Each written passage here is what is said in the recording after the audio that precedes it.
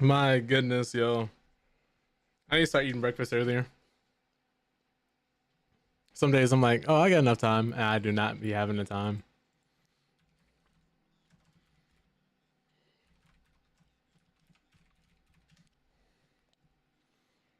Let me paste this for everybody who might want to also pop in on the YouTube side of things.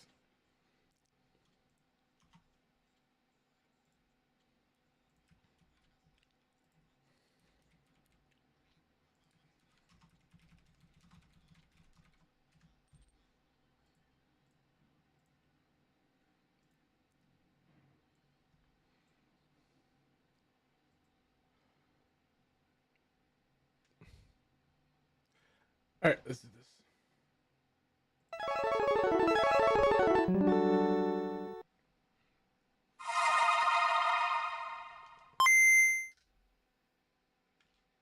No more heroes, it's hero begin to catch on nobody but yourself, nothing less to do. Travis, it's kill or be killed.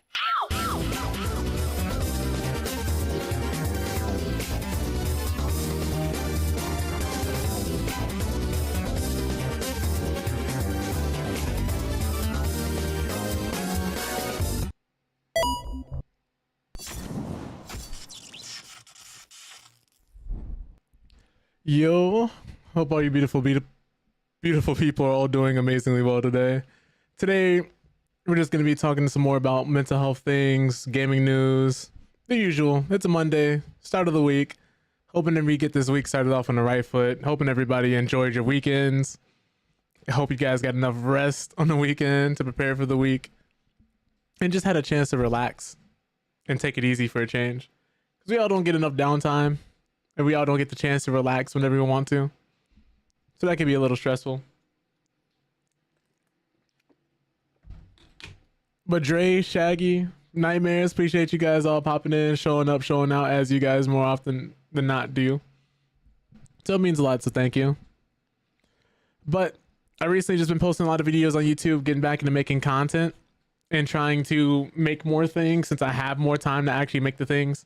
And I just find making stuff fun. I find putting out content and having people react to it, having people see these things, and hopefully even inspiring a little people here and there to actually make things themselves. Just to be fun. I think it's really enjoyable, as stressful and tedious as editing can be. Because if you ever edited anything, you know, it takes like hours and hours to put anything together to put it out there. And it can be a real pain in the, real pain in the ass, like putting it bluntly. You want to party with Heather? What's up, Morty? Appreciate you popping in as well. Loving those posters? Oh yeah, the One Piece posters? Yeah.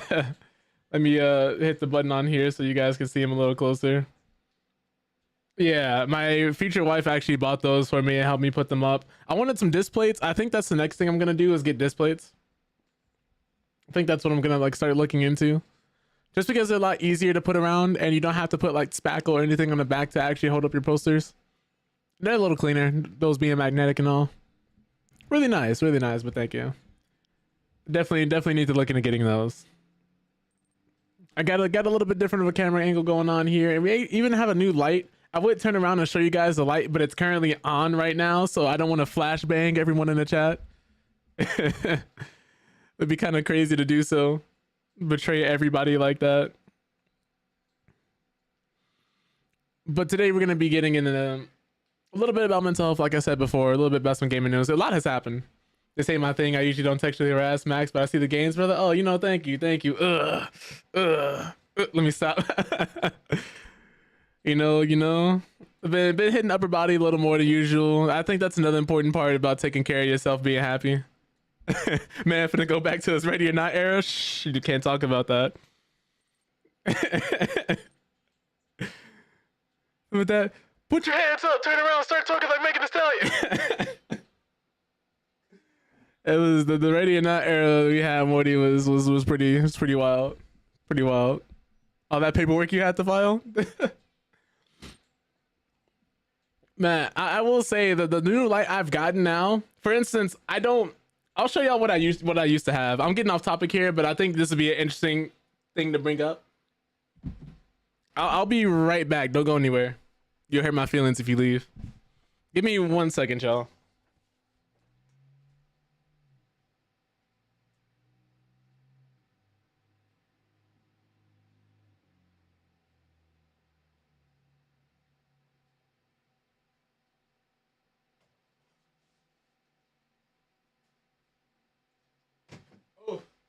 bring this up just so people have a general idea. This used to be like the light I had.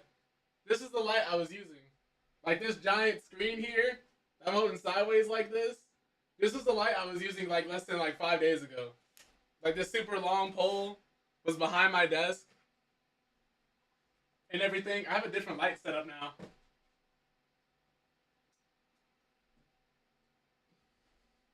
Like that thing is huge. That thing is huge. The light I use now is less than half the size of that. And it still illuminates this entire room. Like my monitors are bigger than that current light I have. That one is as tall as me. Well, actually it towers over me. J.Deep says, speaking of textual harassment cracks knuckles, I've listened feverishly to my needs and they have been telling me to fill myself with some of you.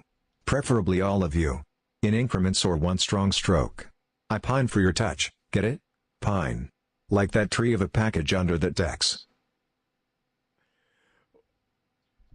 What's up, Jay? Like I normally say, I can explain. I'm sure you guys don't want me to, though. I don't think I can offer an explanation that's adequate for this, but not the boom emo. Oh Lord. Yeah, but Morty, we're actually going to talk about the Black Ops 7 campaign. But before I go further, and before we head down towards this path of debauchery,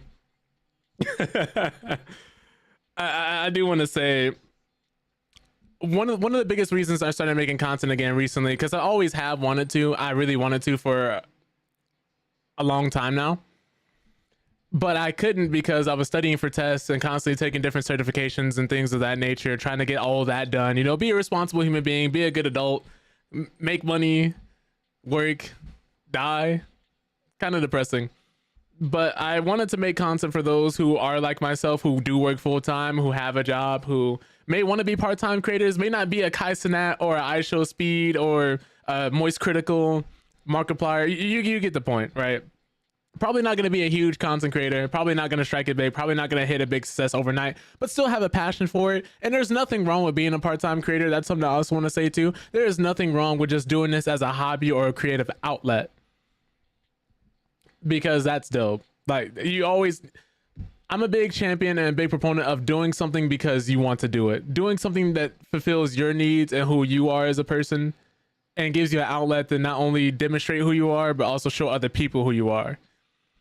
Because being good at something actually does give you a lot of confidence. Being able to make stuff and put it out there and be like, I made that happen, I did this, I did that, and other people can see it. Don't get me wrong, I'm not talking about receiving external validation only and having everybody tell you how good or how bad you are, because that's a rabbit hole that can send you downward on a downward spiral very quickly. I'm talking about the people who want to make things, who want to put stuff out there, but might be afraid to because of what someone else might say, or they don't feel like they have the time. When really, if you can just spend 5 or 10 minutes out of your day doing something towards that goal, even if it takes you 3 days to put out one video, you still made it. Even if nobody sees it, even if maybe only 2 people saw it, 5 people saw it, maybe your grandma, your mother, brothers, sisters, cousins, aunties, nieces, nephews, whoever it is that may be that sees it, you still made the content, you still put it out there. And that is such a satisfying feeling to know that something you put the work and effort into is actually now out there in the world. And you can just constantly go back and watch it, because once you put something on the internet, it's there forever, for better or for worse. And that's something I really wanted to touch on. It doesn't have to be perfect. You can feel like it might be garbage, it might be trash, you might not feel the best about it, but you still made it. And you have that knowledge and that satisfaction of knowing that you put it out there. I've made old AMVs in high school that I kind of just have thrown away and put it in the back of my mind. But for the sake of this video, for the sake of maybe helping somebody else out there, I'm bringing it up. Like Dead Man Wonderland AMVs, some were just like horribly off sync. I had like scenes playing at a super fast rate to try and catch the beat desperately. It was bad. It was bad. But I'm saying all this to say that no matter how you think how good or bad the content may be, it may not blow up immediately. It may not become an overnight success. Who knows? You might be one video away from blowing up and becoming the next Kai Cenat or Speed. But I don't want to sell people a pipe dream. I want to be very grounded while also still being supportive. You can still, there are still people who make decent money while still not being as big as those streamers or content creators. Our vault is crazy. 6 months of more max content with the maid dress is insane. But that's one of the reasons I wanted to make more content now, is just because I was going so long without feeling creatively fulfilled myself. And just a little upset because when I'm doing these streams, you know, I'm pretty sure we've all seen somebody who streams and then you ask them if they ever want to edit or get into content creation. Well, what's one of the main things they say? It takes too long. I don't have the time. I don't want to sit there and do all this editing. And a large majority of it is the editing. But if you eliminate some of that friction, you start learning how these programs actually work. You start learning the ins and outs, the shortcuts that people do, the templates people set up, the cheat sheets. And then all of a sudden it gets dramatically easier. Don't get me wrong, no matter what, editing is going to be tedious. But if you're someone who truly has a passion for it, if you're someone who truly likes it, I think this would be something that's fun for people to do on the side. Even if it doesn't immediately change your life. It's just nice to have a creative outlet, something that you want to do for you. And I think more people need more of that. I think more people should be able to have a dream, should be able to chase something that might be irrational, so long as, you know, there are safeguards in place. Not everybody can afford to just go off and randomly, you know, drop everything and try to just throw out content every day or become like a really great athlete or do something wild and spontaneous in that moment. I'm not saying quit your job and immediately go make content. I'm not saying stop everything else that you're doing and just lock in and go to the lab. But if you're someone who just thinks that this might be fun for you, try it out. See where it goes. The worst thing that can happen is that no one sees it. Even if people do see it, even if it is embarrassing, that could be the thing you need to get better and start building an audience. What's up, Shoei? Hope you're doing well. Appreciate you popping in, bro. But I say all this to say that if you have ideas, like some of the best people I know and some of the greatest ideas I've heard have come from people who have full-time jobs that cannot execute on their ideas because of the responsibilities they have. And it's just truly unfortunate to see every time because I'm like, if you just sat there for a day, even if you took 5 minutes, 30 seconds to just try and figure this out for once and to try and do something, like I said, it may result in nothing, but at the very least you learned something, you did something, you got to win. You did something different. You broke the mold. You took a chance and did something that you normally don't do. It took a risk, whether it's big or small. I'm not saying you have to throw everything on the line here. Do something that you enjoy. Do something that you have fun with. Do something that you're not doing to mainly gain money or fame, notoriety. Do something because you want to do it in a way that you need it to be seen. If you have a piece of content or idea that you want to see other people make, but nobody else has done it, you might be the one who needs to make it. Because that's the most underrated aspect of content creation and sticking out, regardless of whatever it is that you're doing in life. When people say you are unique and you are different and there's no one quite like you, they mean that. Granted, there might be people who do things similar to you. You might have the same interests as other people. You guys might have the same hairstyle, but everybody talks differently. Everybody walks differently. Everybody makes videos differently. Everybody edits differently. There is something that will separate you from one person to the next. Otherwise, everybody truly would be the same. What would be the point of doing anything? If everybody was constantly doing the same thing, making the same, like doing the same thing, making the same things, life would be boring as Live a little.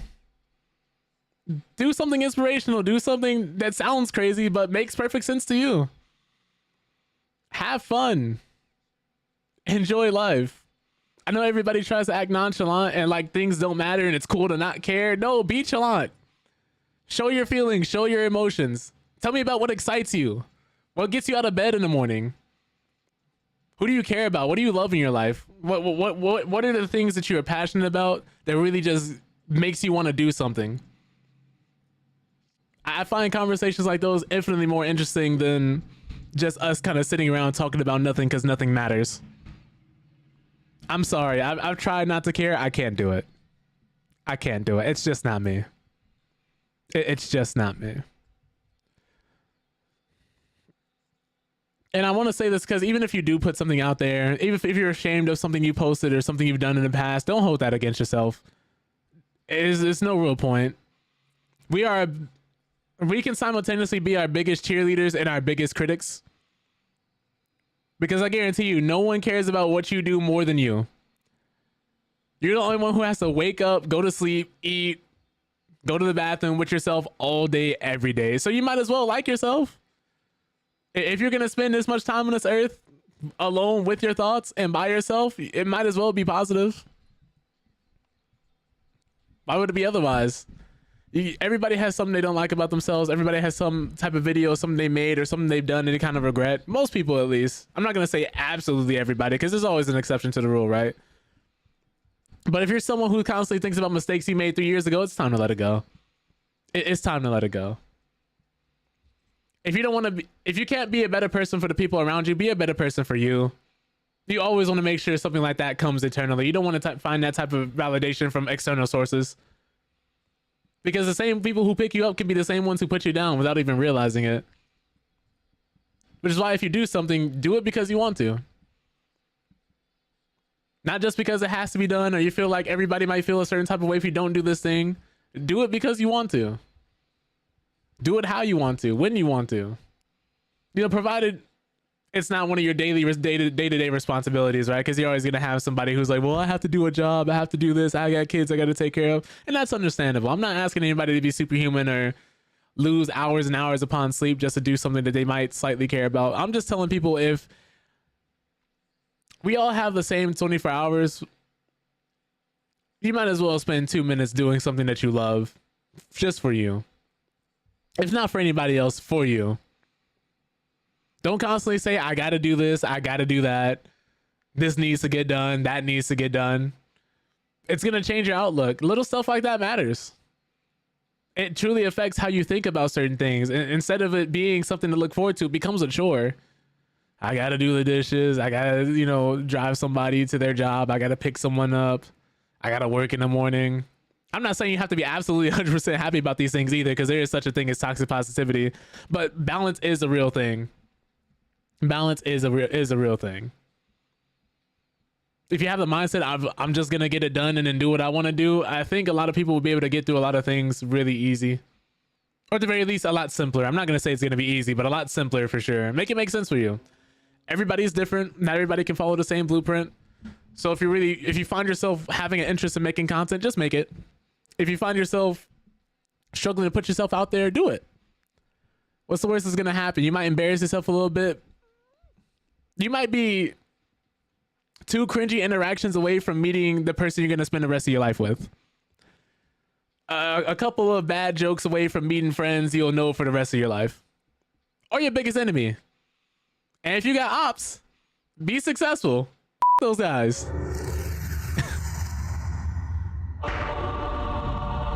Like, I'm trying to practice what I preach, because I don't believe in giving advice that you won't follow.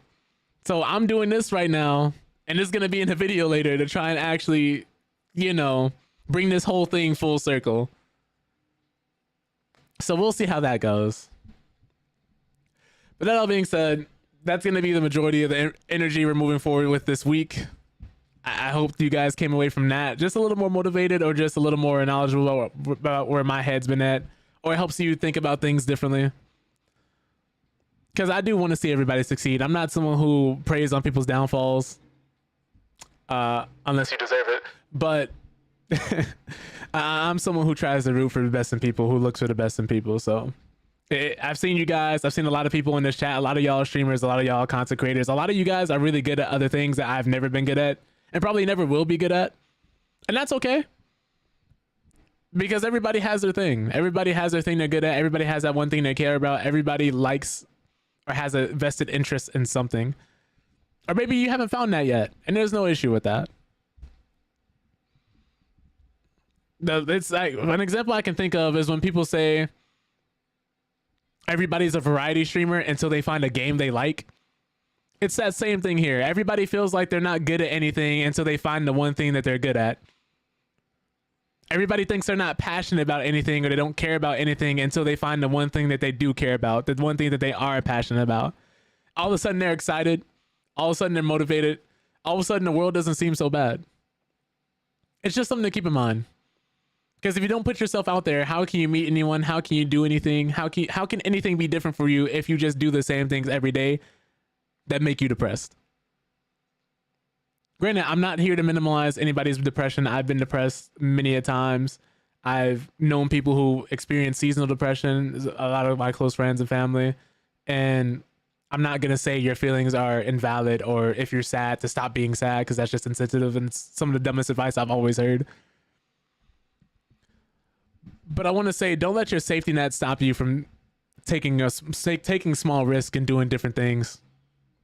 Don't be afraid to break your routine every once in a while and do something just because you haven't done it.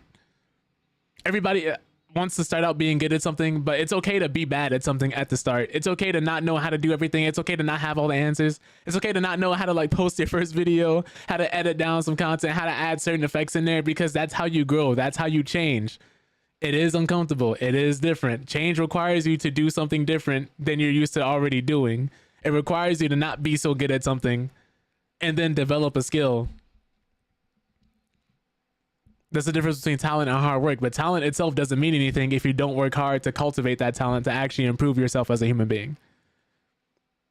And you can take that advice with anything. With that all being said, I don't want to sit here and preach to you guys or give you the whole "I'm holier than thou" speech. Or I hope that's not how I'm coming off. It's just I have things I struggle with on a day-to-day basis, so I put this type of content out there, and I talk this way, and I speak about these things because I needed to hear this advice when I was growing up as a person, and I still am growing, and I don't always get the chance to follow my advice the way I preach it. Oh, I don't want to say preach. Like I said, I don't want to get preachy. I don't always take my advice, but I try to do that more often than not. And if you're someone who struggles with taking your own advice, and you're someone who can see other people's issues and problems better than your own, try thinking it from the perspective of trying to fix someone else's problems. This guy thinks he's better than us? Oh my god. What's up, Monte? But I hope that helps you guys a little bit. Like I said before, that's the energy we're carrying forward. That's the vibe. That's the atmosphere I'm trying to set. I'm trying to be the person I needed growing up. The person I looked up to as a kid. I don't think there's anything wrong with that. That all being said, though, like I said before, we're going to get in this gaming news. I've yapped enough about that. It's time to yap about other things, too. Because today we're going to be talking about Black Ops 7. And for those who don't know, Black Ops 7 has not really been doing well, not been doing so hot. So much so that Black Ops 7 is apparently the worst performing game. I'm sorry, let me say this. Black Ops 7 is the franchise's worst launch on Steam. The absolute worst on Steam. Let's find out why that is. There's been a lot of controversy going on with this game, from its usage of AI to the campaign, the boss battles, the fact that the campaign is always online. There's a lot going on with this game, and gamers are not happy. They are not happy about it. But let's find out why. Let's see what's going on with this game. I don't know if you guys have played it. I know Morty said he was playing it. He said that was ass. He said that game was ass. At least the campaign. But let's read why. Let's see if we can get to the bottom of this. Figure out what happened. So it's November, and that can only mean one thing. It's time for Call of Duty. Black Ops 7 is the newest entry in a long-running franchise, and the early reviews are a little mixed. That's putting it lightly. To start, I can't say that we're the biggest fans of the fact that you cannot pause the game during a single-player campaign, which is an odd choice to say the least. Black Ops 7 isn't a Souls-like where that feature is expected. Then there's the fact that as of writing, only 67% of critics recommend Black Ops 7 on OpenCritic. It's a far cry from the overwhelmingly positive reception of last year's Black Ops 6, which Microsoft called the biggest Call of Duty release ever. Judging by the early returns, I don't foresee them saying the same about Black Ops 7, especially since it feels like everyone is busy playing something else entirely. As we head into the game's opening weekend, the early returns aren't good. Black Ops 7 has the worst performing Steam launch in the franchise history. So this is also partially due to bigger competition, as we see Battlefield 6, Arc Raiders, and others are enjoying a healthy player count, while Black Ops 7 appears to be flopping. You hate to see it. But as I write this, it's 7:43 p.m. on a Friday night on the East Coast. It's prime video game time, and even though Black Ops 7 is a new kid on the block, no one seems all too excited about it. Since the game's launch, it has failed to break the 100,000 concurrent player count. Oh no. According to SteamDB. By comparison's sake, Battlefield 6's 24-hour peak is 271,000, while Arc Raiders has an even stronger peak of nearly 421,000. Of course, they're all looking up at Counter-Strike 2, but comparing any system game to CS2 is cheating. Which is just so crazy to me. Because I remember Like Tony and we were playing Battlefield 6, Arc Raiders, and that man has never asked, hey, you want to play Call of Duty Black Ops 7? I don't think anybody I know who plays shooters or is really good at shooters has asked me to hop on this game. And it's a brand new, big, giant Call of Duty release, an annual release. So it's like the fact that no one's asking to hop on Call of Duty. It's unbelievable. Just a little wild. During holiday season, it's a little wild. But now, as always, SteamDB is not the end-all, be-all how popular a game is, and that's true. Gotta be fair here. Steam is only tracking those who are playing Black Ops 7 on PC and using the Call of Duty app on Steam. Still, even based on that metric, it's not a pretty picture. And we do see that lows and highs of different Call of Duty releases here, because I believe this also shows not just Black Ops 7's player counts, but also the ones for like 6 and other games as well. So yeah, here we go. We have 6 here. But seem to peak a lot higher, somewhere between the 200,000 and 400,000 range in its player count. And then we have Black Ops 7 all the way down here. If you guys can't see it, let me zoom in for you. Like right here, under 100,000 players. Now, PC gamers have other options to play the game, such as on battle.net, where it only tells me that the game is available now, but also recommends it to me. But countless console players on Xbox, PlayStation 5 are no doubt playing Black Ops 7 as we speak. Still, things feel different around this time for Call of Duty. It's seeing stiff competition from Battlefield for the first time in ages, and Arc Raiders is still one of the most popular games to not only play, but watch on Twitch. It's currently pulling in more viewers than Black Ops 7. Again, this isn't the end-all, be-all, but it is important to get an idea how some people maybe or may not be feeling about the game. We have Black Ops 7 sitting here over here at 107,000 concurrent viewers. Arc Raiders at 131,000. Completely brand new IP. If you guys don't know, Arc Raiders is one of the people who made the finals. And I don't think Battlefield 6 is in this screenshot. But Counter-Strike 2 is up there. Marvel Rivals is up there. It's just really interesting. But one reason for the lack of interest in this year's Call of Duty, aside from complaints about its campaign, is its use of generative AI. The game's calling cards, once a point of pride for fans, is now using AI-generated art, and people are turned away from the game completely. Activision responded to claims the game's use of AI with the following statement. Like so many around the world, we use a variety of digital tools, including AI tools, that empower and support our teams to create the best gaming experiences possible for our players. Our creative process continues to be led by the talented individuals in our studios. This is corporate jargon for, we wanted more money, and we didn't think you guys were going to be mad at us. We tried our best to cut corners, and you guys caught us. We wanted to push this game out as fast as possible, cut as many corners as possible, take away some customization options just to have you pay more for a product that who knows how much development time went to actual human beings. Well, I shouldn't say it like that, right? This is just proof that Activision has gotten lazy over the years with success. This is why one company having too much of the market or having a monopoly in gaming or just any business in general is just bad for the consumer as a whole. Keep in mind, games like NBA 2K, the Madden series, even with FIFA, any sports games, for example, right, where you have a lack of competition. People have been saying the last 3 Maddens have been garbage. People have been saying the last couple 2Ks have been garbage. And just they have some of the most predatory business practices and monetization that you would see in a video game, but everybody buys them every single year because why? It's the only basketball game on the market. It's the only football game on the market. It's the only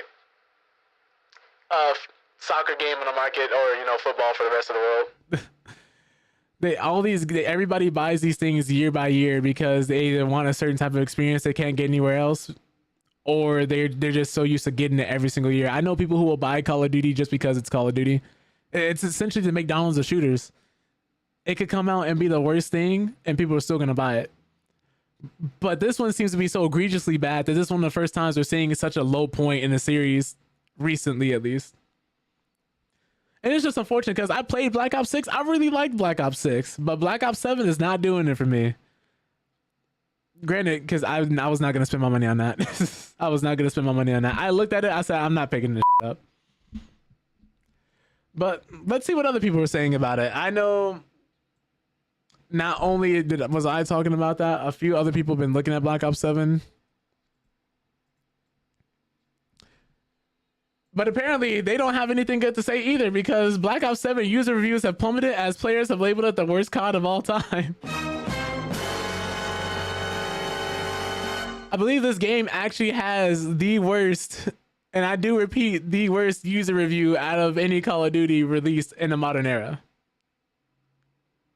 Because right now it's being hit with hundreds of negative user reviews across a range of platforms, leaving a player score in freefall, as some have labeled it the worst Call of Duty of all time. Like clockwork, a new year brings a new Call of Duty, and November 14th marked the launch of this year's iteration. Black Ops 7, despite saying many of the right things in the lead up, however, launch hasn't exactly gone according to plan.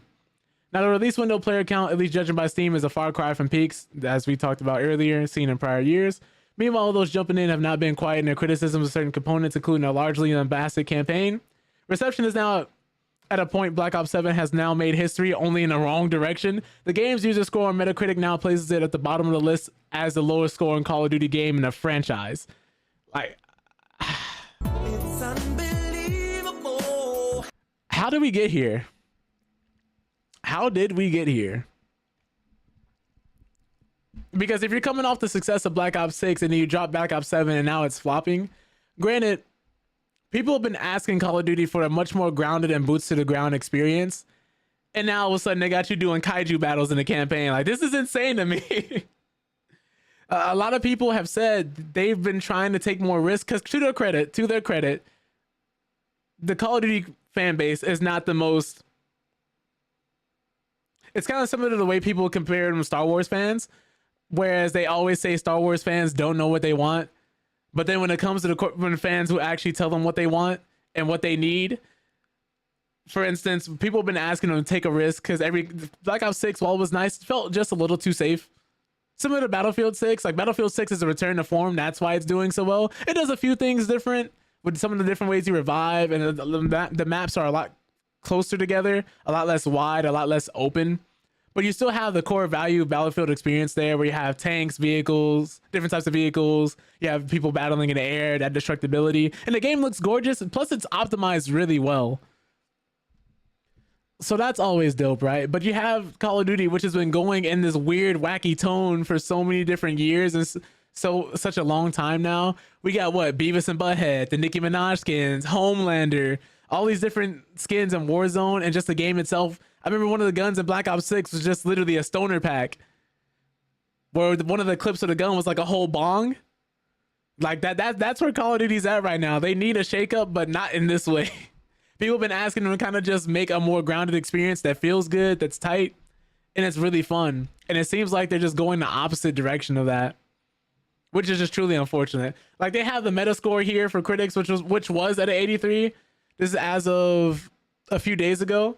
But the user score is at a 1.8. But at the time of writing, Black Ops 7 has fallen to a Metacritic user review score of a paltry 1.8. And this stems from 661 user reviews on the site, with 570 of them listed as negative. Of course, a bulk of them are just flat zeros. So do take the criticism with a grain of salt. For comparison, Black Ops 7 currently sits at a mixed rating on Steam with 1,251 reviews from PC players with verified game time. Nonetheless, the low Metacritic user score now makes Black Ops 7 the weakest Call of Duty on the platform, trumping the previous low of 2.3 from Modern Warfare 3, which unfortunately was a DLC that they tried to transform into a full-fledged game. That was awful. But diving into the reviews themselves, many have been quick to bash this New Year's release as a total waste of time and money, with some going as far to claim 2025 is the year Activision killed Call of Duty once and for all. Has to be the worst Call of Duty of all time. One review reads, "I want my money back." Some avoided the monetary issue, making it clear that Grateful was available on Game Pass. That's to not waste money. Game Pass paid for itself, let me discover it's an absolute stinker without buying it, one player said. Oh God, they have a clip. We got to look at the clip. We have to look at the clip. Let me change this around for you guys real quick. Make sure everybody can hear it. We're going to pause this and then switch this around. Turn it up just a little bit. So this is one of the snippets of the campaign. This is what you have going on in the campaign. But I'm saying it seems like you might have been gassed and like this is like some hallucination that you're doing in the campaign. I'm not sure though. What the fuck is happening?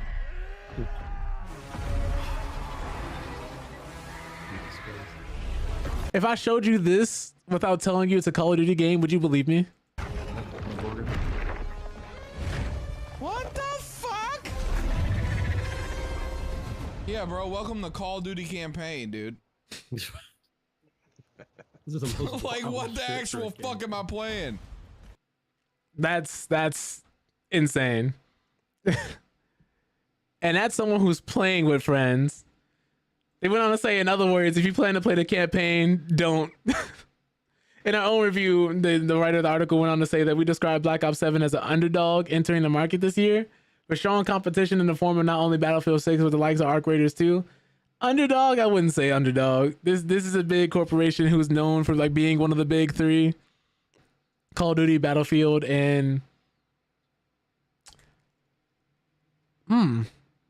actually no, I would say like it's always been between Call of Duty and Battlefield to the best of my knowledge, with like the occasional Arc Raiders or Titanfall or Apex, something coming out that year, right? But this is just crazy. This is a huge franchise, and to see them floundering around and flopping like this is kind of crazy. I don't know how well or how bad the game is done financially, but I do know player opinion of this one is not the best, as we can all see. Let me see what else I got for you guys, because there's more news concerning this. Like that's not it. That's not it. There is more to talk about regarding this game. Which I know we talked about their AI practice before with the calling cards. Remember, those were customizable. Like the calling cards, you could just pull up on Black Ops and then just customize them, have different symbols and images. People were making everything from Assassin's Creed symbols to Deathstroke, to just different symbols you would see popular in just media, which was dope. And then they just took it out and now replaced it with generated AI images. And this has gotten so bad that now a U.S. congressman has blasted Call of Duty Black Ops 7's alleged AI images. They're going on to say that we need regulations that prevent companies from using AI to eliminate jobs. You know how bad it is for a politician to come in and tell you your business practices are bad? But let's go on to see what else we can glean from this article.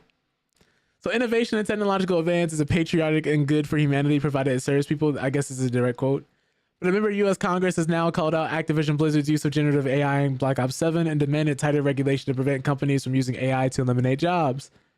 It's not been the smoothest start for Activision's blockbuster shooter franchise. When Call of Duty Black Ops 7 launched last week, players promptly took to social media to complain about AI-generated images they found across the game, primarily focusing on calling card images with Studio Ghibli-esque styling, following a trend of AI Ghibli images from earlier this year. Now, in a post on Twitter, Californian Congressman has Ro Khanna slammed the developers' move to AI to extract greater profits, writing, "We need regulations to prevent companies from using AI to eliminate jobs to extract greater profits. Artists at these companies need to have a say in how AI is deployed, and they should share in the profits, and there should be a tax on mass displacement." And a follow-up tweet kind of added that there should be tax reforms to discourage excessive automation. Guardrails should be put in place to protect worker input before deployment, not a Luddite complete ban. Adding support unions and workers to bargain for workers benefiting from productivity gains. Now, when a commenter suggested that curbing AI investment could stifle innovation, Khanna went on to say that innovation and technological advance is patriotic and good for humanity provided it serves people. So we need to think about how it is adopted and how people can still have meaningful work and independence. Now, a tax code that doesn't incentivize excessive automation, working input councils so AI is used for augmentation, rules so workers share in AI productivity gains, a plan to hire young grads who may less entry-level jobs or hire displaced workers, a tax on mass displacement and guardrails against them. All these provisions to ensure technology revolution benefits against ordinary Americans. Last week, Activision acknowledged its use of a variety of digital tools, including AI tools. They went on to say that in Call of Duty Black Ops 7, well, yeah, we literally read this earlier. Let me see if there's anything else we didn't cover. They said this exact scenario played out back in February when Activision admitted that it had used generative AI in development of Black Ops 6, including a zombie Santa loading screen that angry fans referred to as AI slop. I remember that. But AI isn't the only thing bothering Call of Duty fans either. Last week, players realized the story campaign has numerous restrictions tied to its always online nature, with no method of pausing levels. You'll also be booted from your game if you're idle for too long. So keep in mind, if you live in a house with multiple people, or even if like you live alone, you might need to check the stove or something, you're cooking, you might DoorDash. Imagine you're going through a campaign and you have to step away from your computer to do something else, or your console, whatever it is that you're playing on. And then you come back and you got booted to the main menu. You're like, oh, okay, that's fine. I'll just go through some checkpoints, pick up where I left off. No. This campaign that is also only online has no checkpoints. Meaning that for whatever reason, if you're idle too long, you'll get kicked out and have to start the level all over again. $1 billion company, by the way. It's unbelievable. Why did they do this? Because one of the biggest things people were happy about was the fact that this campaign was 4-player co-op, which was dope. You always love being able to experience more things with your friends, but the fact that it's always online, meaning if your internet connection cuts off, something fluctuates, or you disconnect, you have to start all over again. If you step away to go to the bathroom, you have to start all over again. You're either finishing the level or you have to be comfortable with losing all your progress and restarting at any point in time. There's no checkpoints. There are no checkpoints. And while the campaign isn't the end all be all, because most people, to be fair, do not play Call of Duty or Battlefield and other games for the campaign, but still, to just phone it in like this is crazy. To just be here and be like, it's always online. Why would you do this? It just doesn't really make sense to me to do this like this. Let me see what else I got for you guys, though, because that's unfortunately not the only thing. And I don't want to just beat on the game and rag on the game, because I have enjoyed some past Call of Duties as well. Like, I grew up playing different ones, like even the original series back when Call of Duty was niche, when the whole series was set in World War II. I'm talking before World War and all the other ones as well. Like, I grew up playing like the big red one, played Modern Warfare 1 and 2, played Black Ops 1 and 2, enjoyed a little bit of 3. But to see this is crazy. Like, I even had fun playing 6. I played 6 a lot, probably a lot more than I should have, but I played 6 and I enjoyed 6. This, nah, I'm not picking it up. Me personally, I'm not shaming anybody who does. If you like it, I love it, but teach their own. But apparently all is not well, because the Treyarch has had to issue an official statement on the Black Ops 7 matchmaking.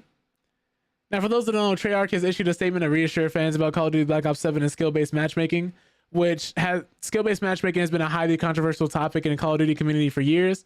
While data supposedly shows that skill-based matchmaking ensures people stick with games longer, some have criticized it for making it feel like every match is a hyper-competitive ranked match. Prior to the launch of Call of Duty Black Ops 7, it was announced that the new game would be ditching skill-based matchmaking, a move seen as an attempt to win back goodwill from the fan base. I definitely want to be the person who says skill-based matchmaking itself isn't the issue. It's people's egos. I've had this conversation with people quite a few different times, where we all gotten together and have agreed that streamers and content creators are kind of ruining our favorite games. It's really unfortunate, because how often have you had a game where it feels really great, it's dope? Remember how in a lot of earlier shooters, you would have at least a few weeks to a month or two before there was a hard set in meta. People be running around experimenting a lot more with different loadouts, different builds, different items in the game, not knowing certain strats, not being super sweaty, or if they were super sweaty, it was like, you know, kind of a few in between player, where you at least had some time to enjoy the game and see the meta kind of naturally form over time. Now, how many times do you see a video where a content creator posted before the game is even out, being like, here's the loadout you need to be using in a new Call of Duty game. Here's how you're going to sweat on everybody in the lobby. Here's what you need to go 50-0, 60-0, 40 kills, 30 kills. Here's what you got to use this score streak. You got to use this loadout. You got to have this gun. And now everybody's doing and using the same shit. It's crazy how many people just refuse to think for themselves, and how many people just quickly adopt loadouts and stuff like that, which is a current issue that we have now. That's part of the reason why people do not like skill-based matchmaking, because it puts you against other people of your skill level. I hate to be the bearer of bad news, but if you're someone who's playing a game with skill-based matchmaking and everybody's sweating in every single one of your games, I'm sorry to be the bearer of bad news, but you might be a sweat. And that's okay. It's okay to be a sweat, to be someone who's really competitively into a game. But don't sit here and try to gaslight yourself and the rest of us if you're someone who's constantly putting these skill-based matchmaking lobbies with sweats and people playing out of their mind. You're one of them. If we were playing Among Us, you're the traitor. You're self-reporting. Like that is what that is. People want to drop these 40, 50, videos and clips with kills and do all these crazy moves and quick scopes and no scopes. Like it's wild, man. People always got to be clip farming, trying to be the best in the game, show everybody how much better they are than the average gamer, the average person. Keep in mind, the average gamer is in their 30s. So if you're someone who's constantly sweating, talking about how you're on these kids, and you're trying to post these clips to your YouTube channel, trying to blow up and become the best player in the world, and you're mad because they're putting you with other people who also think like you and play like you, you're the problem. You're the problem. You are who you are arguing against. You are the one who is killing the person who just got off their 12-16 hour shift of work, who wants to come home and unwind after a few games. You're the one they got to worry about. You're the one they have to worry about. But Black Ops 7, let me see here, has only been out for a couple of days now, but there have already been multiple controversies surrounding the title. It was confirmed that Black Ops 7 used AI during development, and more recently the game has been accused of secretly implementing skill-based matchmaking. Some Call of Duty fans are unconvinced that skill-based matchmaking was turned down as advertised, and so developer Treyarch has issued an official statement on the matter. And what's crazy is they've shown us the research and data to show that most people playing Call of Duty who are complaining about it actually like skill-based matchmaking. These niggas are frauds. But I think that's important to say too. But taking to Twitter, Treyarch acknowledged that there have been conversations about Black Ops 7's multiplayer matchmaking among fans online. It then assured fans of a few key points. According to Treyarch, the open playlist in Black Ops 7 minimally considers skill and features persistent lobbies. With the developer committed to that approach, quick play also uses open matchmaking, which means that skill is also minimally considered for that as well. Treyarch also confirmed that a fix for Black Ops 7 quick play issue where selections were being overridden has been deployed, so fans should have a smoother experience moving forward. And this is the tweet saying that, actually, let me go to the tweet.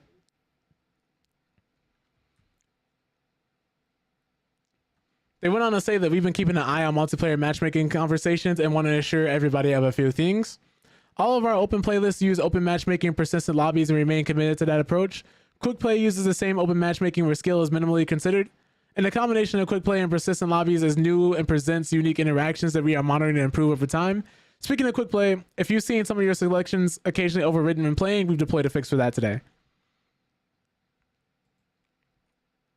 But it's just so crazy to me to see this happening again. Because the skill-based matchmaking controversy aside, Black Ops 7 multiplayer seems to have been mostly well received. There's been praise for the Black Ops 7 multiplayer maps and game modes, and with many agreeing that there is a ton of content for fans to sink their teeth into. Now, the Black Ops 7 Zombies experience has also seen some praise, though not everyone is sold on it. The one big point of contention is that fans have Black Ops 7 as a campaign, which has resulted in the game being review bombed. It'll be interesting to see if the skill-based matchmaking accusations subside or if fans still believe the feature has been quietly implemented in the new game despite Treyarch's statement. We do know that since Black Ops 7 is a live service game, the experience will constantly be updated, with the next big update scheduled for November 20th, which was when Nuketown will make its debut. Oh my god. I think in every new Call of Duty game, they make it a big point to just sell us Nuketown again in some way, shape, or form. Because how many of the last Call of Duties has some form of the Nuketown map been in? Not that I say I don't like Nuketown. I love Nuketown. It's a dope map. But it just feels like that's part of the advertising they use for a lot of the Call of Duties now. It's always Nuketown 2042, Nuketown 2077, old Nuketown, classic Nuketown. There are now... I want to say there's almost as many Nuketown games as there are games and franchises. Nuketown maps as there are games and franchises. It's interesting. But to the people who don't want skill-based matchmaking, we would have never seen any of these changes if it wasn't for the competition Battlefield 6 and somehow COD still is messing up. Hey, what's up, Griff? It is kind of crazy, right? Because when you have the competition, keep in mind, we all want competition between video games. We all want these corporations and companies to compete for our money, because what happens? You and me get a better product at the end of the day. For instance, what happened when the Steam Deck came out? We had the Asus ROG Ally, the Asus ROG Ally X. I talked about this in my Steam Machine video. For those who haven't seen it, I did actually make a video about that. I did post it. So if you were curious about any of my thoughts about that, I did drop that partially. But when the Steam Deck dropped, Like I said before, we had the Asus ROG Ally, the ROG Ally X. Then we had the Xbox Ally, the Xbox Ally X. Switch 2 sales went up. We got the MSI Claw. We got the Lenovo Legion Go 1, the Lenovo Legion Go 2, the AO Neo Slide. The AO Neo just has a whole series about different handhelds.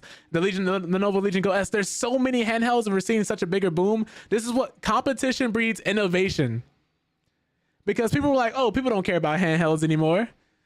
I've been on my hands and knees praying and begging for Sony to drop the PSP 2, to just make a sequel to it, because the PSP was so ahead of its time. I'm itching. I need it. I need it. But now it's like we're gonna see the same thing with the Steam machine, because PlayStation was about to have a easy cruise down the street because Microsoft was no longer directly competing with them. They basically outright came in and said their biggest competition is TikTok. So what does that mean? Sony now gets to do whatever the they want. And what happens when you no longer have any competition? You don't work as hard.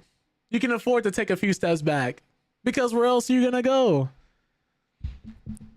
If there's no one competing and we're the only thing on the market, look at what happened with 2K. Look at what happened with Madden. Look what happened with FIFA. Look, sports games are the biggest consequence of a lack of competition.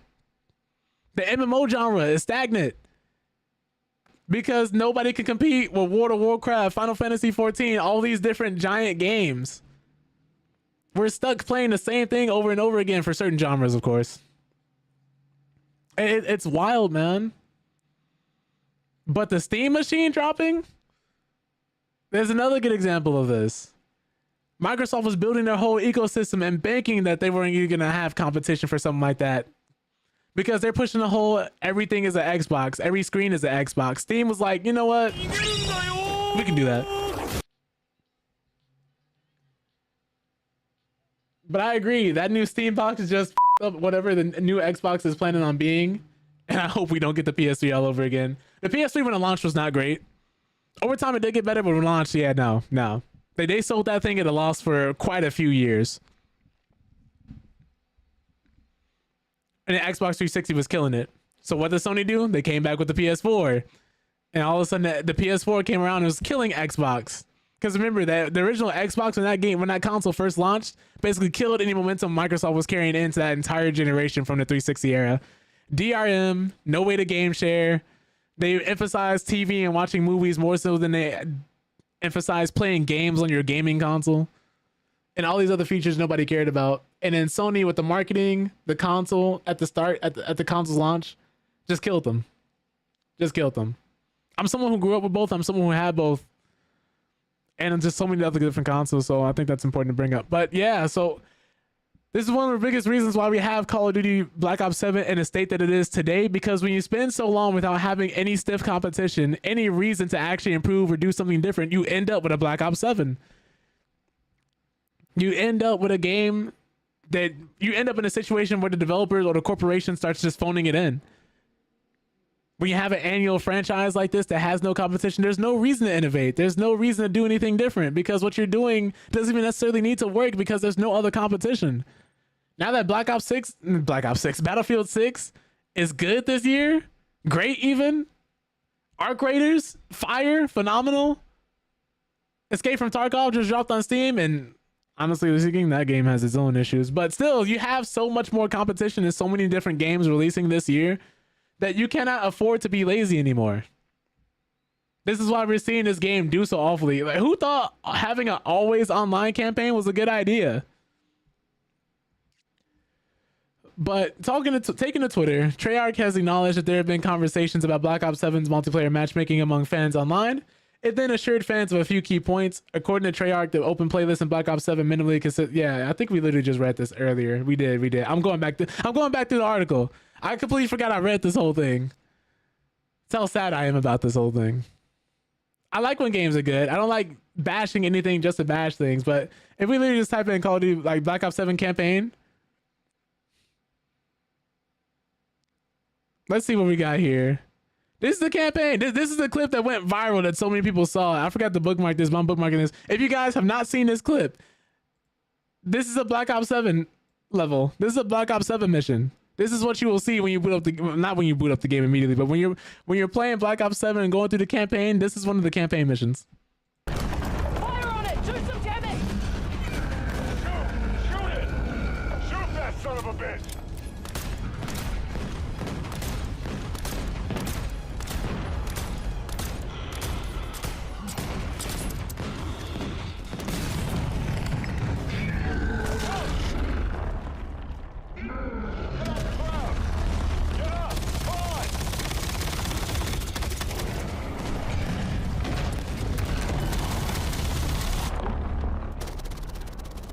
Oh my god.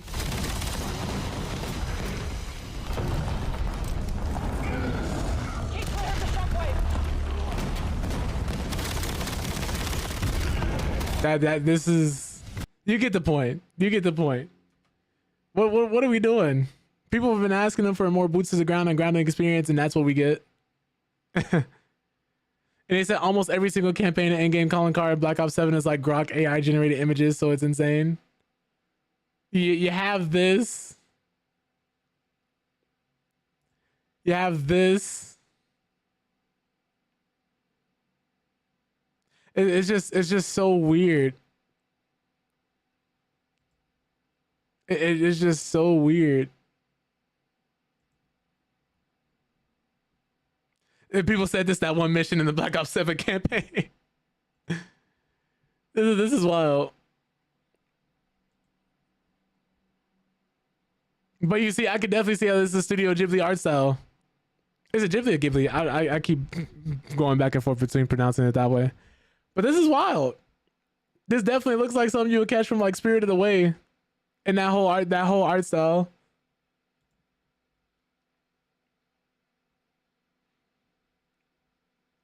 Oh god, let me see if there's anything else. But players are calling it absurd and nonsensical as like enemies have levels and guns. This is another one too. This looks to be like a whole compilation of like different ones. Oh my god! So, oh my god, this guy's still talking. He's lucky he has a sexy voice and valid talking points that keep me otherwise engaged. Did you switch up the layout? I hate the way my girlfriend looks at him. Oh my god. That's wild. I appreciate the kind words. I'm trying to see if there's any way to full screen it so you guys can see it easier, but I don't think so. Maybe if like I zoom in like this. Oh, here we go. Here we go. What? That it? Bro.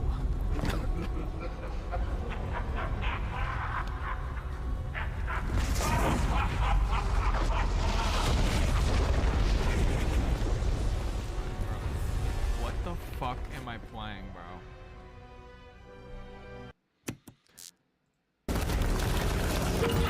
A group of zombies. He's sitting here surrounded by zombies. Movement speed upgrade available. Ascend from darkness. What is happening? Those machine guns will cut right through us. Look! The prisoners are pushing the minecarts! Use the mine parts for cover and push up. We're almost there. Keep pushing forward.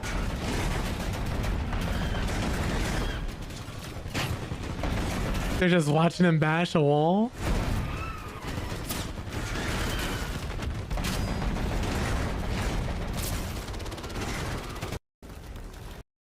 It's granted, I'm all for a franchise taking risk and doing something different because that's what people were also asking for. They wanted them to change it up and switch directions. Unfortunately, they've gone the wrong way. It goes into the point where I was saying earlier where Call of Duty has kind of lost that tone. They've lost the realistic and grounded tone that so many people really wanted, because keep in mind, this used to be a game about politics, warfare, international conspiracies, people destabilizing other countries' governments and like the consequences of that. Wars being caused by the people you know at home. Like, it's, what is this? It all just doesn't look like Call of Duty. It doesn't feel like Call of Duty. Usually something like this would be separate from the campaign. The campaign would be grounded and still a little over the top. You have some giant set pieces where there's huge explosions all over the place and a lot happening, a lot going on. But this is the campaign. Normally this would be like a spinoff or something, but if this is the direction they're going, I don't think people are happy. Well, people aren't happy. So I guess we'll have to wait and see what happens next year, because Battlefield 6 beat their ass this year. Like Arc Raiders, Battlefield 6, Call of Duty is getting belt to ass this year. Maybe the new Modern Warfare will save Call of Duty. I doubt it. Well, I won't say this will be the end of Call of Duty or anything else like that. That would be a little too over the top, because this is a household name franchise. It's not going to go anywhere after a bad game. Think about it. Ghost didn't sell well, and I actually like Ghost. Quite a few other Call of Duties in the series did not do that well. I think, what was it, Infinite Warfare that had the most downvoted trailer of all time? Like, this isn't the first time Call of Duty has been on the back foot, but it is kind of crazy that they still keep having these incidents happen going forward. If this is the direction, I am worried. I am worried. It's at the very least a yellow flag.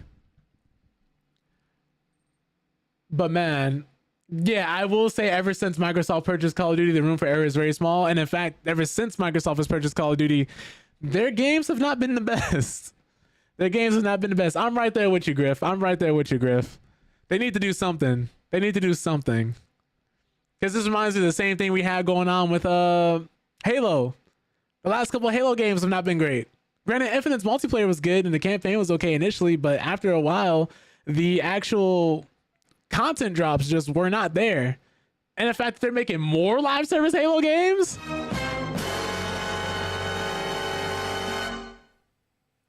What are we doing? But this is why competition breeds innovation, because Call of Duty was coasting at the top for so long. Now that Battlefield 6 and Arc Raiders and other shooters are coming out that are way more fun and a lot more enjoyable and have one cohesive tone and art style that people can just buy into and get. Arc Raiders just refunded people, or they're working on refunding people who spent too much money on their microtransactions. They're actually adjusting the prices. Marvel Rivals is working on giving people over $25 of free currency right now. Battlefield 6 took some skins out the shop that people said didn't quite fit. What are we doing, COD? But yeah, this is why I say Call of Duty has been coasting too long. That this is what happens when you're just able to rest at the top. You start dragging your feet. But this is why Battlefield 6 and Arc Raiders being so good this year, having games like Marvel Rivals and Escape from Tarkov and like other shooters out there are great. Because now the next Call of Duty game has to be better. Otherwise, it's not going to pull us away from any of those games. When Valve drops the Steam machine, the Microsoft console they're working on has to be better. The PlayStation 6 has to be better. The Nintendo Switch too. Well, Nintendo's kind of in their own lane, but it still has to get better, because you never know. People still might jump ship. Even if you are loyal to a brand, people are going to go where the best bang for their buck is. And if this adds that same console-like experience, which it will, because it uses the Steam OS, it's going to be competing with consoles. We just got to see what their price looks like. But that's going to be all of our Call of Duty news for today. I don't think this game's franchise will die. I don't think the franchise will die, but I do think it's at a low point right now. This is a clear low point right now. They're going to have to do something different if they want to win back goodwill and trust with the players, especially after the AI thing. It's one thing to phone in a campaign like this, but having that generative AI on your calling cards and in the game, which, you know, people are losing their jobs to AI and a lot of people are affected disproportionately by it. So even if you're someone who does like it, there's going to be a lot more negative attention surrounding it. Like having it used to help you automate like coding and certain things to fast forward your development on a game, as long as it's being used responsibly and efficiently without anybody losing their jobs and getting fired, I think most people will be okay with that. But for this, like the calling cards and everything else they had, no. No.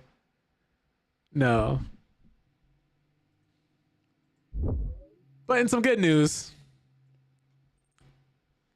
a game people have been receiving on the opposite end of Call of Duty and highly enjoying. Sorry, I just closed all of that in everybody's ears. That's got to be annoying. Dispatch is on course to beat its 3-year sales target in 3 months. Gotta clap it up for them because this game almost didn't see the light of day, and it didn't start out as a video game. This started out as an interactive TV show that was being made and developed before COVID happened. And because COVID happened, you know, the world shut down, a lot of things were locked down. People weren't sure how this was going to affect our day-to-day lives. Their investors who were funding the project initially all pulled out because it was a time of economic uncertainty. Nobody knew what was going to happen next. And the company almost went bankrupt. This is a 7-year journey they had to go through to get this game out the shelves. And now it's done so successfully, people want another season. I say Steam Deck is direct competition for Nintendo, especially all the new hardware announcements. You're right. I don't know why I didn't think of the Steam Deck Griff.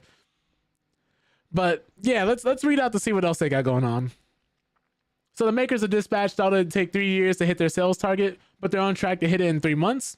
The superhero workplace comedy adventure has sold at least 1 million copies, and player numbers keep rising with every release of its weekly episodes. Its final 2 episodes are out today, which means another injection of players who have been waiting for the whole box set to binge. 2 creator Ad Hoc Studios founders see the strong sales as proof that this kind of game, a storytelling-focused adventure title on the style of old Telltale games, is still a viable sales pitch, even if nobody in those pitch meetings believes in you. I think it'll be really interesting to see who tries to pick this up and follow what we're doing. Because I think if you have the wrong type of content or the wrong type of game, it might not work, but it's at the very least open the door for conversations for people to have around this as a model. Ad Hoc wouldn't share the exact sales predictions, but they told GamesIndustry.biz that they had a target figure that was a bull case scenario they had hoped to reach over the game's lifetime, predicted as 3 years. In reality, things moved much faster. They went on to say they were on track to do that in 3 months. This comes from Michael Chung, executive producer. So the bull case in 3 months. We were confident that people would like it. I think the degree to which it would be successful is something that I certainly didn't anticipate. I was just talking about this with one of my friends not too long ago, where we were discussing, since Telltale went under, there's kind of been a gap in the market for games like these, especially right after COVID, like in a post-COVID world, where people want more story-based games. People don't want to spend hundreds and hundreds of hours playing something. They're nice bite-sized chunks of a game that you can kind of come in and enjoy almost as if you're watching a TV show and have a good time and just come back whenever you feel like ready for experiencing more. Like you can play an episode, come back, do another episode, come back later, and then finish another episode. And you're not committed to finishing like 2 hours, 5 hours, 6 hours of content at a time. You can just do it for like 30 or 40 minutes and then enjoy the rest of your day. And you have something to talk about with your friends. But it's also catching more attention the longer it has been out. Releases on Steam often see the big player counts on launch and then a quick drop with long tail as players dust their hands. Spikes will arrive months down the line with big updates or an emergence from early access, but the picture of concurrent users for Dispatch looks different. This is largely because the game is rolled out like a network TV show with a double bill of new episodes every week. At release, the game hit roughly 12,000 current players, according to SteamDB, a very healthy but not a massive number. A week later, episode 3 and 4 bumped out to 65,000, and the following week, player numbers had doubled to 131,000. It's not hard to imagine sales will pick up alongside player numbers, especially given a common player preference to wait until a game is done before buying a copy. That's me. So players are not dropping off, it's the opposite. Word of mouth and streamer attention had its own role to play, and so did positive press, although that didn't arrive at launch. I think press only started caring, to be honest, once the audience validated it. Whatever the reason for the snowballing attention, the decision to do weekly episodes was not guaranteed to work. And there were a lot of conversations internally prior to the release, like, should we do it this way? Should we release it all at once? Conventional wisdom told us we absolutely shouldn't have done what we've done. And I think it's absolutely proven itself. I mean, it's not like we're inventing anything. This works with television shows for the last 70 years or so. It's a vindication for developers, and it was, by their accounts, a difficult game to pitch. Approaching video game investors who are used to data-heavy pitch decks is hard when you've got a game that focuses on storytelling and performance, where everything hinges on the script, animation, direction, and acting.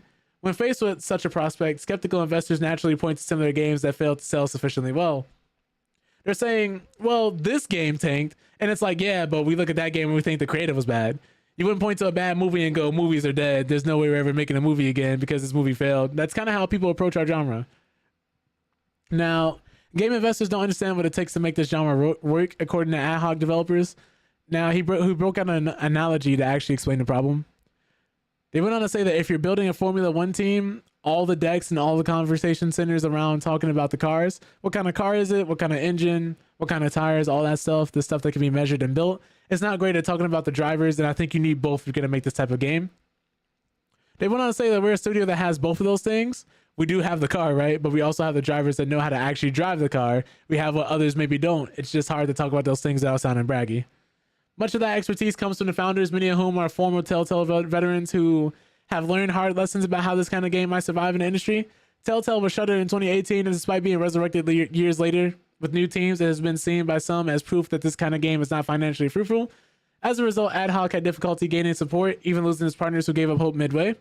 Eventually, they did find financial support in Critical Role, which is a media company who predominantly broadcast tabletop role-playing campaigns and who have dipped into game publishing. It helps that this is a well of publicity and voice acting talent. The streams and podcasts have a big audience, and one of Critical Role stars, voice actor Laura Bailey, plays a big role in Dispatches and Girl. Ultimately, with Critical Role, they were a perfect partner in the fact that they share the same value we do. And they started with their company in a similar way, where it's just a group of creators coming together and being passionate about telling interactive stories and sharing that with people. And so they immediately saw and believed in what we were doing and took a chance. Honestly, that was crucial to getting this whole thing done.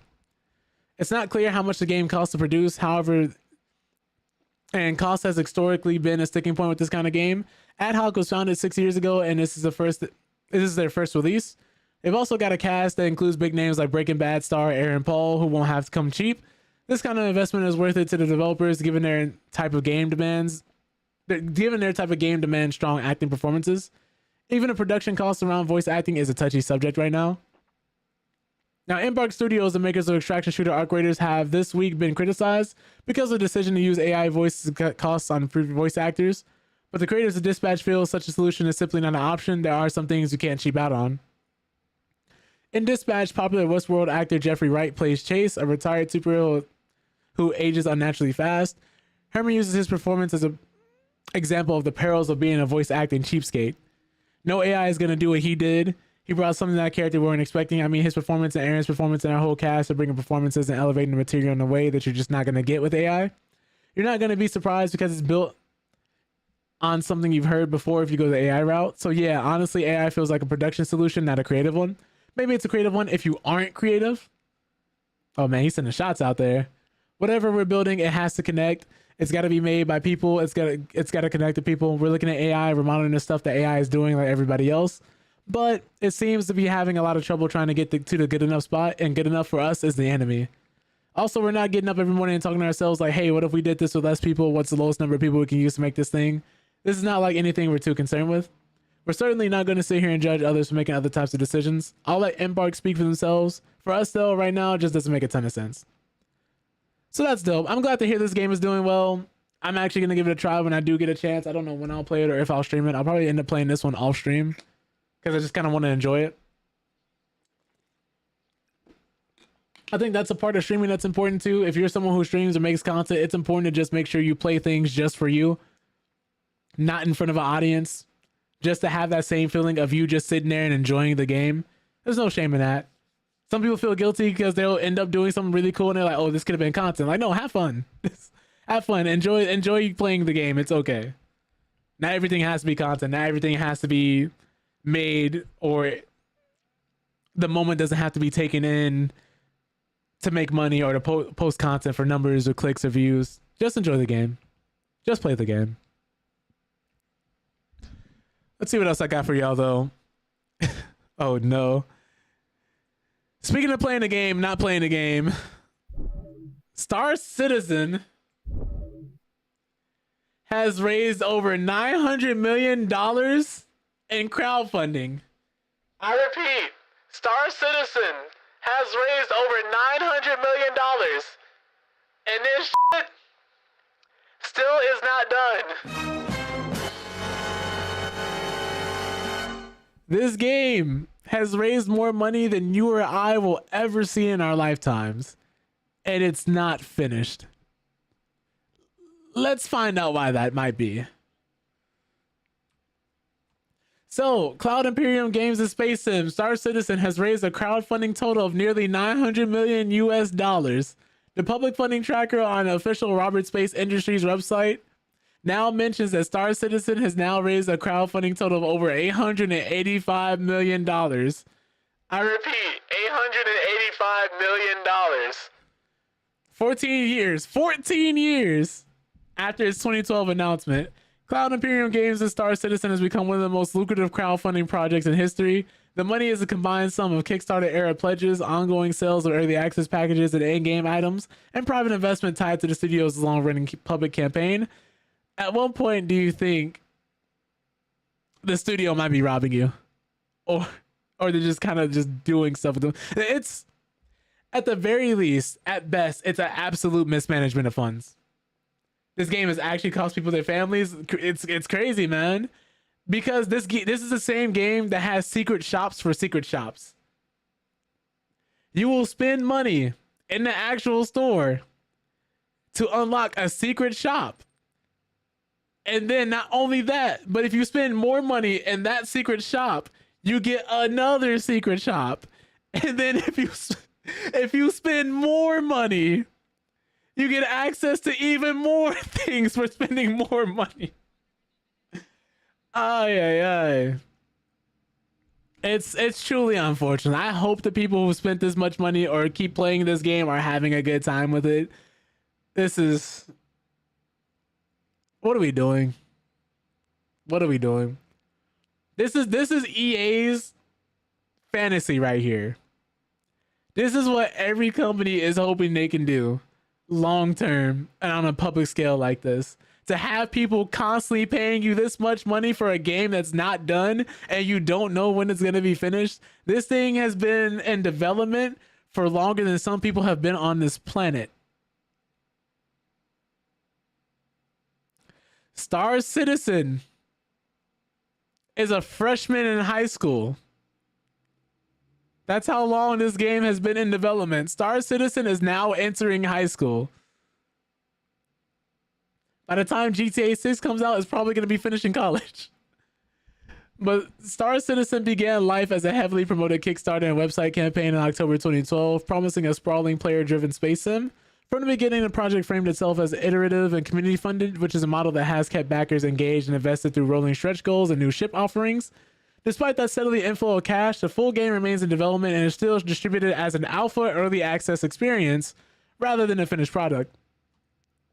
Now, reported totals passed $300 million US by mid 2020, $400 million by late 2021, and $500 million by September 2022. Before later milestones of $800 million US and higher were reported during 2024 and 2025. That long timeline and never-ending road to a formal 1.0 release have developed a sharp split in public sentiment. Many backers remain fiercely loyal, celebrating each technical update and new in-game feature. On the other hand, critics in a vocal segment of the community have grown impatient, characterizing the project as one that's stuck in development or heading towards being vaporware. The controversy has been amplified by monetization debates, including backlash over purchasable in-game items, which has often raised questions about whether ongoing sales are delaying a conventional launch. Now, if you don't know, Star Citizen is currently available in alpha for PC. Hey. I just don't know. But we got a few more articles, then we're going to actually get into playing this game.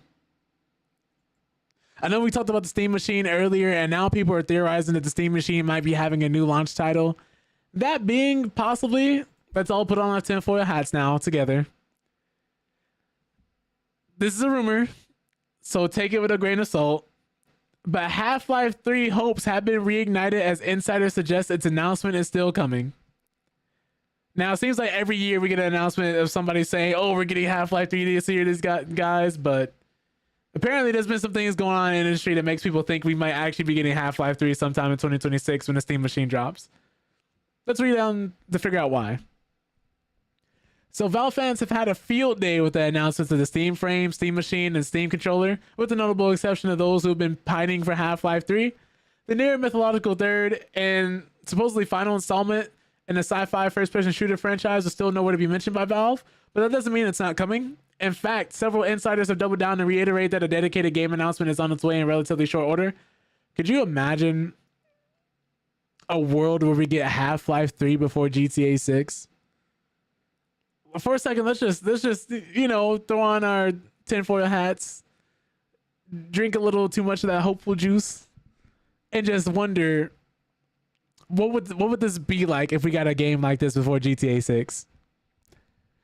This would be one of the only games that could actually snatch the hype away from a game like GTA 6. This would be the one game that could actually do it, because people have been waiting for this game way longer than GTA 6. That would be insane to me.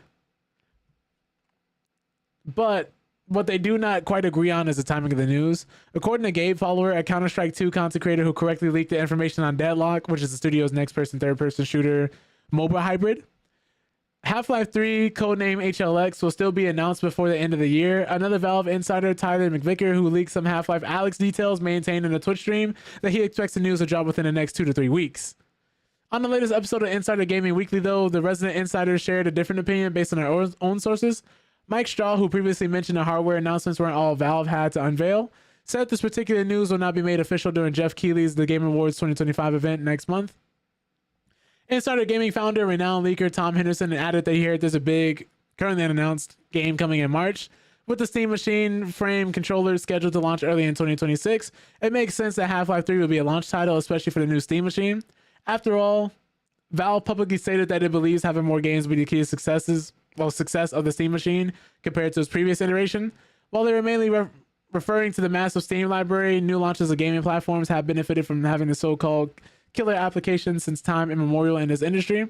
If Half-Life 3 were only available on Steam platforms, it'd mean the only console-like platform able to play it would be the Steam Machine, thus undoubtedly boosting its initial sales.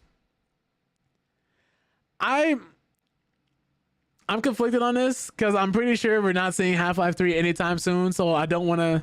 It's like that Hawkeye meme in the Avengers. If I remember correctly, that's the movie it's from, where Hawkeye's just sitting there like, don't give me hope. Don't do that. One of the MCU movies. That's how I feel right now. I don't want to get my hopes up again waiting for Half-Life 3 to come out. I'd rather much believe that it's not coming out and be pleasantly surprised instead. I don't want to hype you guys up, but I thought it'd be important to mention. Just in case, because we don't know. You never know. Only people who know for sure is Valve and probably a very, very small selection of people. In other news, though, I talked about Escape from Tarkov earlier, and it appears to be not doing so well either. Let me drink some water. I've been doing a lot of yapping today. So for those that don't know, Escape from Tarkov originally had its own launcher, but since the game has been so popular for so long, people were begging for it to be on Steam, added to Steam just because of how much more convenient it would be to play the game. However, it's apparently shot to the top of the down detector because it debuted on Steam to mixed reviews as players are even struggling to log in, and they said it's the best distraction shooter that you can't play. Not only that, but it's also being review bombed.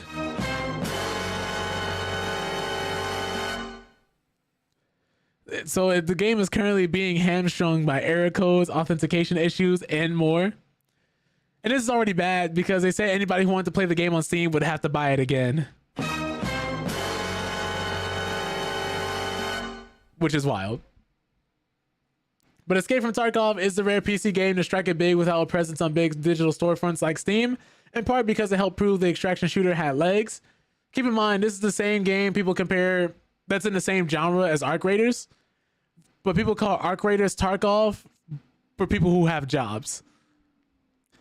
So the demand was still high to get the game on Valve's absurdly popular platform, Valve's absurdly platform though, and the day has finally come. Though it was a bumpy ride getting to this point, in fact, it's still pretty bumpy. The launch is rife for problems. The Steam debut, which coincides with Escape from Tarkov's 1.0 release, has helped the game rocket to the top of the down detector, which is showing hundreds of reported connection issues per hour beginning this morning. The user reviews on Steam are bringing this game score to a mixed rating as players describe their issues logging in. As user Ice Deck Knight put in their review, negative review until I can actually play the game. The official Tarkov account on X has acknowledged the launch woes, noting in a post that the team is aware that due to high traffic, some players may experience problems connecting to the servers and authorizing in-game launcher. Now, our technical team is actively working to stabilize the game servers and authorization services. They went on to say that we thank player. All right, let me actually pull up the actual tweet.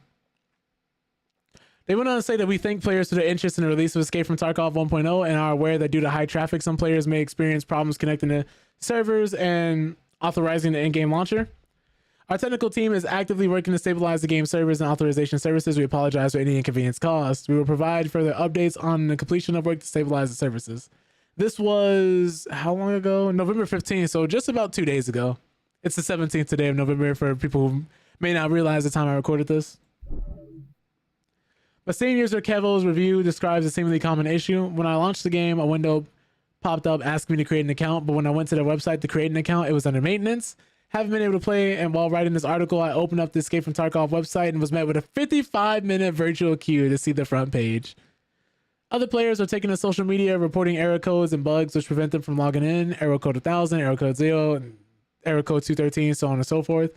For instance, though, that last one seems to be familiar to Tarkov players, as Reddit user Asin204 commented in a thread discussing login issues. Welcome to Tarkov Vibe Day. Expect the game to start working in a few hours. It's always a mess the first 2 to 3 hours. Still, others are reporting trouble updating the game and the inability to progress past the tutorial and 20+ minute loading screens. So this is an issue that carried over from the regular game's launcher, like the actual base game, to the Steam launch? Oh no, that's not good. In short, it's a bit of a mess. Though nothing new for popular live service games, how they anticipated launch day. Yeah, because I don't want to act like we don't have games that have issues when they've launched. Even Battlefield 6 had a few different issues. Arc Raiders also had a couple. But to see a high profile game like this to have this many issues in such a short span of time, some which carried over from its original launcher, is wild to me. But Tarkov is one of the biggest extraction shooters around, and many of the negative reviews are more concerned with launch woes rather than the game itself. And as Steam revealed from, I'm not going to read this name because I know I'm going to horribly butcher it. But one of the Steam reviews have said that it's the best extraction shooter that you can't play. And according to SteamDB, it's the second best selling game on Steam right now, though it's not rocking the charts at around 19,000 current players. While I write this, I have a feeling that the number will go up as these issues are hopefully sorted out. Still, it may have an uphill battle catching up to fellow extraction shooter Arc Raiders on the platform, which is flying high after a ludicrously successful launch. I'd imagine it's kind of hard to see how well Arc Raiders is doing and wanting to play Escape from Tarkov, and then Escape from Tarkov not doing well, but you still want to play an extraction shooter, so you refund this game and then go pick up that one.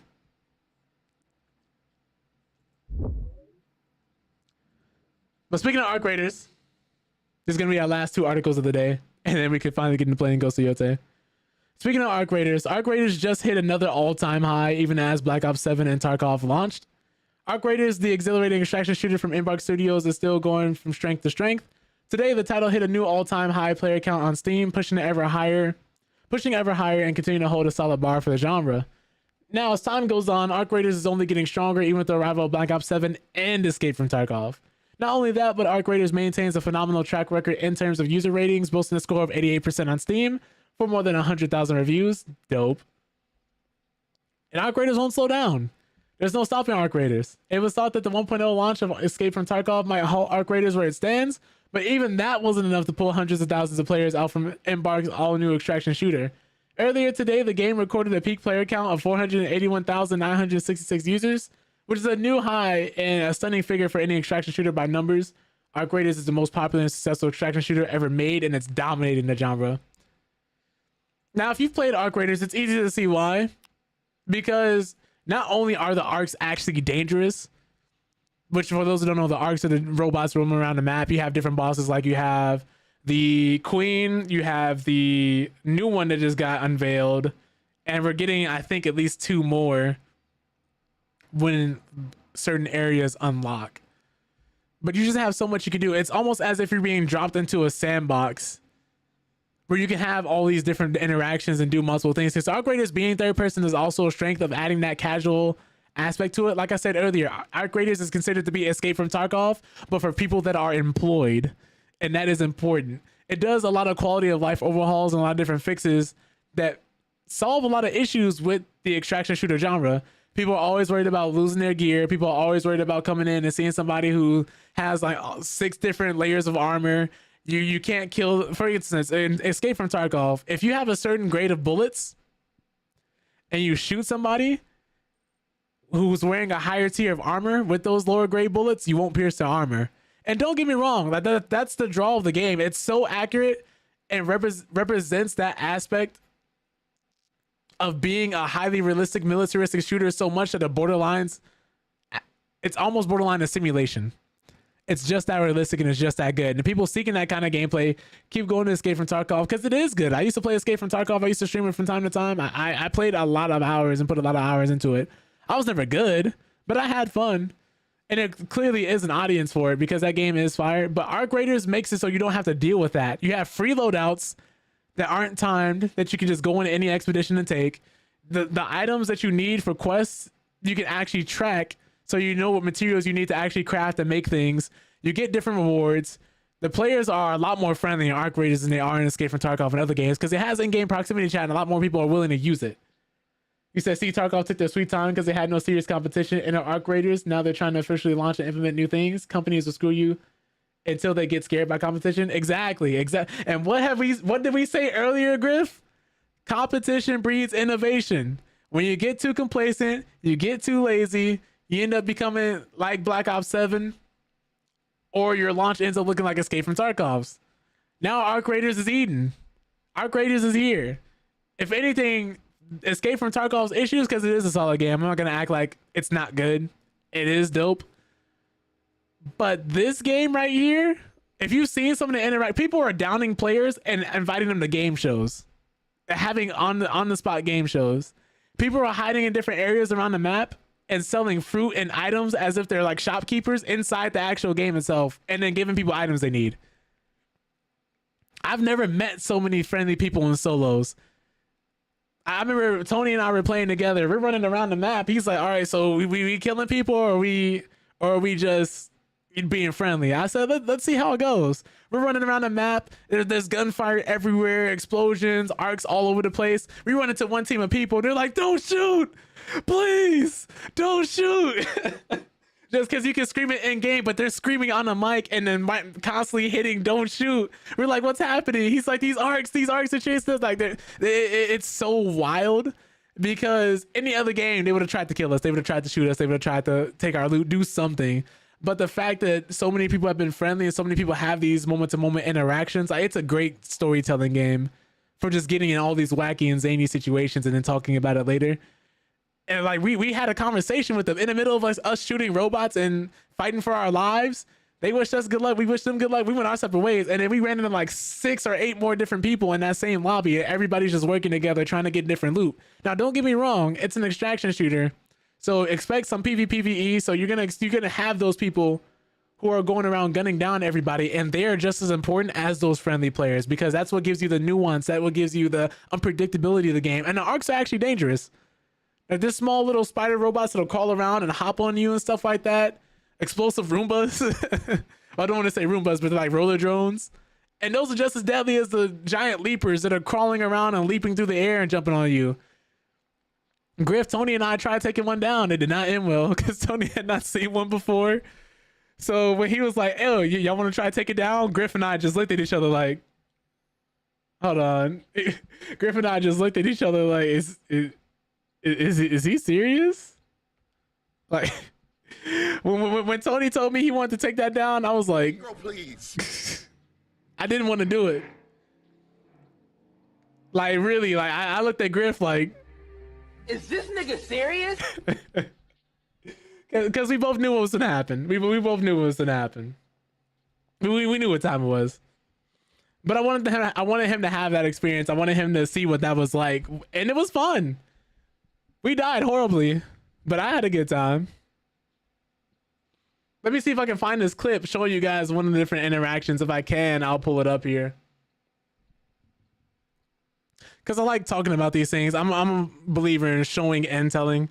If I bring something up on stream, I try to find a source for it or I try to find where it might have happened. I got to look through my shorts.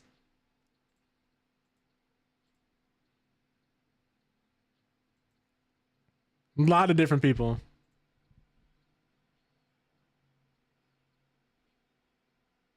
Where is it? Where is it? If I can't find it, I'll just have to chalk it up to not being able to find it. But it's such a fun game, dude. If y'all haven't played Arc Raiders and you're looking for an extraction shooter and you want to try out the genre, I'd recommend trying it out.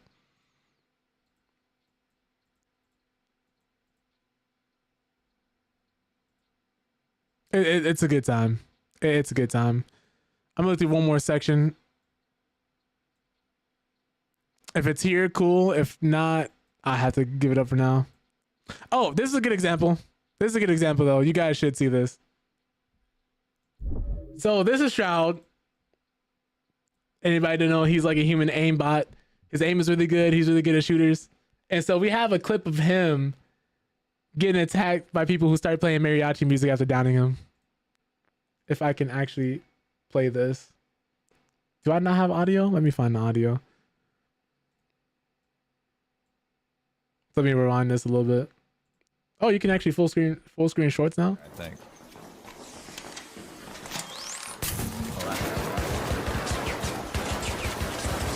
Well played. Respectable. Honestly.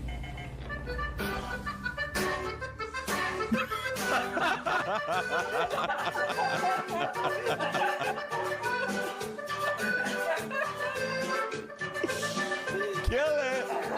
Fucking slay! There, I think. You're just not gonna get moments like that in Escape from Tarkov, unfortunately. That's because of the nature of the game. Since you go down, it's added an extra layer that you can of interactivity, because you can revive other players. But it's all nice until somebody shoots you in the back, then it's demon time for the rest of the week. Yeah. But that's I'd argue another great point because of those interactions. You just don't get those in a lot of different extraction shooters. Like I played Hunt Showdown, I played Escape from Tarkov, I played Arena Breakout Infinite, and this is my favorite one. This is my favorite one. I really do enjoy Arc Raiders.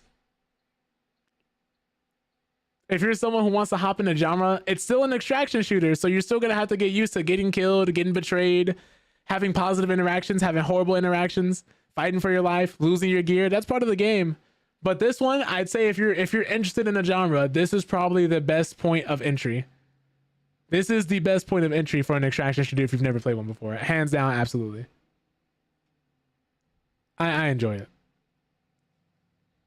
You're absolutely loving the hell out this game, playing it right now. Man, I hope you guys have been having a good time with it, man. I've been enjoying it a lot. Trying to do a quest and someone was near me, said don't shoot, proceeded to go where I needed to go, and they decided to shoot me. You see what I mean? Like that can happen. That can happen. I've had people who told me they were extracting with somebody and dude asked him to press the button. So he turns his back to go start pressing the button and doing the console so you guys can get out. Because you can extract with multiple people. You can extract while you're downed. But what some people will do is they'll ask you to press the button. And the moment you turn your back, they start gunning you down. And then they kill you, take your loot, and then they extract. It's just part of the nature of the game. It's frustrating. I've had issues where I've been getting attacked by robots or other people and someone saved my life. And I was able to run away and go. Like that's what makes this so good, because instead of you going in and worrying about not interacting with everybody, shooting everyone you see, it adds that layer of depth and complexity that you normally don't see. It adds so many different things that you can do, and it feels much more akin to a sandbox than it does an extraction shooter. For instance, did you know you could actually climb on the back of some of those robots? And if you place mines on them, like the Rocketeers, like you can jump up and get on top of Rocketeers and just ride them. And if you put a mine on them or like 2 mines, they'll immediately explode and just basically get destroyed. It's such a easier way of dealing with them. Each arc has weak spots. There's so many different ways to actually get into certain buildings and stuff too. Secret keys for certain spots on the map. Different keys where you can go through hatches to get out easier. Hidden loot. It's really interesting, and the aesthetic they've nailed is so good. God, I brought 4 wasp drives, threw them at the extraction elevator and hid, waited for them to leave, and shot them to blow them up, and they acted mad as if they didn't shoot me first. Yeah. Best advice for Arc Raiders: get used to losing, and nothing you have is yours to keep. Yeah, that's the mentality you have to take in with these extraction shooters. Someone led you to a jolt and then shot you in the back. Oh God. Got 2 blueprints off them. My favorite thing is going in with a free loadout and then murdering somebody, and then them having rare loot, and then increasing and upgrading my kit as I go in. It's really weird, the people who act like they're friendly and then they try to betray you and then they die and they're like, why'd you shoot me? I was like, shut up, bitch, and I knock them out. Saw a dude from Space Tower window to flank drop a pressing group. He ended up landing on a wasp in the road to the other group and he smoked one. That too, having a different lure grenades to actually pull the arcs into the fight. And since the robots are so deadly, now I've seen people who've beaten all their human opponents and lost to a wasp because they got tased. They didn't have anything left. It's so good. People we've been in gunfights with have thrown lure grenades at us to try and get a Rocketeer or a Leaper to turn around and look at us instead. The turrets, the snipers, the different posts, the noise you make when you're in a gunfight, like it's crazy. When we first fought that Leaper, me, Tony, Griff, and I died, but Tony and Griff survived. They killed the Leaper and then started looting the Leaper, and another team had been waiting the entire time while we were fighting for our lives against that robot. After they defeated the Leaper, they proceeded to snipe them and then rob them. It is crazy. What's the most favorite arc so far? Probably the Matriarch. I've seen how big the Matriarch is. I can't. That woman has wiped out a whole entire battalion of raiders. I was playing with a friend, made friends, another duo on the map, and another duo thought it was wise to pick a fight. They were outnumbered. Funny enough, they were the free weapon augment, so he stood no chance. It's crazy, man. It's crazy, but I wanted to add context as to why this thing is blowing up and why you have so many different moments and why so many people are saying so many good things about it, because it just is a good game. It's a breath of fresh air. It's not doing anything we haven't seen super crazily before, but it does things well and it pushes the needle forward for the genre. And which, what did we say earlier in the stream? Competition breeds innovation. You need games like these. You don't have to reinvent the wheel, but you can do something differently than everybody else is doing. You could do something a little better, make a few adjustments here, make a few adjustments to something there. Like, look, take Marvel Rivals for example. Overwatch was dominating, and then Marvel Rivals came along and did just a couple things different. Plus it has the Marvel IP going for it, and that game's seen a resurgence recently because it recently just dropped Gambit. Cyclops and Rogue were in the trailer too, so we're getting Rogue as well. I don't know when or if Cyclops will be coming, but everybody's been hoping for him too. And that game has been doing really well. For as much flack as a lot of people gave Marvel Rivals, myself included, for the matchmaking and engagement-based matchmaking everybody felt as if they were doing, I will say that is one company that actively does listen to its community. I will give them that much. I will always say and credit them for that. They do listen to their community. The only thing you can think Arc can add is a boss raid PvE limited time mode that rotates in and out. Yeah, kind of similar to how Marvel Rivals and Overwatch does stuff like that. I think that would be a good alternative for people who don't want to just do PvP, or if you want to unwind or like earn some loot that way. People are a lot more altruistic in this game. I don't know what it is, but a lot more people willing to be friendly. Case in point, the new map we unlocked was unlocked in less than like 24 hours because so many people were just donating their materials to the event to unlock it. They didn't count on people being that altruistic. In fact, they actually made it harder for people to do so, and then they still beat the goal. It's just a good game, man. I have fun playing. I have to sing this game's praises. I have to tell people about it. I have to let people know because I want more people to play it. I want more people to go in there and like run with. I remember seeing one interaction, Code Carnage, who is basically becoming like the public figure for this game. Even Shroud like said he wants this game to win Game of the Year. I think it's definitely in the conversation for multiplayer Game of the Year, but Code Carnage and so many other people were talking about how friendly people are, how this game kind of has them in a chokehold just because there's so much that you can do and so many people to interact with and so many different ways to do stuff. I remember one of them revived somebody they downed, and because he downed him, and dude was like, well, you just killed me, you're not really gonna get much, all I got is a free loadout. And so he's like, oh, really, buddy? He's like, he's like, welcome to the game and everything, being nice. He said, oh, man, you didn't have anything? Okay, so he pulls out a defibrillator from his inventory and starts reviving him. And dude's like, oh, man, you revived me? Thank you. He said, no, like, I want you to go get some shit. Like, I want you to go get some gears so then I can take it. He said, go get my shit. I was like, yo. Could you imagine? Could you imagine somebody reviving you in that game so they can rob you later? He revived him because he didn't have anything. And told him to go get some stuff so he could come back and rob him later. But you find it funny to have Tarkov on Steam now and it came out after this game dropped and has mixed reviews. One of your friends still rather play that over Ark, and I'm like, are you fun at parties? Some people have their tastes. You know, I'm never gonna be one to flag people for having a certain taste. But if you're someone who likes the genre or claims to like the genre and not be and wants some type of innovation, play something different. Play something different. That all being said, as this article was written, Arc Raiders was the third most popular game on Steam, beaten only by Valve's Titans, Dota 2, and Counter-Strike 2. It's topped Call of Duty, Battlefield 6, Marvel Rivals, PUBG, and where wins meet this weekend with ease. And there's plenty in the pipeline for Arc Raiders. Embark Studios has promised a hefty roadmap for the title. They said they have a 10-year plan, which already covers November and December. Next month, we'll get the Code Snap update, which brings new map conditions and a new legendary weapon, a fresh Raider deck, and much more. Funnily enough, I think like a few days after the game came out, one of my friends was like, when's the next big major update? I'm like, nigga, can you calm down? The game just came out. And then funnily enough, the day after he asked, they dropped a new major update. I said, I hate it here. Suffering from success, man. But Arc Raider with dinosaurs, I think you low-key start going into Horizon Zero Dawn territory. Which, if you guys don't know, there is a new Horizon MMO coming out. There has been a trailer dropped on YouTube. I forgot to talk about that today. But that is something releasing. My apologies for doing that in y'all ears.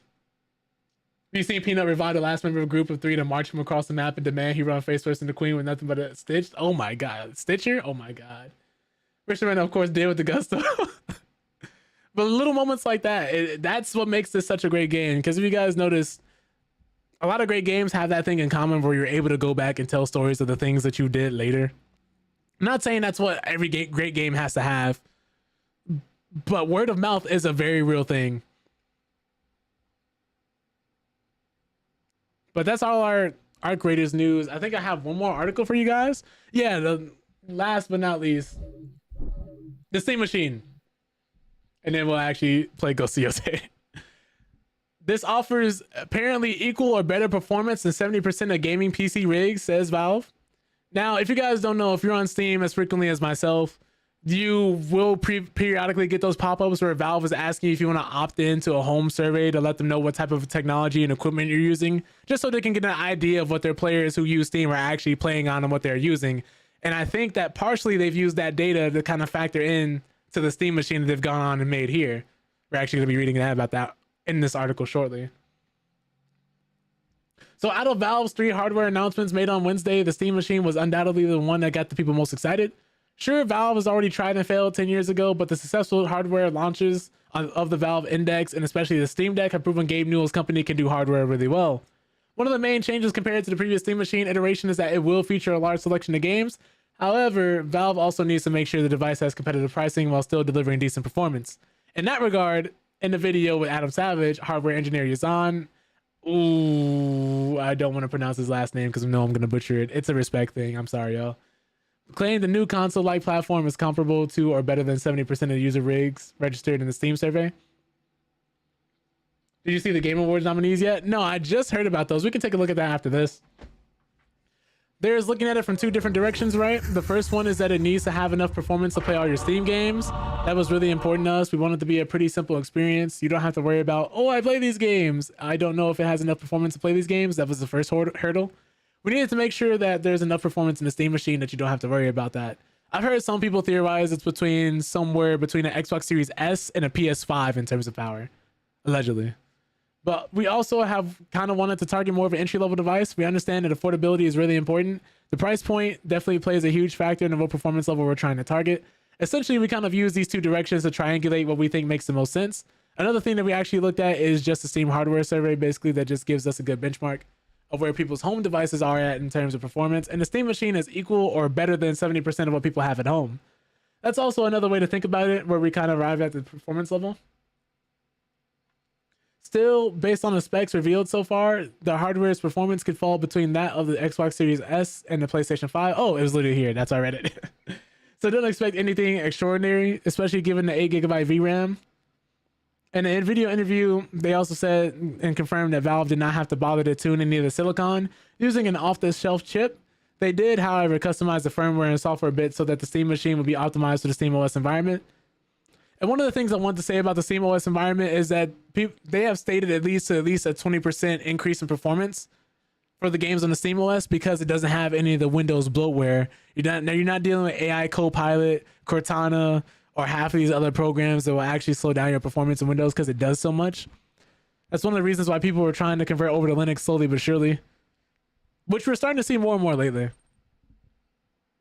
It's all Linux based. So if you're someone who wants to try out Linux, like let's say you're trying to get a job in IT or just curious more about how it works, Steam Machine might be the easiest way to try it out because this thing is a PC. It's a PC that's going to be competitively priced for PC, so it might be a little more on the expensive side. But if you're someone who's looking for a PC console hybrid before Microsoft drops theirs in the next year or two, this might be the next best thing. Well, this will be the next best thing. PlayStation 6 is on the horizon. The Xbox PC console hybrid is going to be on the horizon. And then Valve just comes out of nowhere and decides to drop theirs. But what was I going to say? That's all our gaming news for the day. I hope you guys come away from this a little more informed, a little more knowledgeable. Just wanted to put that out there. I do this every Monday, Wednesday, Friday. So if you guys haven't been coming around as much or just didn't know, this is what I do. So if you're trying to stay knowledgeable in this space, I do try to cover as much as I can just within a reasonable time. So we still do have enough time to play these games. But I might just keep it to where maybe I do more of these news segments and then maybe or not we play a game afterwards because I still want to do my playthroughs and I still want to play these games. It's just with my time and my work schedule, I haven't had as much time to actually do that as much as I want to. So I'm trying to figure out how to balance it. But I appreciate you guys giving me your time to actually be here and come here. Talk with me and hang out. Really, really appreciate that. That all being said, we're going to get into this Ghost of Yotei now. So if anybody wants to stick around for that, feel free. I'll be turning this into videos. I have been posting more and more now. I'm not going to sit here and say that I'm going to be dropping a video a day or 5 videos a week. No, I'm not committing to anything, and I don't want to set you guys up for failure or myself. I'll just be dropping them periodically, news when I can, until I get into a groove where I can just kind of do this so often. So that, let's say, for instance, if I were to stream and record this today, I would try and have this up by like Wednesday. Just to give you a general idea, give myself a day to actually sit there and edit and add anything and then upload it the next day, or maybe even that same day, depending on how fast it is. Just like for people who may be going on their way to work, who may not have the time to stick through these things or stay in the knowledge, you guys will have a YouTube video to just kind of play on the background while you're working or doing something else. That would be about it, though.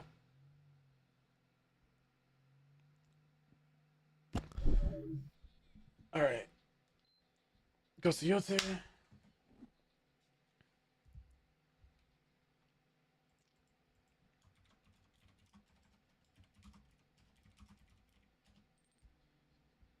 Oops. I meant to put game Ghost of Yotei. There we go.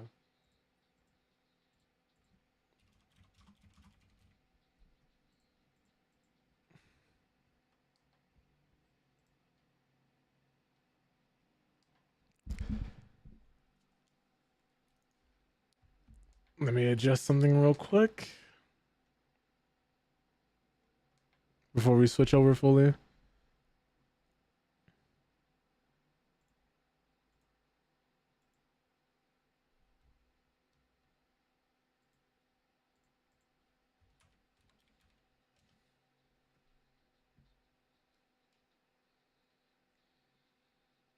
Where is it?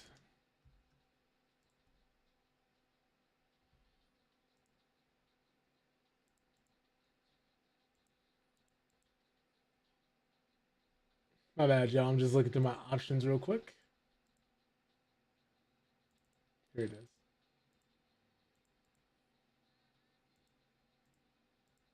Oh my god.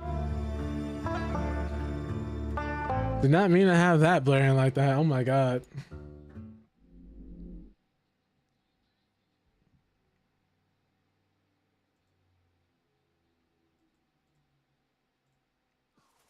So for those who are wondering how far I might be, we've killed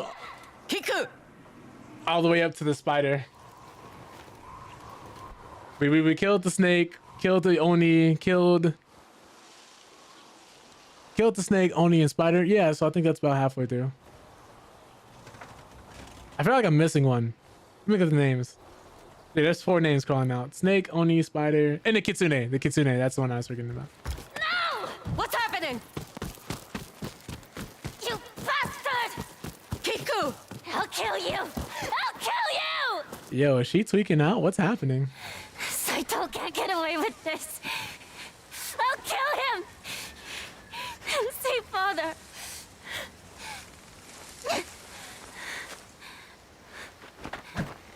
Why weren't you there for him? Because I was angry. Like you are now.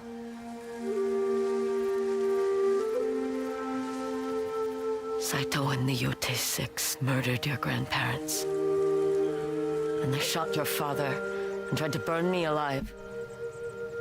I swore I'd hunt them down to bring our family peace. But you are an Onryo. You only brought death. Kiku, I'm so sorry. Jubei and Oyuki are alive, Kiku. I will find the spider and fix this. I promise. We killed the dragon, not the spider.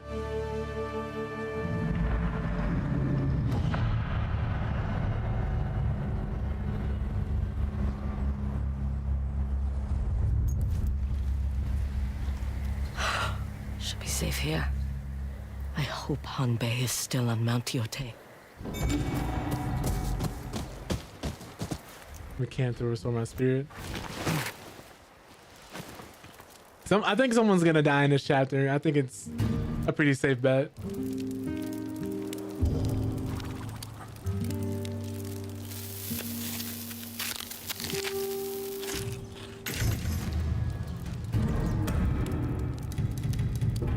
I really don't use that bow anymore.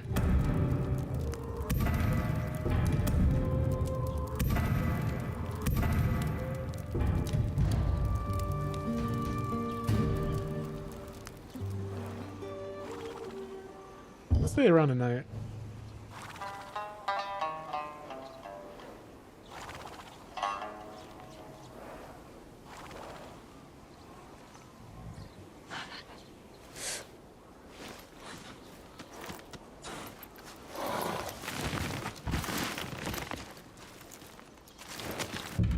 We've got 2 more people to ice. I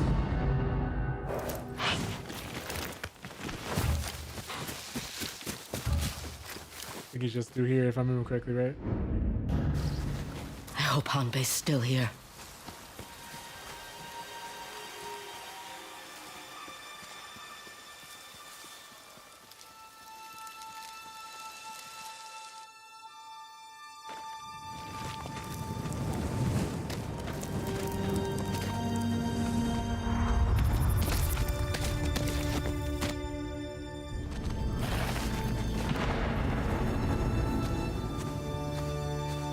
Jubei, Oyuki, where are you?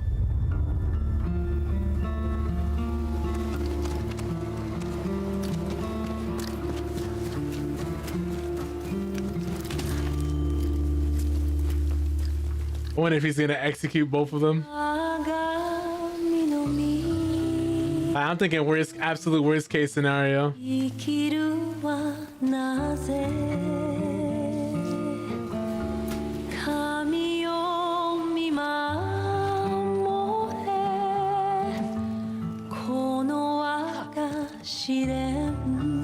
Okay, so we're not going this way.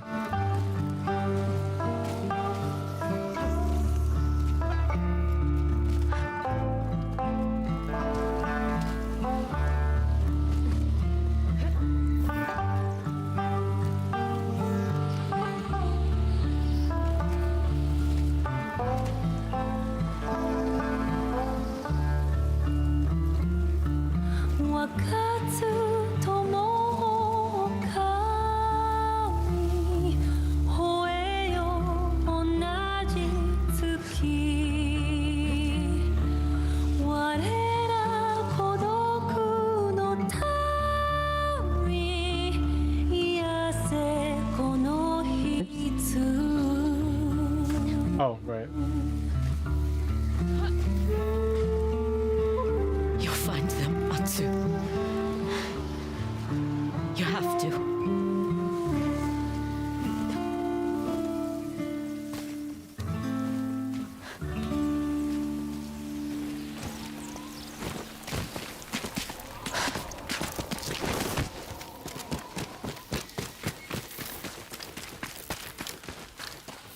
Atsu? You look like death. Hanbei! What's happened? Come, rest. Tell me everything.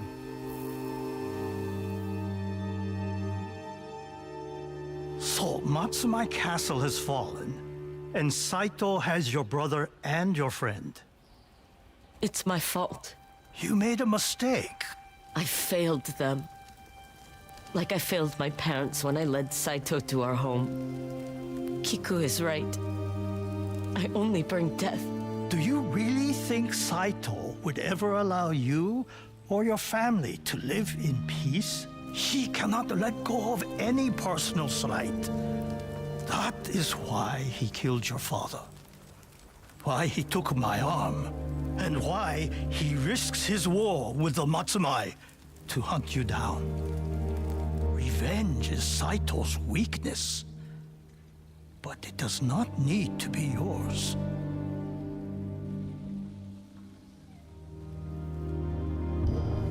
I don't know who I am without this anger. From the story I just heard, you're a friend, a sister, an aunt. I don't even know where to find the spider. He just lost the person closest to him. If your brother died, what would you do? Jubei. I would bury him. The spider mentioned something. His family has burial grounds in Tokachi Range. Then that is where I would look. Were I still the best bounty hunter in Ezo. Thank you, Hanbei. I should get going. Remember, Atsu, that sash around your waist is only cloth and ink. Your path is not yet set in stone. My body all over your body, babe. Your body all over my body, babe. Why is that the timing you wanted to use that, Rayvon? What's up? Still with me? Let's find the spider. That's funny. Hope you're doing well. Appreciate you popping in.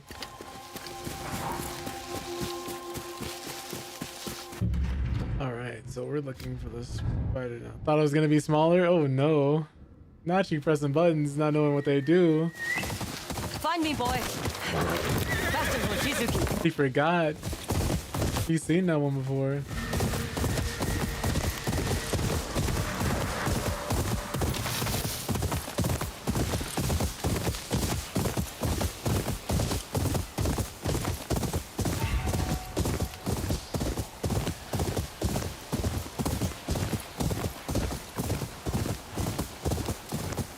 What's over here? No. I don't have time. I don't have time.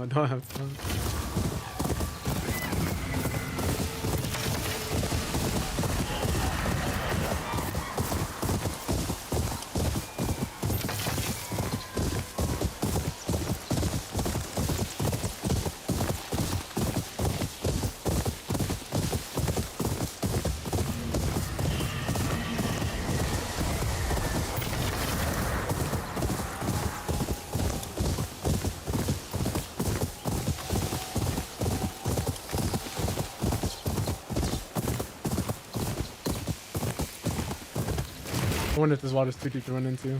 Apparently not.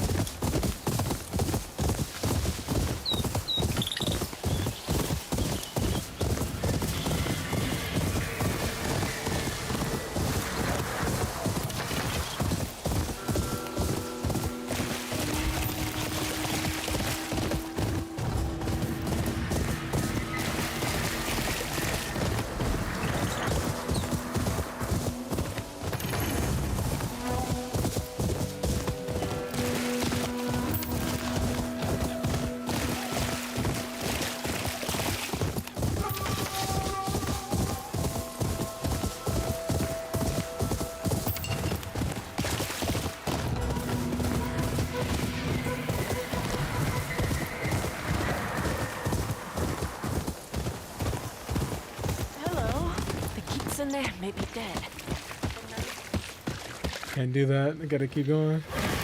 That's how easy it is for to get sidetracked in this game.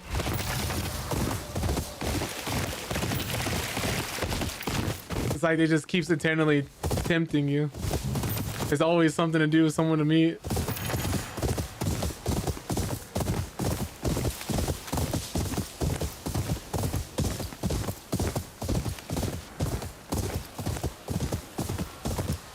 Borderline starts turning into a horror game if you're trying to stay on the same beaten path.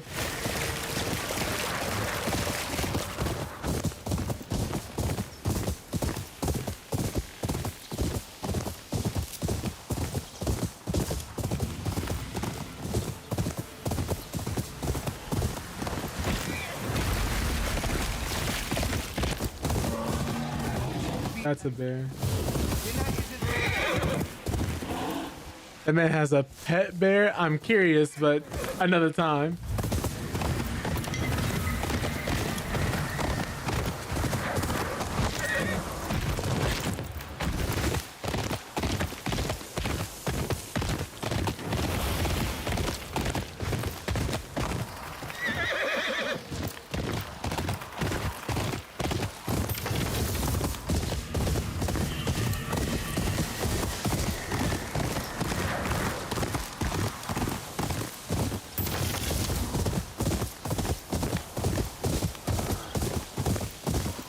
This is bear territory, I'm starting to see.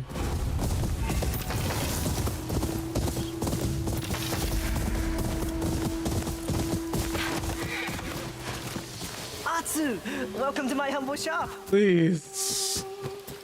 Nice. Oh my goodness. They just automatically took me off my horse when I ended up here.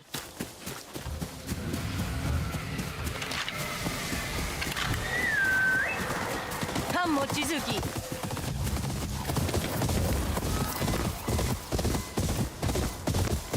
Been doing a lot of riding.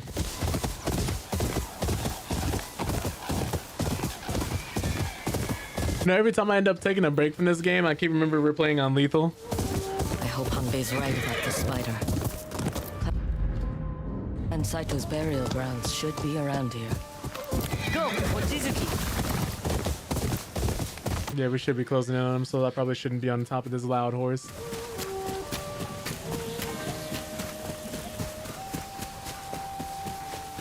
We have someone to fight to the death now. This must be the place. Just need to find somewhere to wait till the spider shows up. He still hasn't buried him yet? Hasn't it been like a whole day? Saito Fumi. I wonder who that was. I think he said he had a wife and child too. He had a family that ended up getting slaughtered. Unfortunately. Ooh. About to sneeze.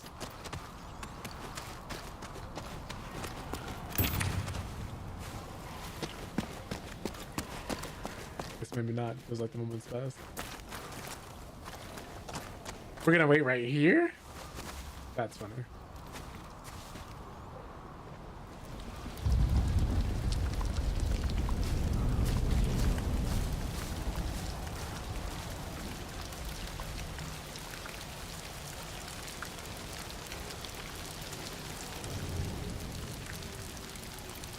May you find safe passage to your next life, brother.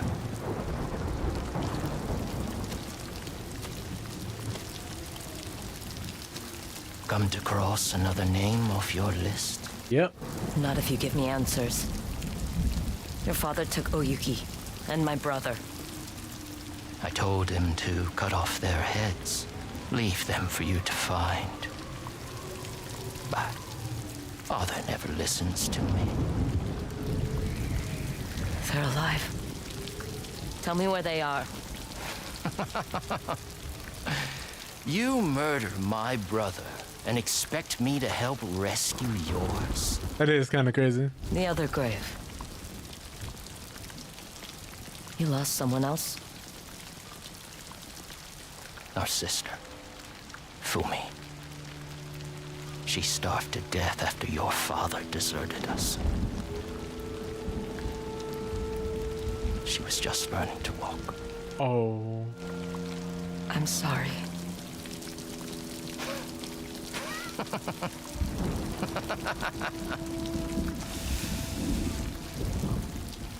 Is that why you slaughtered my family? For justice? There's no justice in this life. Only pain in the bottom of a sake jar. Wait! Fine, we'll do it the hard way. Do this the easy way or we can do this the hard way.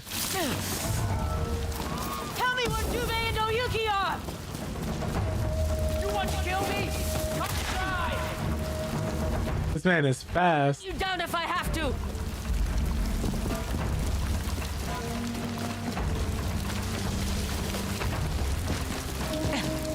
It's crazy how fast some people be during these cutscenes though, because I didn't even know he could move like that. I'm not dying today! Oh my god. You're here to cross another name off your sash! Tell me where my brother's being held! This man is deadly with this. Clutch and kick is crazy. He does not miss. Just die! I'll let you live! You can barely say it! Chihayaki did not mean that. I'll let you live.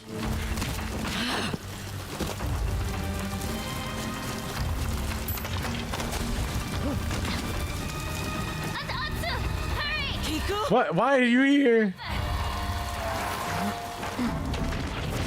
Oh, okay. She's having visions. You are Onyo. You only bring death. What choice do I have? Crazy sense of guilt. Oh no!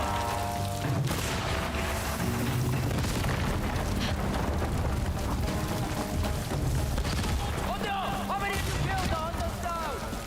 I only wanted to bring my family peace! Then why did you go with your brother on the beach?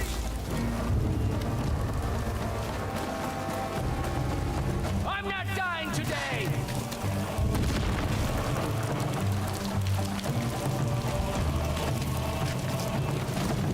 This man is really trying to get out of here. How did he climb this so fast? Had he been born a few generations later, he could have been a champion in rock climbing. This man has got it. He's carrying a gun and bombs, and he was able to still climb this quickly? Atsu too, really.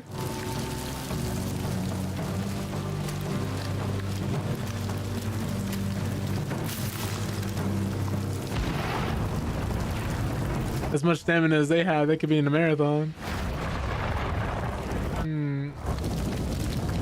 Am I just supposed to jump across like this?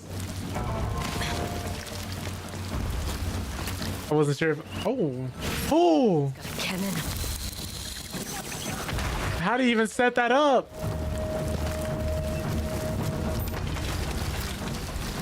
What do you mean a man has a cannon? We gave Batman too much prep time. Oh my god!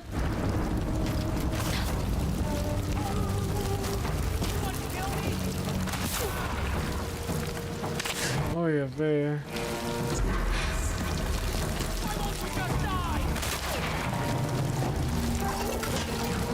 He does not miss.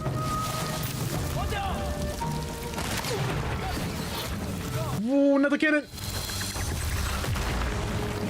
I'm not dying today! Stop shooting and listen! This doesn't have to end in your death! I think Trust you! Why won't you just die? I think she picked the wrong person to talk to this about, or maybe she did. Oh, what? No. I was hoping I could just barely get over. I'm gonna get shot. Where is he? I'm not dying today! Oh, he's up there. He's up there. Okay, okay, okay.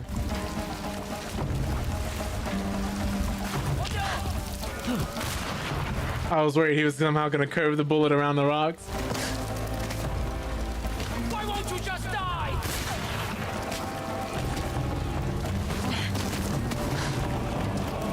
You want to kill me? Try.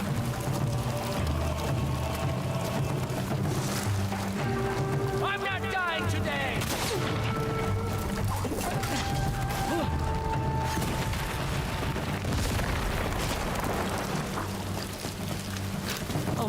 almost at the top. I got hit by the fire. That's crazy. There. He's just ahead. Give me your hand. Yotei? Fight for the living. This is crazy. She is losing it. Stop! There's nowhere left to run.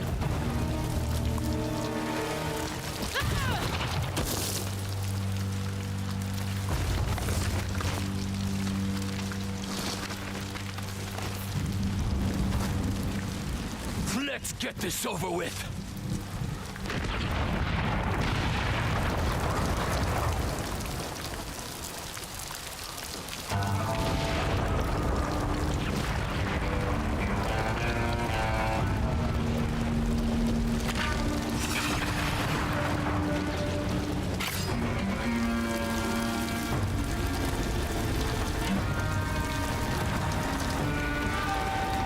I don't want this fight.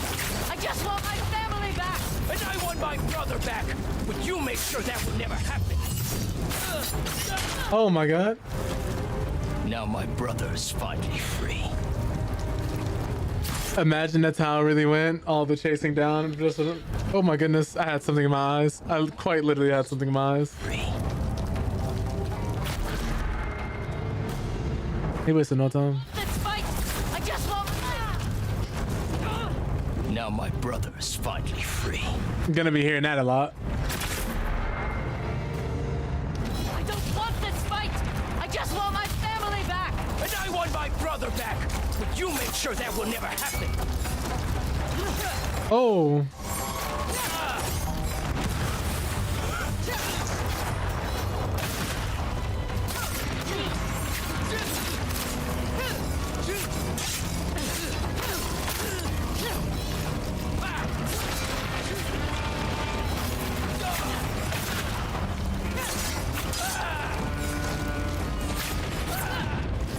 Oh my goodness. One who gets close to you dies. That can end now. Just tell me where they are.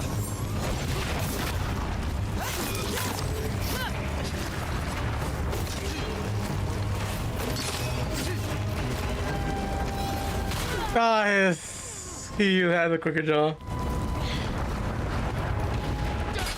He has a quicker jaw.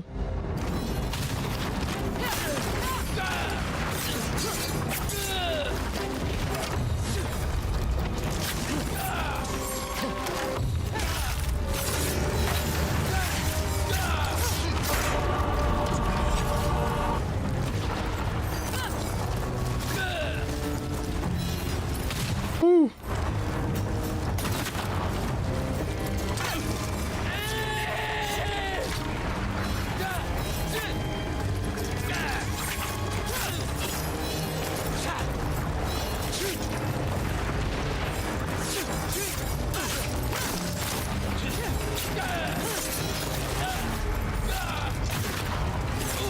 Everyone who gets close to you dies.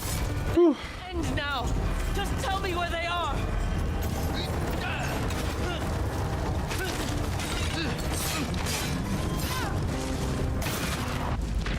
Oh, so you don't actually drink it in the duel? Fair enough.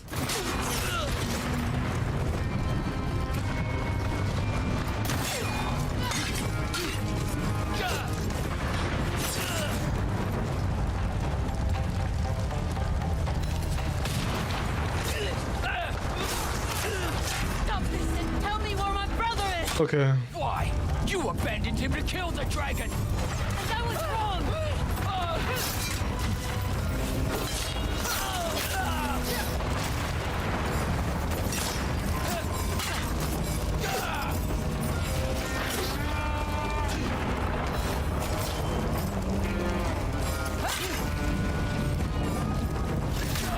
Ah, man.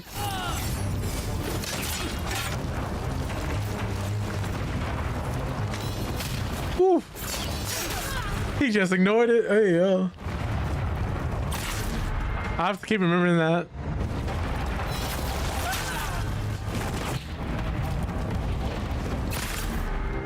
Oops. Too early, too early, too early.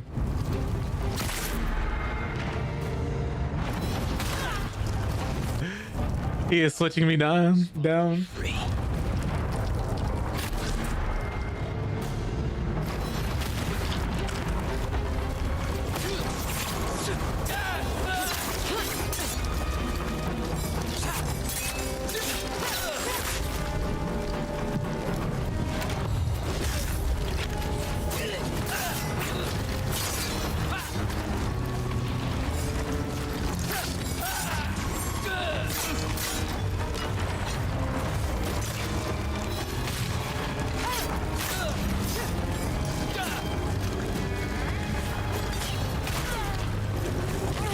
Okay. So we have to use a gun early on.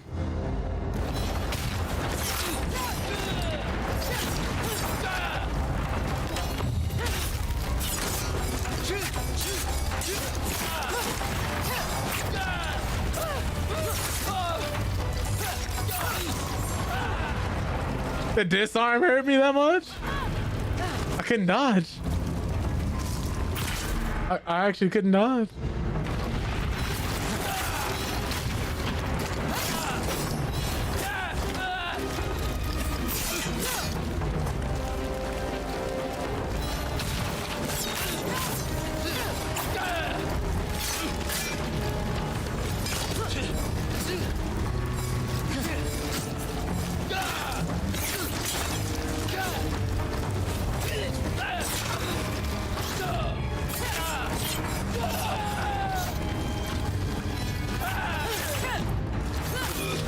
Everyone who gets close to you dies! That ain't any now! Just tell me where they are!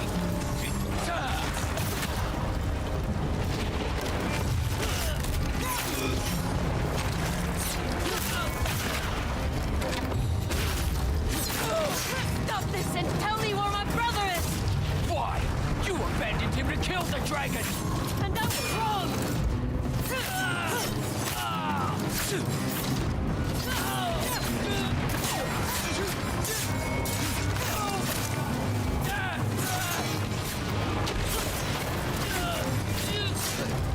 You really want to die today? Don't we both? What else is there? More than I knew.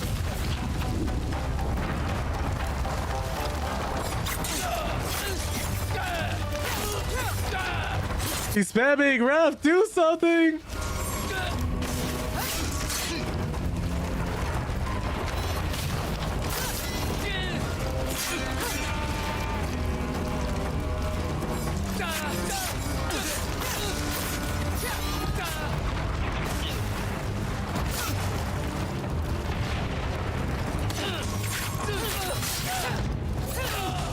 Okay.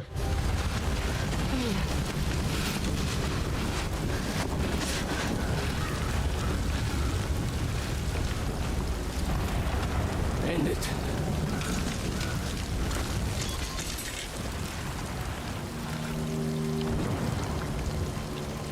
I'm all alone now.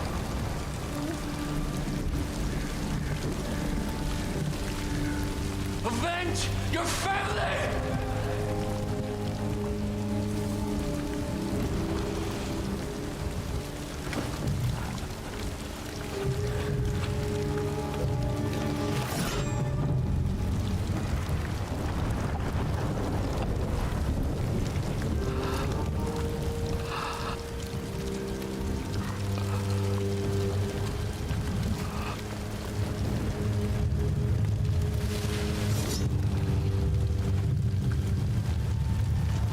I have a new family now.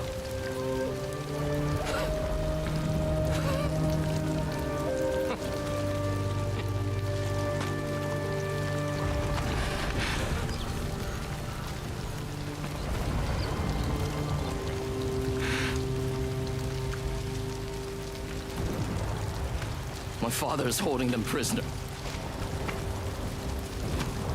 I'll take you to them. Meet me at the ferry crossing to the north.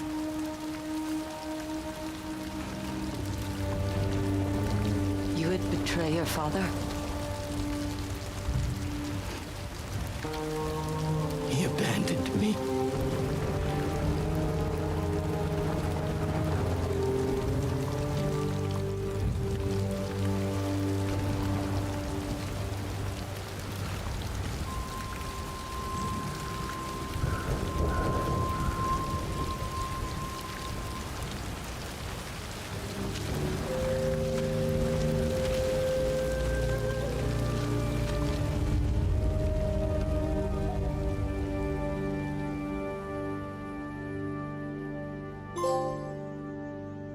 Nice. So now all that leaves is Saito.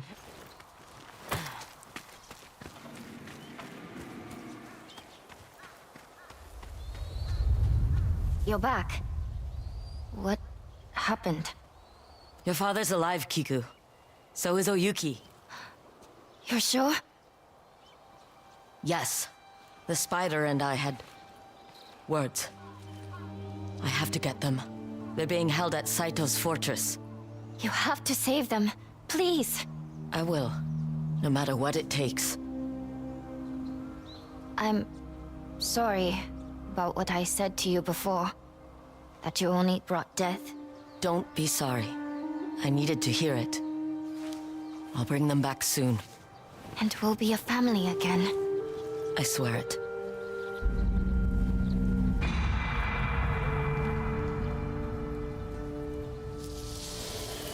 Nice. I'm happy to see that she didn't end up having to kill him or murder him.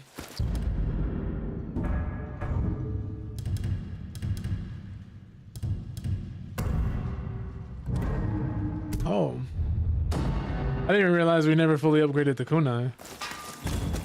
There's so much I haven't done. I think I've only done like 2 hot springs, so I'm looking My Jatsu? such little health possible. As little health as possible almost at this point. There.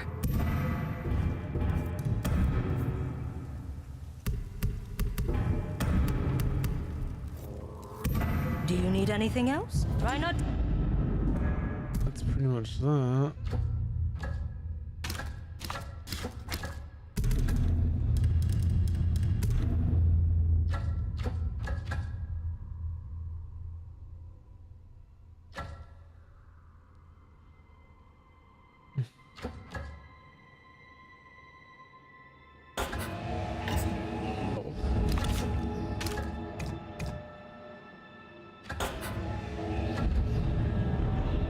Oh damn, we can't fast travel over there. We have to like, oh, we can. Are those candles? That's far enough. I didn't think you'd come. You never were one to honor your commitments. You're confusing me with someone else. How dare you? Damn it!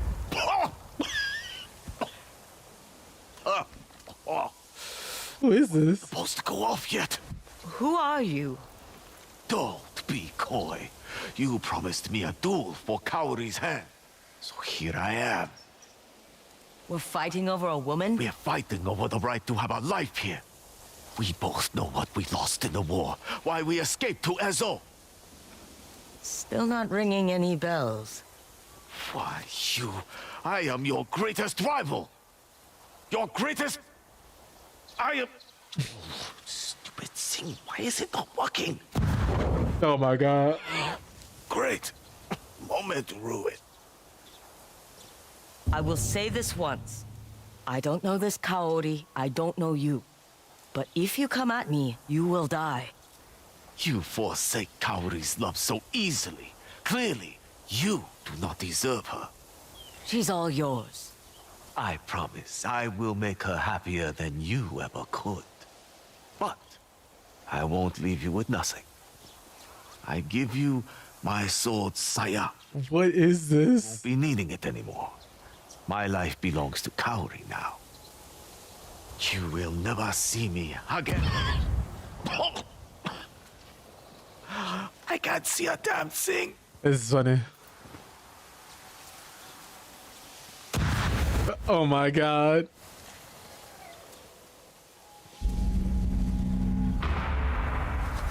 All right. Quest completed, I guess.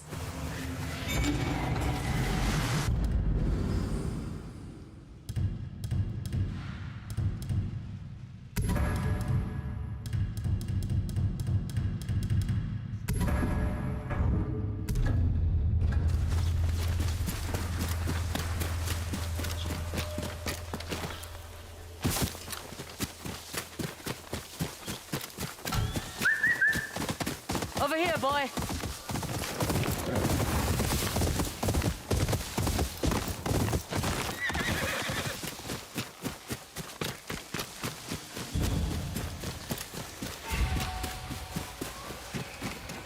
Hello, stranger. Do you need a ride? Some other time. I'll be here. I was gonna say that's not the spider. He's over there. Imagine he just sees him get on the boat with this man and leave. What's a monk doing here? I'm gonna wait. There's the spider. Hurry up! Before I change my mind. I half expected an ambush. With what men? I am alone. A ghost. The spider may be dead, but you have a chance to be something else. Get in the boat. I'll take you to your friends. About this fortress. I said I'd take you to your brother and the woman, but you won't get anything else out of me. Where will you go? Oh, back to the mainland. Find out who I am without my father. Or my brother. For 16 years, I dreamed of making you suffer. And now, I know what it's like to lose a brother. I hope you don't lose him twice. Does Saito know that you're gone? He will soon enough. My father's fortress is surrounded by mountains. You have a climb ahead of you.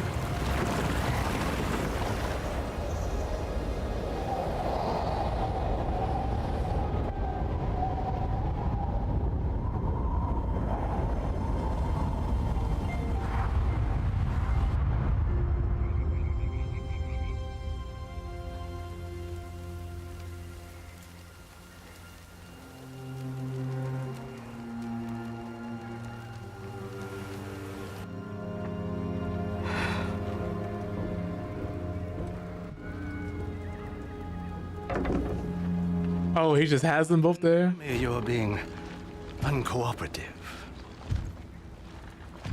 Where is she? Where is your sister? We will never tell you.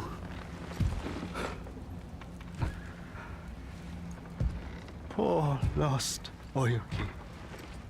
A fox is not a wolf.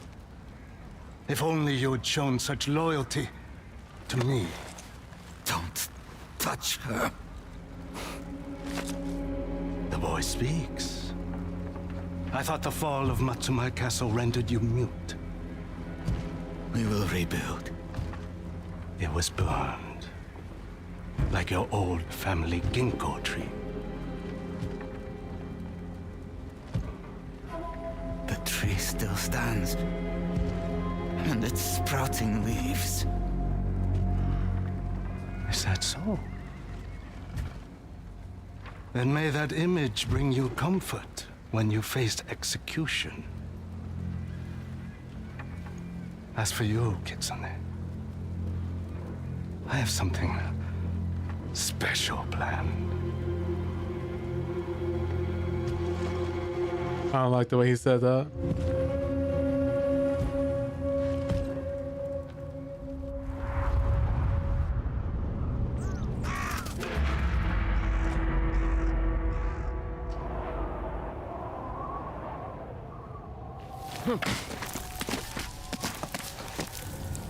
Almost there.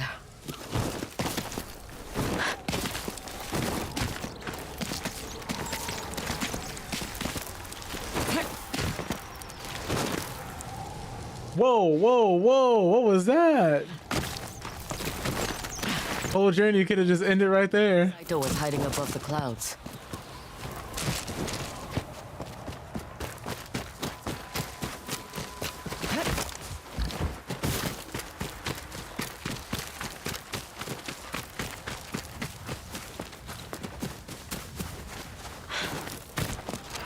Oh.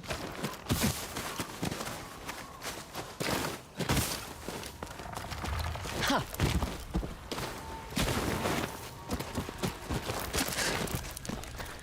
Need to know what I'm walking into. All right, what are we working with here? Don't see Jubei or Oyuki. They must be further in. Charcoal, saltpeter, sulfur. This isn't just a fortress. It's where Saito makes his gunpowder. I wonder if Saito... Doesn't matter. He's not why you're here. Should try to do this quietly.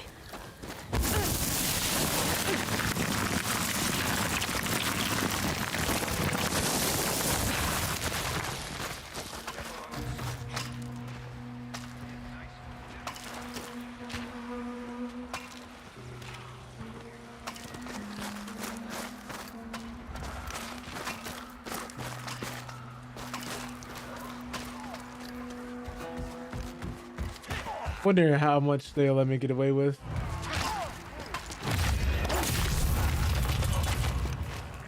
You think an unreal breathes fire?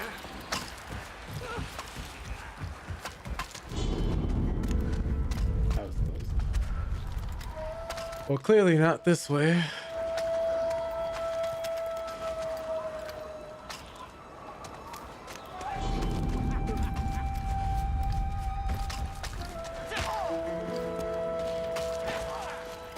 Clearly not that way. I guess we gotta go all the way around, yeah. I was trying to see if I could just cut through the middle, but of course it's not gonna be that easy.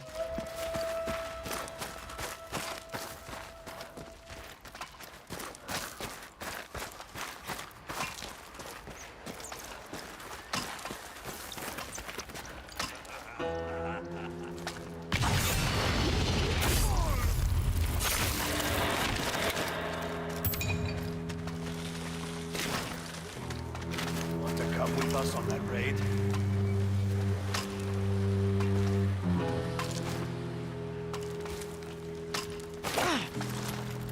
Better take a look. Wasn't there another empty bottle over here? I didn't even see them. Fine with it. Oh, you know what? I could have thrown that and then assassinated him.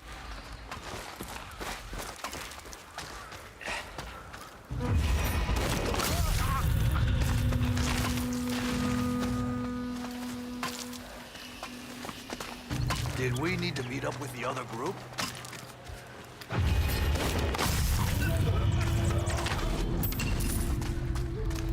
How did this happen? I hope someone else finds his spirit. Haven't slept much since I heard about that Onyo. We're just gonna act like they don't see us.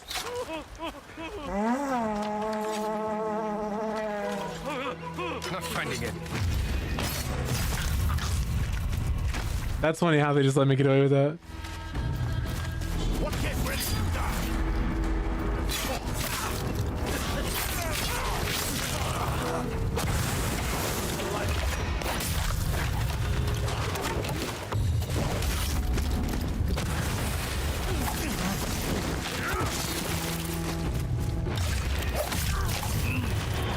Do it again.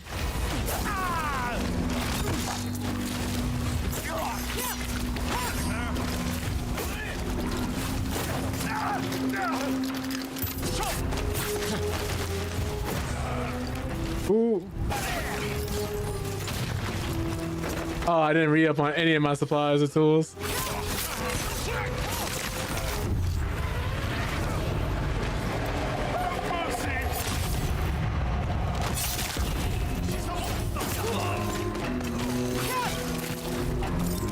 Hard to believe.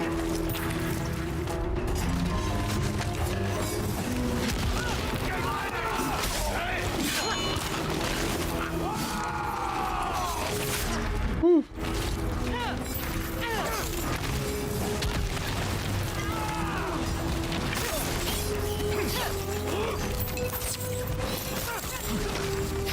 Whoa! Why did he launch so far? That was really as sloppily as it could have gone, but... Oh, they sent us all the way to the back?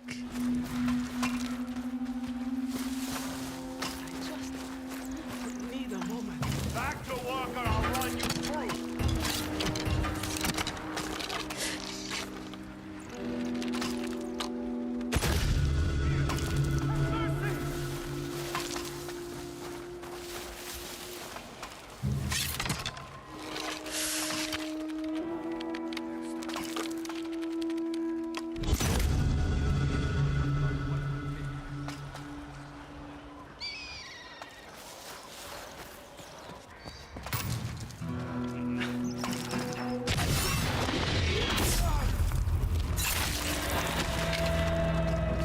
Okay, so let's use all our tools then that we do have.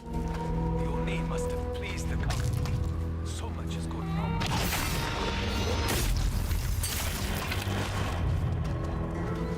This happened. Who's that? I will make you flee.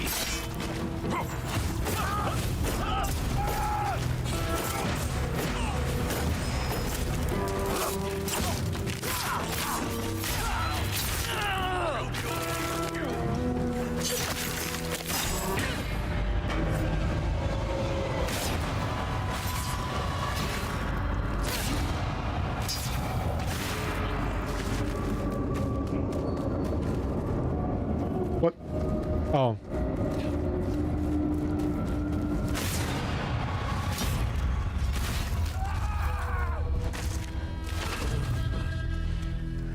Nice.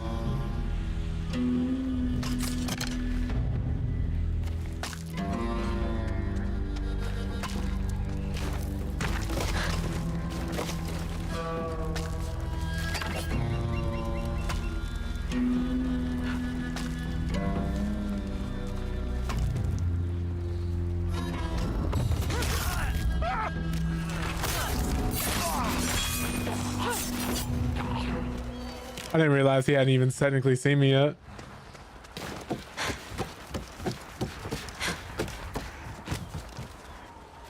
Okay.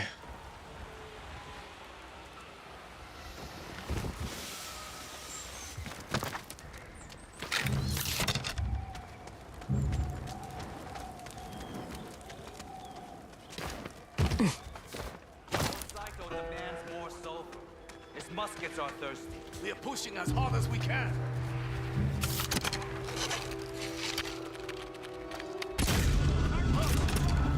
There you are. Oh, whoops. Oh, everybody else is still over there too? Crazy. Oh no.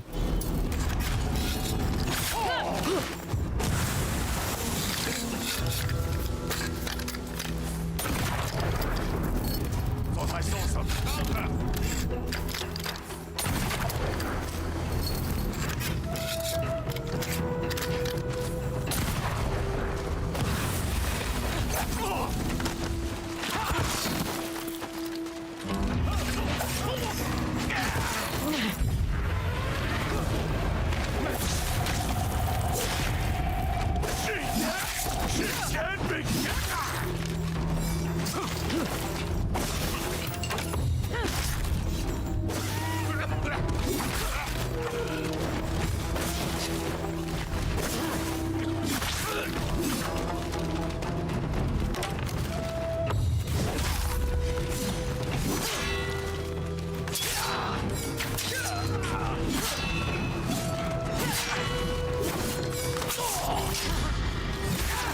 He really tried it. Oh my goodness. Did I focus?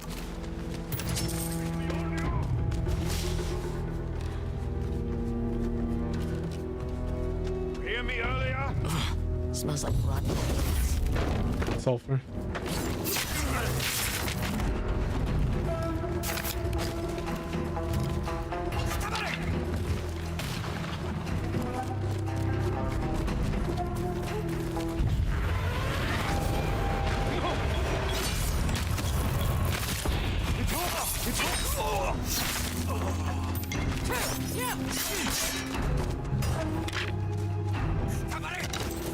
Here I come!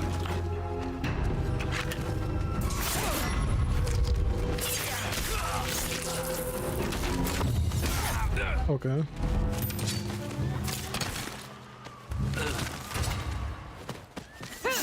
Oh, he's dead. Okay, is there anything else I can pick up before we go?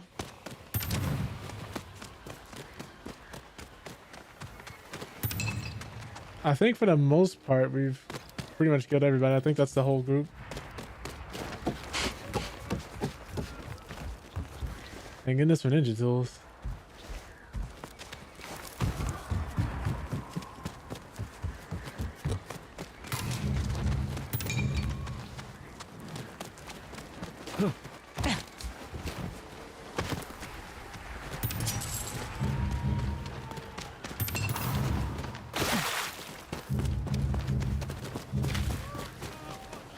Alright, well, I think that's as much as they're gonna give us.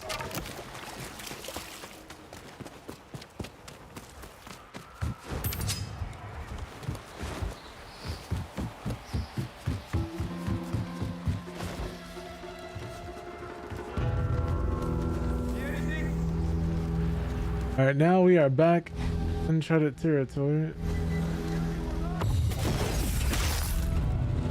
That's gotta suck.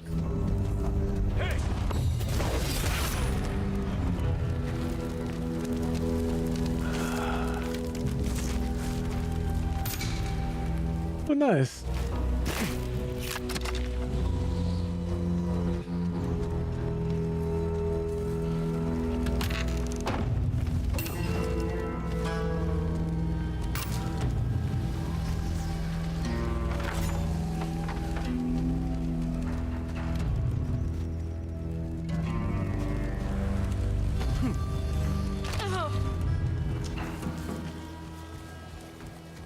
Okay, there's nobody else over here. I'll go around. This side might be less defended.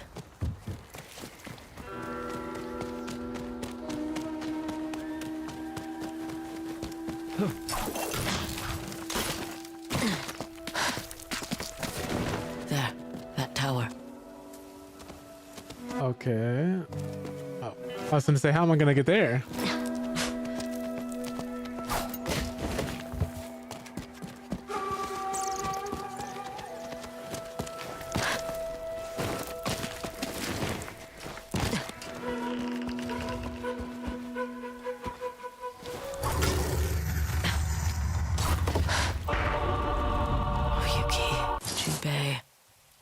You. They know their way to the inn?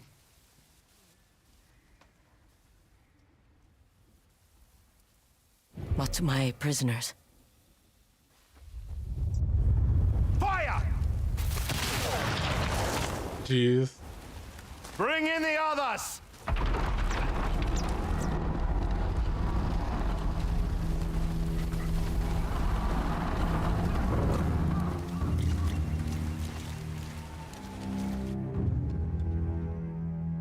Jubei. Definitely him. They've been beating that man.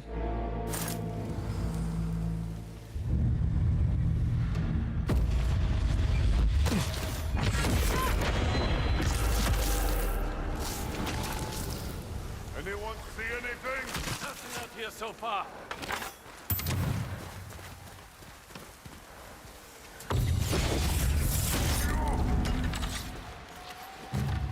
You tank that?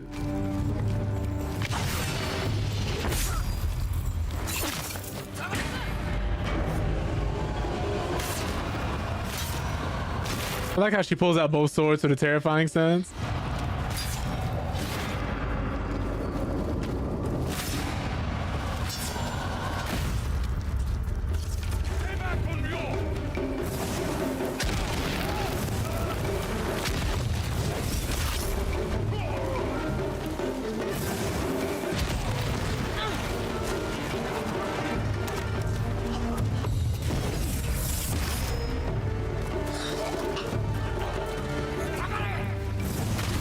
Ah, ruined my streak. I didn't realize until it was too late. Who shot me? I got something for you.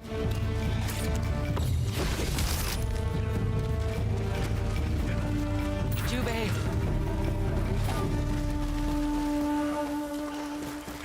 Somebody's still dying.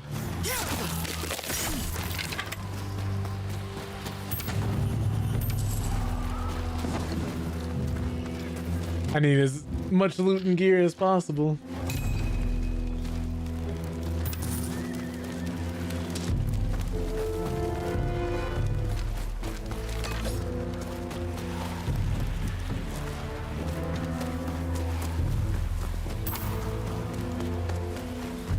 Oh, there are barrels and stuff in here too? I could have played that better.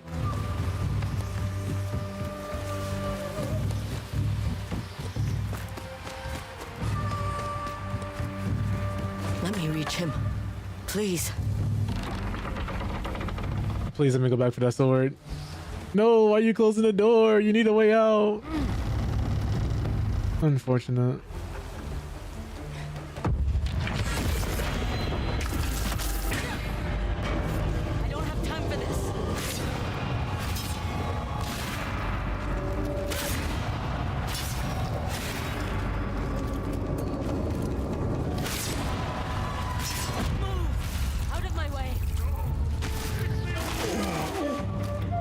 She just cut off both his arms, I think.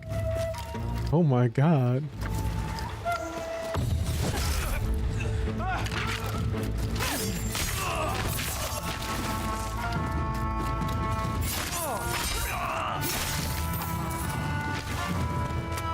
No, I can see it on the other side.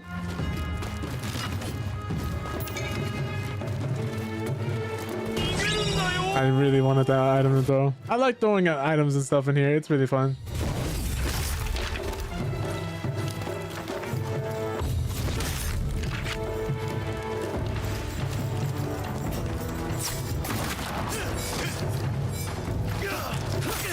Coming, Yotei. Don't run.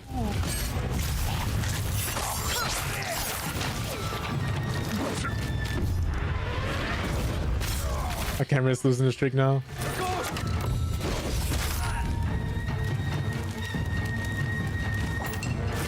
And I was not gonna switch to Odachi fast enough.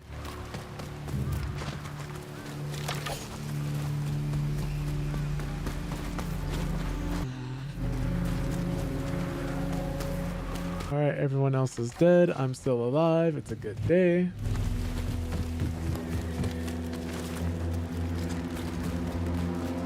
Still feels a little too easy, I think. Please don't close the door behind you. Oh! Get away from my brother! He's getting out of the jam.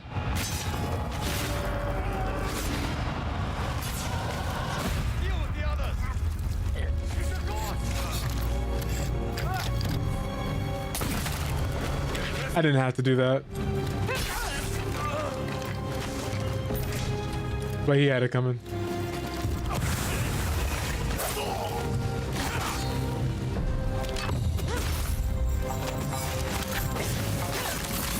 He ate that too?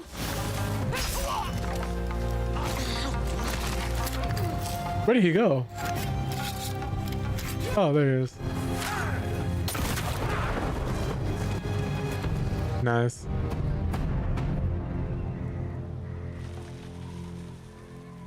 I'm sorry. I should have come with you instead of fighting the dragon. Saito is here. The Onryo will have her revenge. I don't care about that. About him. I wish that were true. It is. Jubei, I came here for you and Oyuki. Kiku is waiting at home. I promised I would save you both.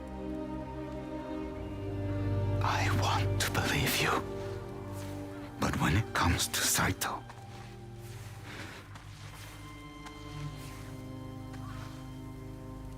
you can't escape that night.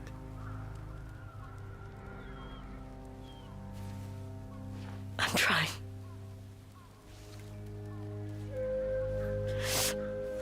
But I can't do it without you.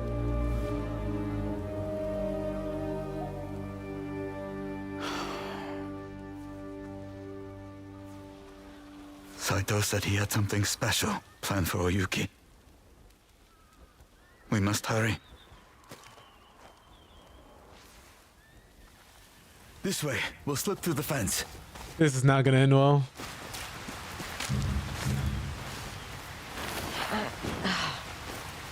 See that building on the ridge? That's why Saito's holding Oyuki? I saw them take her away. It's far. How to get across? There's a path along the waterfall. Is that our only option? The main gate. But they'll see us coming. We'll take the other path. How did you know we were here? The spider. Another name crossed off your sash. I let him go. Mercy for the spider. By killing the Yotei 6, I was bringing our family peace. But I only brought death. I never thought I'd hear you say that. Kiku said it first. She's like you when she's angry. Her words cut deep and true. Is she... all right? Talk no jutsu there. Once she sees you.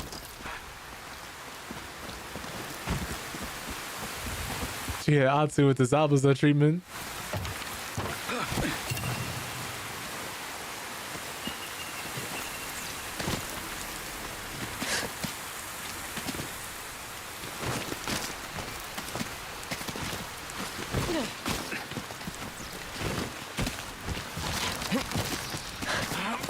I'm thinking like one of these around these corners we're gonna see Saito. There are men on the other side. We'll have to fight. Let's get this over with. Unryo! Unreal! They're coming for the prisoner! Kill them quick. We need to reach Oyuki.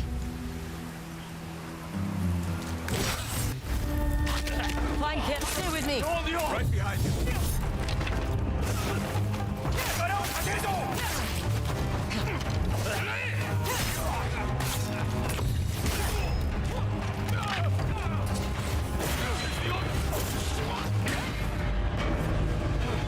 Nice.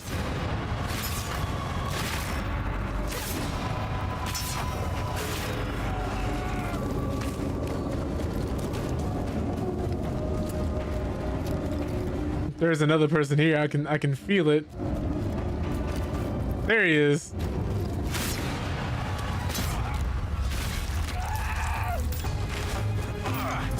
Are you all right? Saito's men aren't as gentle as the Onis. Jubei! I'm fine. Focus on Oyuki.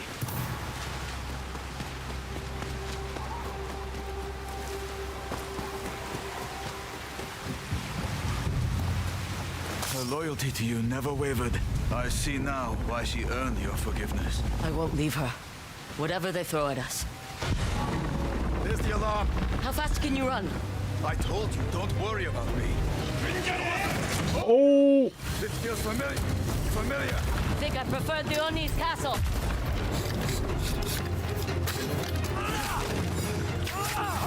Oh my god, please. I have to reload again?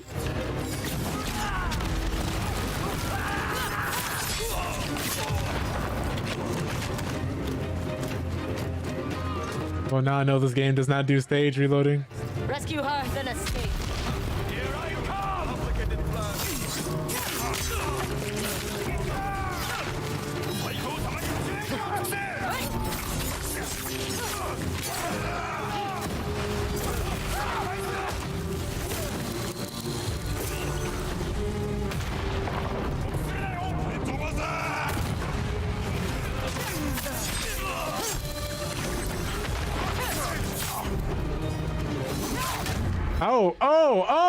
What? He just didn't care that I threw a whole giant sword through his body. Oh, here! This feels familiar. I think I preferred the Oni's castle.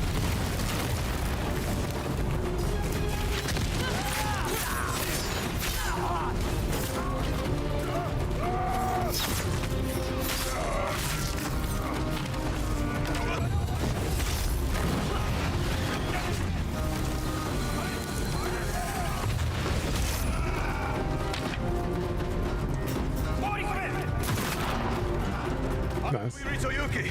What next? Rescue her, then escape. You will not be ready for this!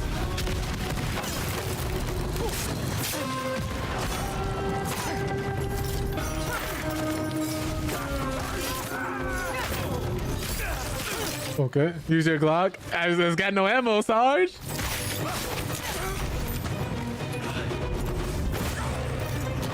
I already shot somebody too. Literally a second too late. Cause like less than 30 seconds ago I shot somebody. Definitely using everything at my disposal though. Where is he? There he is. You see the way he just ate that? Cross the bridge. Then everybody can handle the two-piece combo. Don't do that. Don't run either.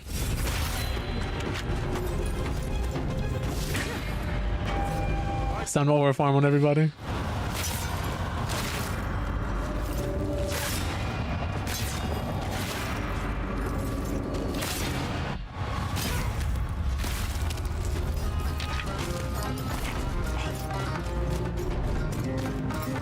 Let me not go this way. I keep trying to loot. We're literally about to fight the final boss in this encounter.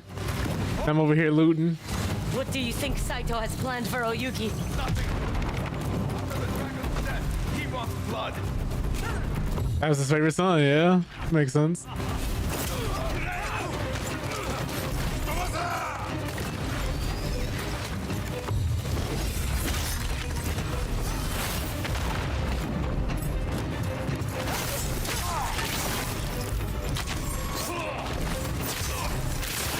With punish. Whoa! You know what?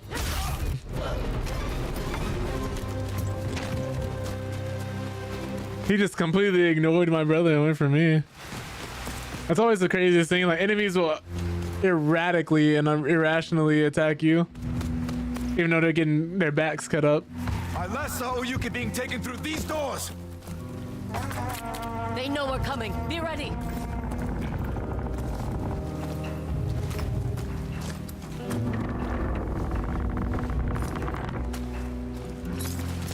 Gunners! I see them. Oh my god. They turned me into 50 Cent.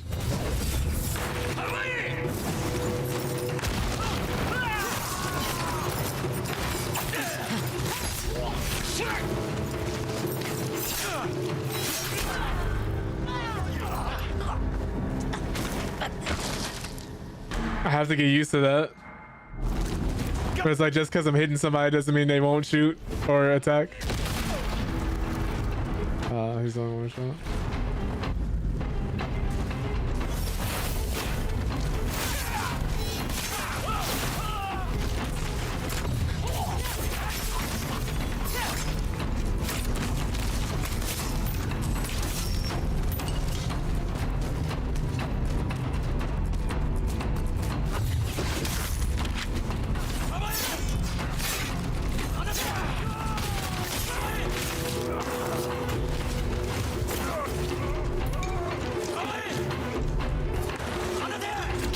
Oh my god.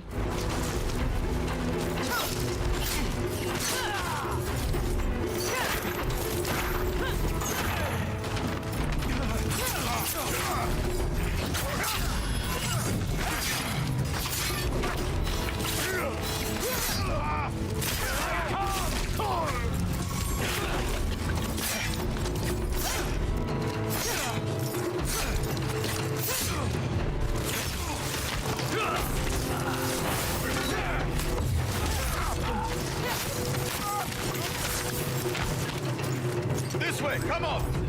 I was gonna say, what happened to the last dude? Here he is. Anything else we can get? The whip No. would be preferable to the sound of your voice. How far Grand Saito has fallen if you're the best they have to offer. I think she'll be fine.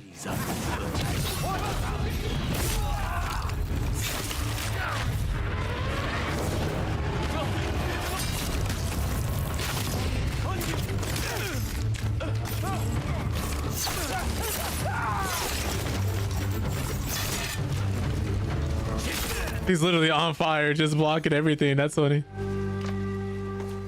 Are you hurt? No. I had to go with the fuse route. You. Trying to save hostages. You're only here because of me. Oh, Yuki. Don't. You never have to apologize to me. Let's go home. I overheard Saito talking with the guards. He's waiting for you to avenge his sons. Where it all began. Saito's going to our home. Kiku. We have to go. Now. The entire fortress is on alert. We can't fight them all. Oh, definitely not.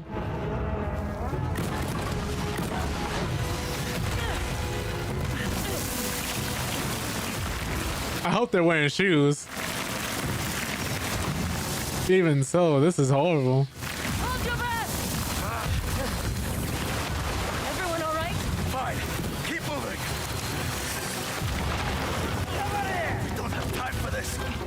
anything happens to Kiko, We will return. I was mid dodge, that's why I got hit.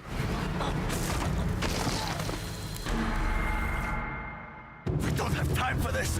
If anything happens to Kiko, We will return.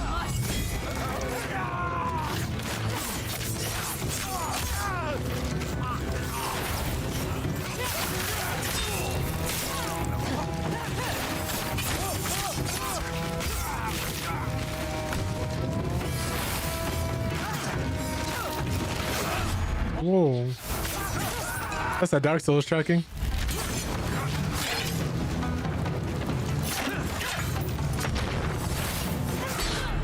He just poked me in the skull.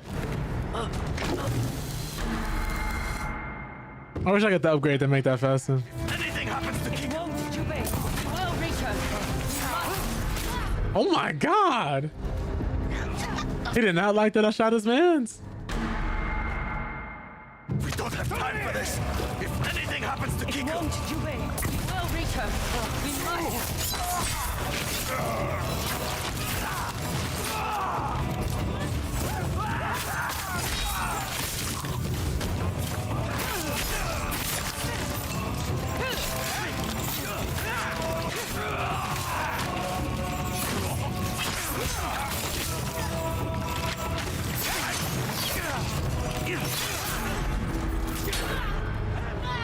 What was that? There's like no glowing light or anything. we don't have time for this. If anything happens, Oh no, I missed. We will return. We must.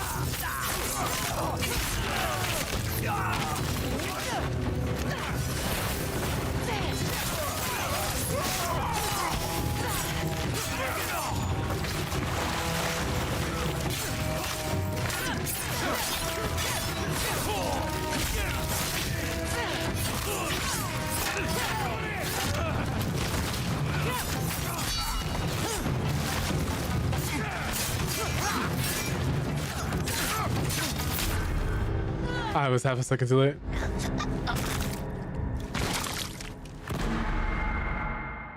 we don't have time for this. If anything happens to Kiko, We will return. We must.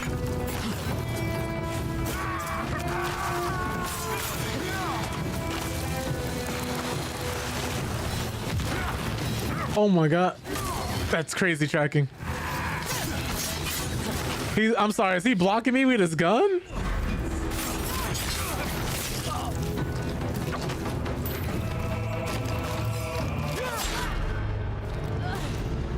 Okay. It's so weird. we don't have time for this. If anything happens to Kiko, We will return. We must.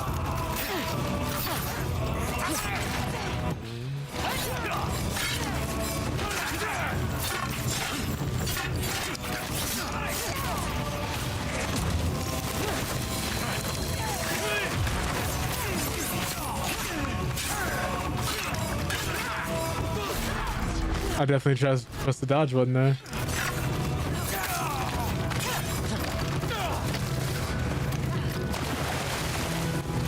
Ooh.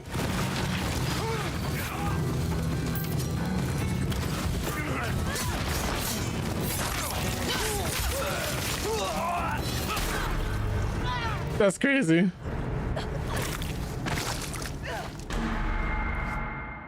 we don't have time for this. If anything happens to Kiko, We will return. We must.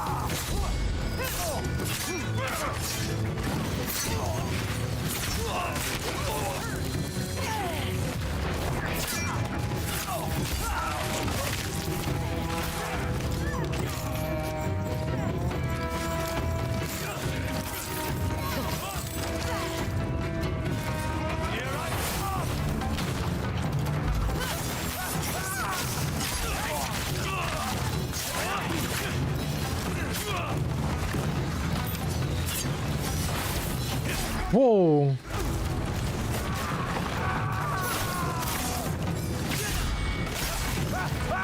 It's like after a while they just stop caring about what they're getting hit by. That's so weird.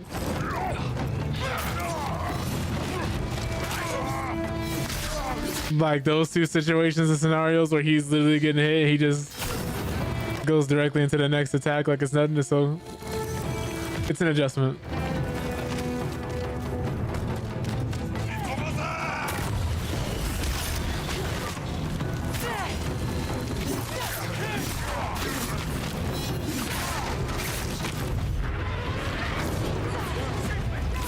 What? What?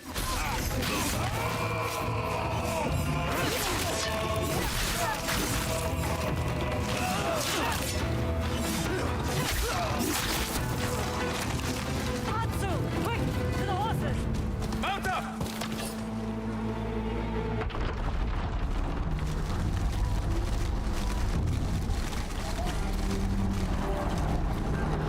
Shit.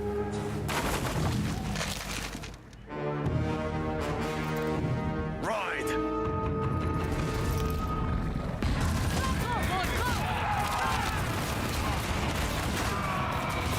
Don't stop!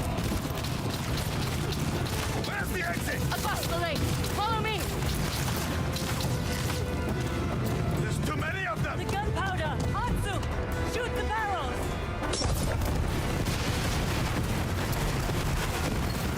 Oh my god. We're almost through! Keep going!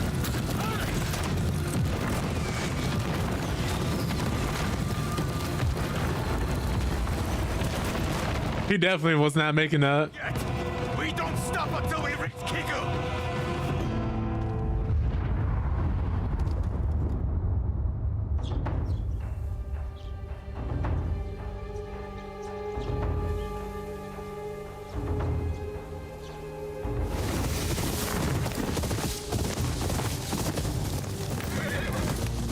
I never should have left Kiku alone.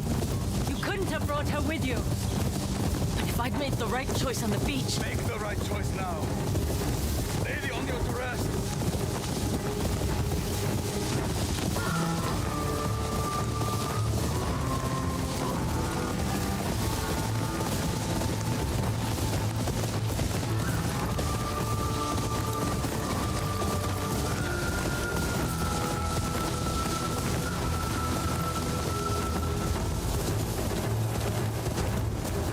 Torches! Saito is there!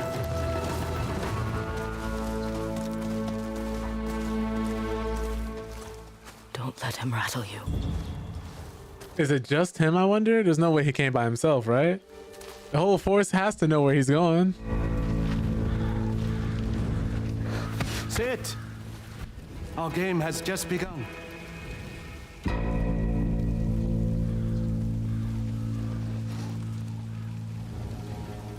I used to play something similar with my children when they were young, and I thought they would outlive me. All my children are gone now. Saito, please. Please. My fight is with the ghost.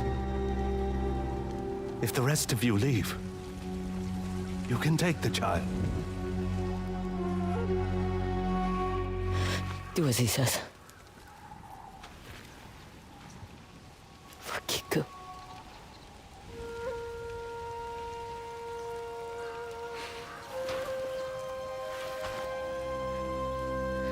Come on.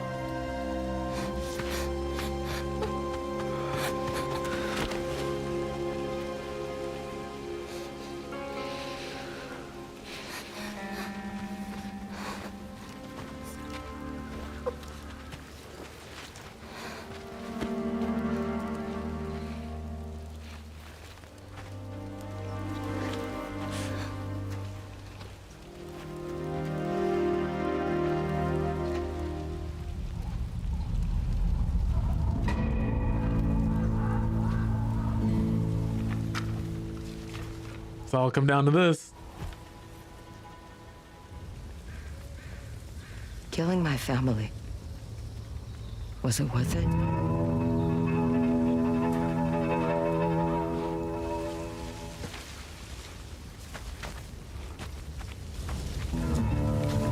Your father betrayed me. Creatures such as you and I cannot resist the call of revenge.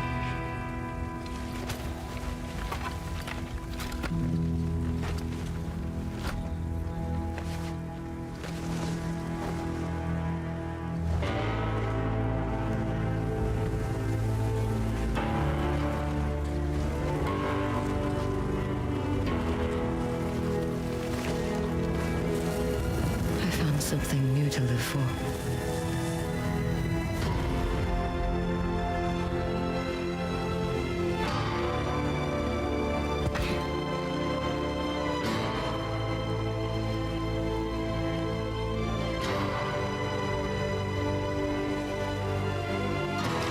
What's up, Nia?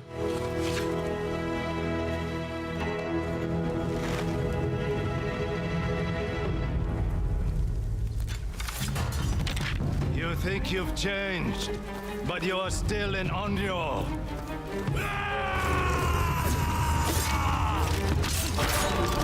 Okay.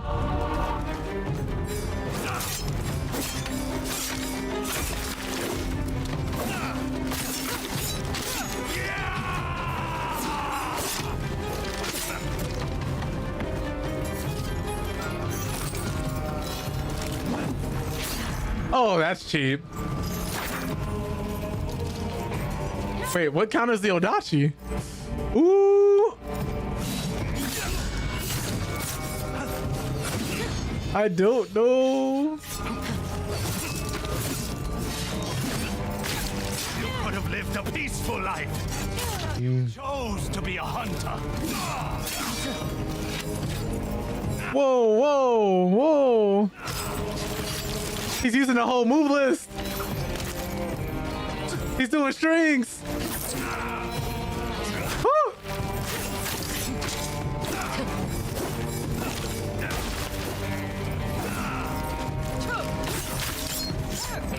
When is it my turn? How many plus frames you got?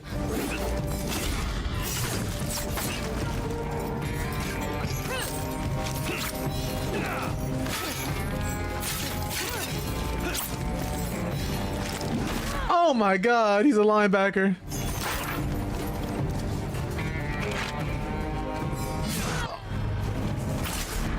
When's it gonna be my turn? I swear, I swear. We're playing season 2 Tekken right now. We're not playing Ghost of Yotei anymore. Woo! No! He didn't like that. He didn't like being compared to that.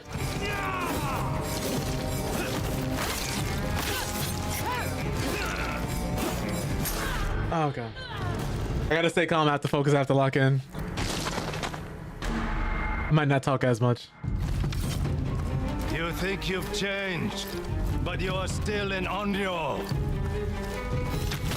I'm sorry?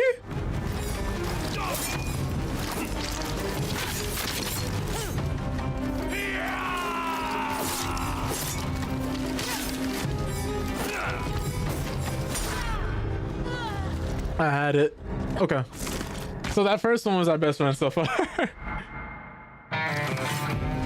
You think you've changed, but you are still an Onryo. Why all of a sudden can I not block that now? It's... I have to get used to the time again. Okay. You think you've changed, but you are still an Onryo. Okay.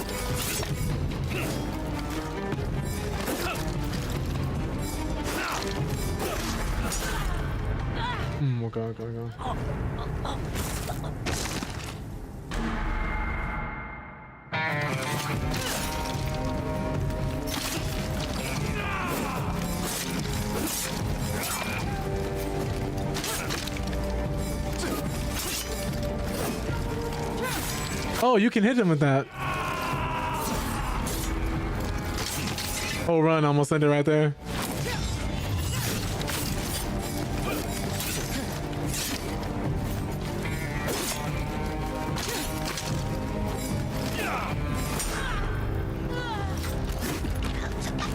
That's that tracking.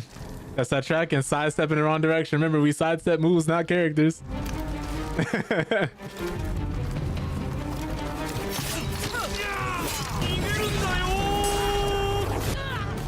I have to learn like all the actual patterns. So this is a test of your knowledge and skills you require throughout the game. He's throwing every mechanic at you at once. Ow.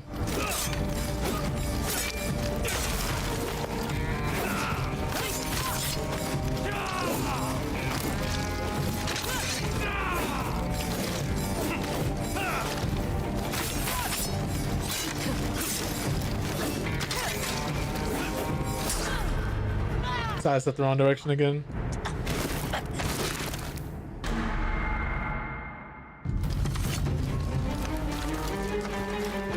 The only thing I don't like about this fight is that I have to wait for him to attack with his opening strike.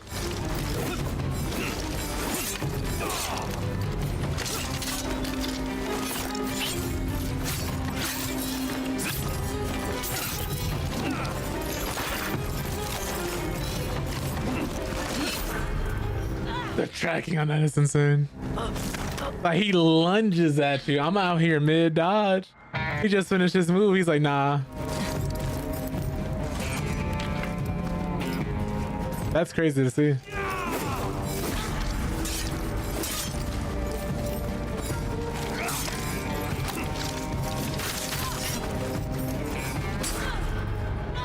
I'm gonna attempt to parry these.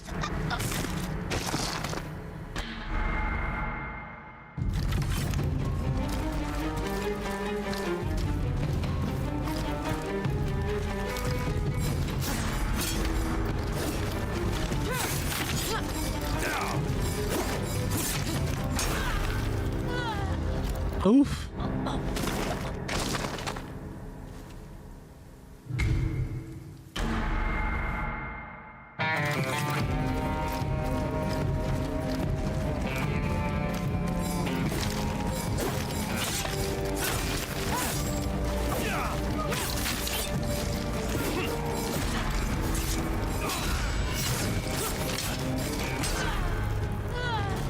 That split second I didn't press in time.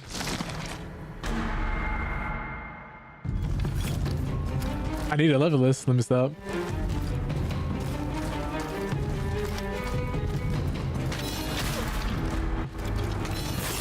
He's about to go for the double dip. Crazy.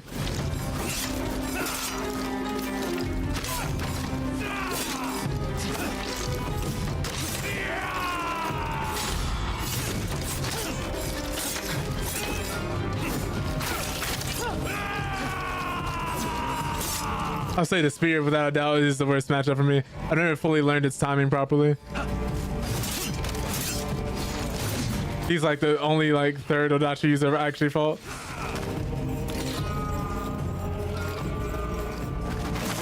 Woo! You could have lived a peaceful life. You chose to be a hunter.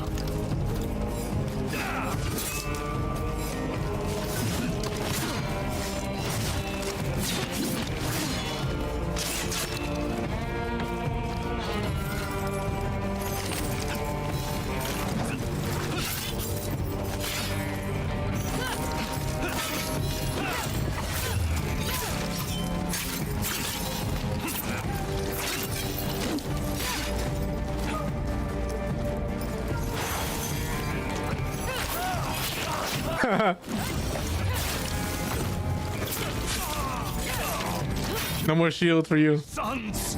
The spider led me to your fortress.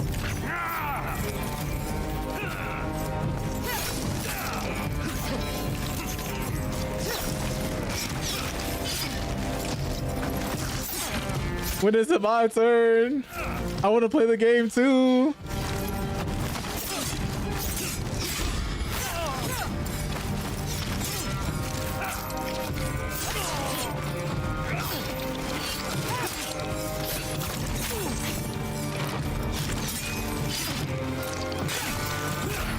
Whoa! He switched to the spear just randomly like that?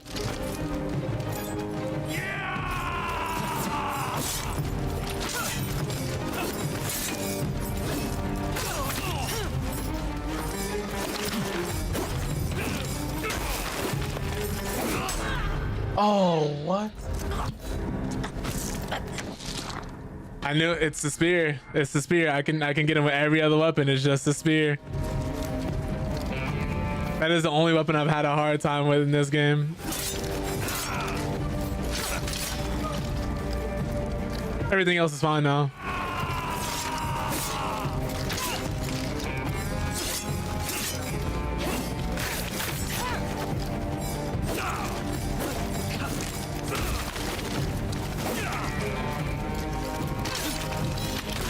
Oh my god. He just got tired of me, I see. He said, you know what? Just shot me.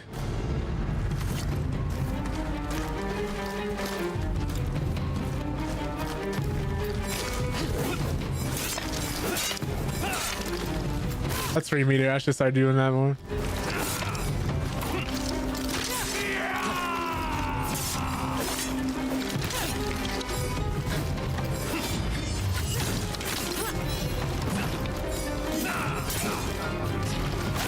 It really is just a spear.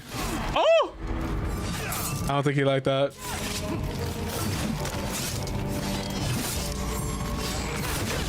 He's using the Oni's moveset. What? What a thief.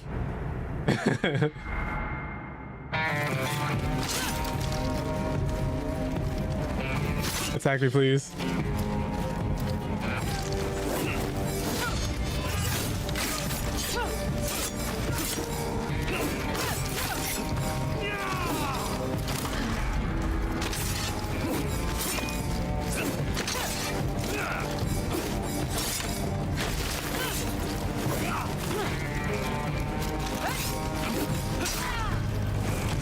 Yeesh.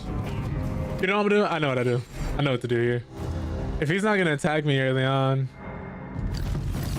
might as well do one of these. Yeah, he tried to pull out his gun immediately.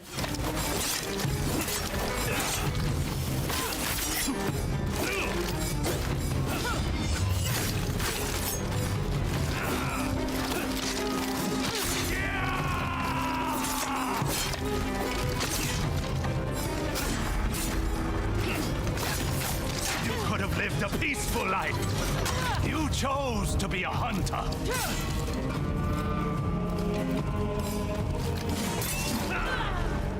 What? He didn't even finish the animation. He didn't even finish the animation.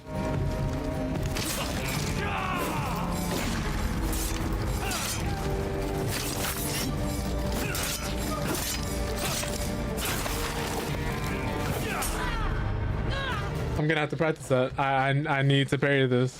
I have to parry this.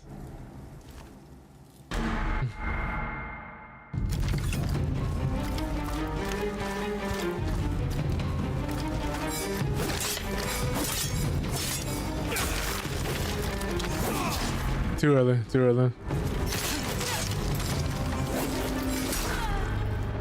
We're getting too early. Okay. Let me not look at the light so much as I need to look at the weapon.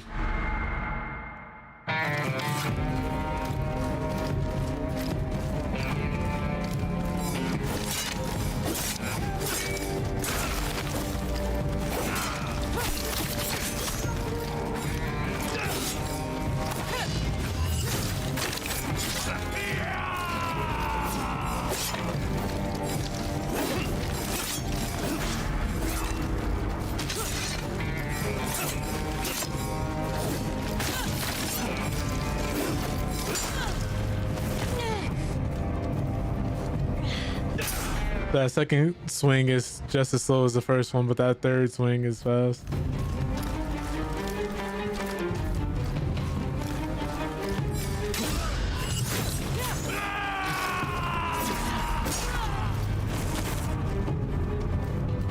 Timing is something I have to get used to.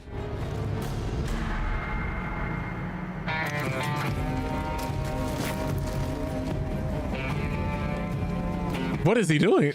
Hey, yo.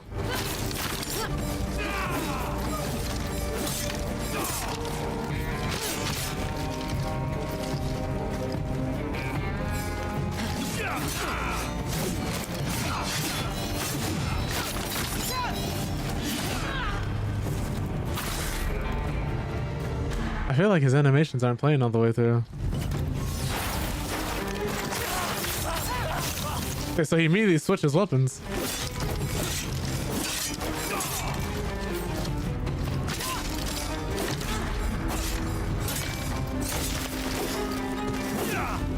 I wasn't gonna get that one.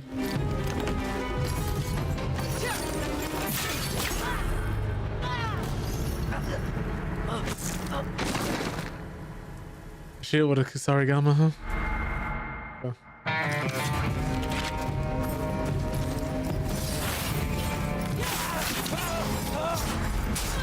Oh my god. It's like they go into certain animations to stop you from cheesing, which is understandable.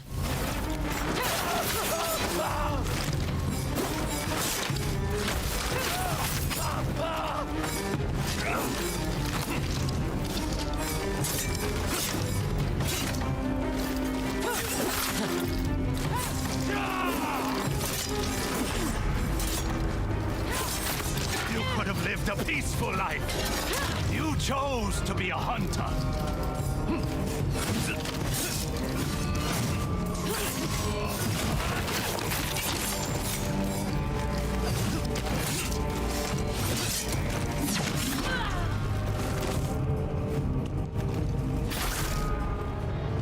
So it's just a test to see if you remember everybody's moves at this point.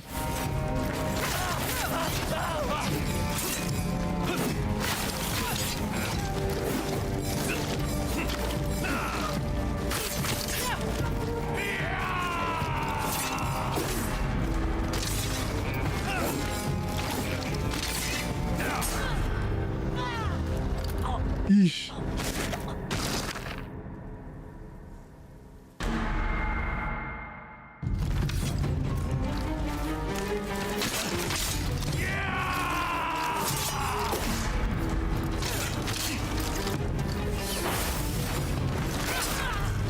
He backstepped, so I didn't lunge into him.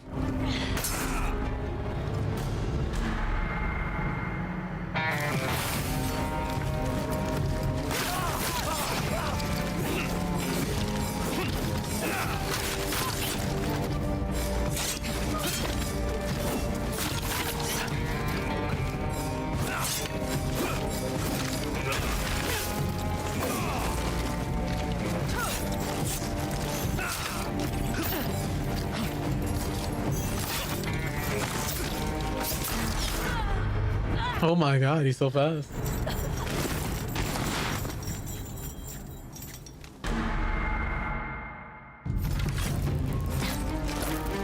I'm holding R2 and my menu's not popping up. There it is.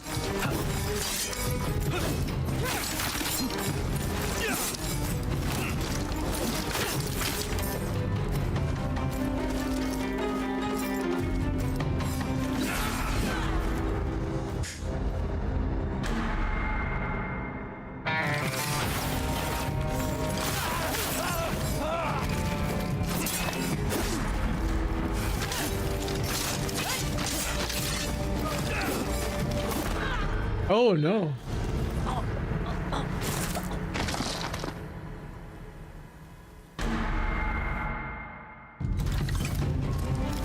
Feels like these attempts are getting worse.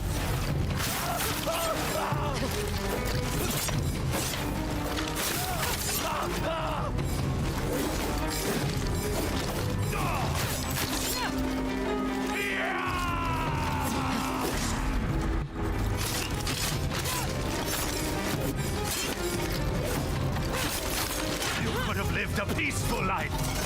You chose to be a hunter.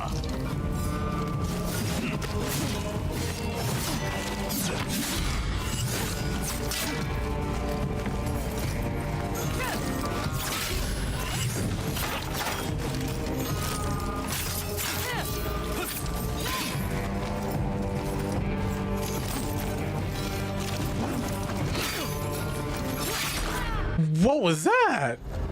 Just an instant hit? That's kind of crazy.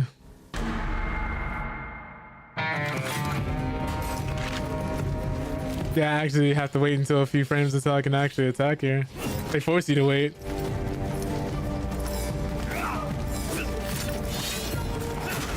He didn't do that before. Oh no. He's showing me hidden tech. He's showing me stuff that ain't on the move list.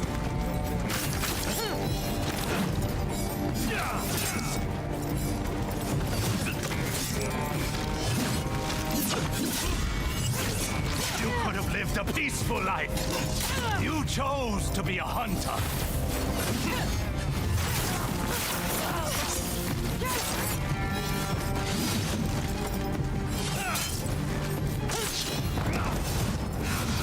That's crazy. Whoa.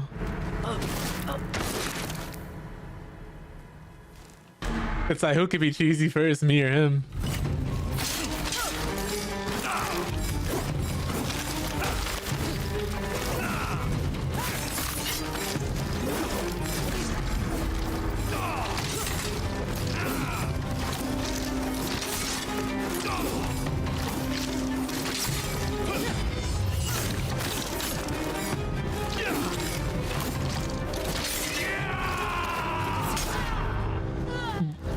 It's just the jankiness of the soul that's a little concerning. Because I'm moving left to right, and then I'll go for certain parries, and then certain moves won't come out at certain times. And then the camera acts all wonky.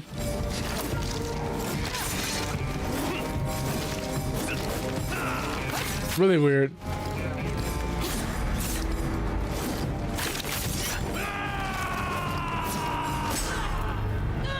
That one's on me.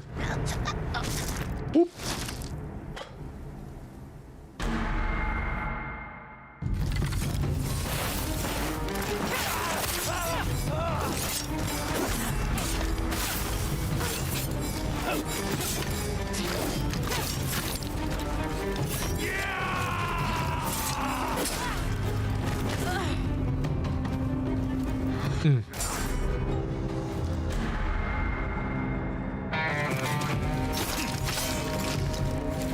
But that's free stagger, I guess.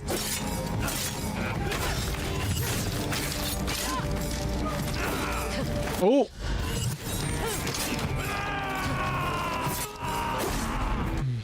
That time it always throws me off just a little bit.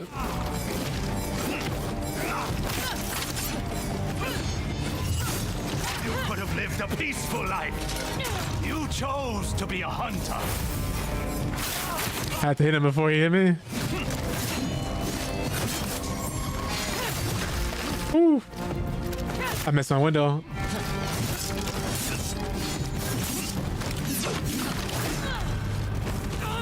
Whoa. I blocked like 3 strikes and then he hit me somehow.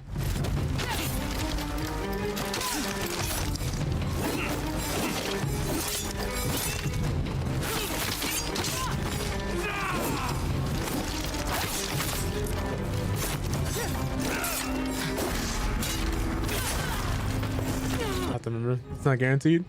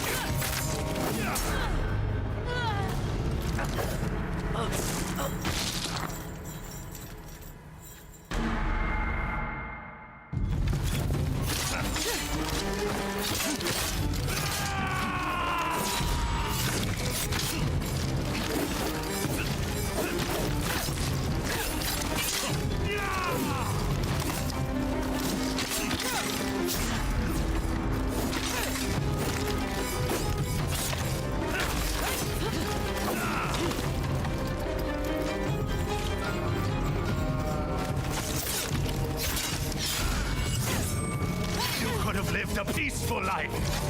You chose to be a hunter. He just immediately went into it. Okay.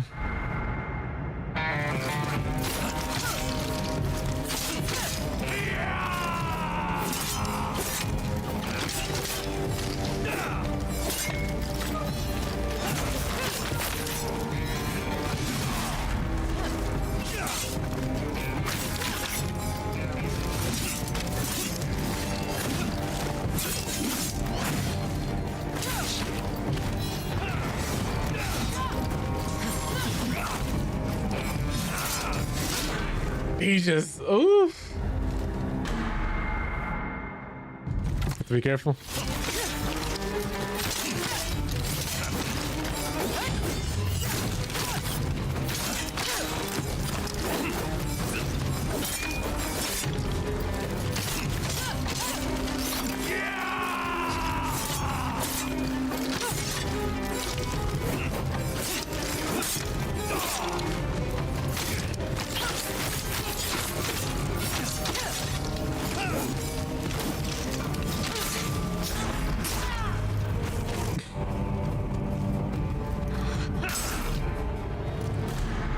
There is little to no room for error.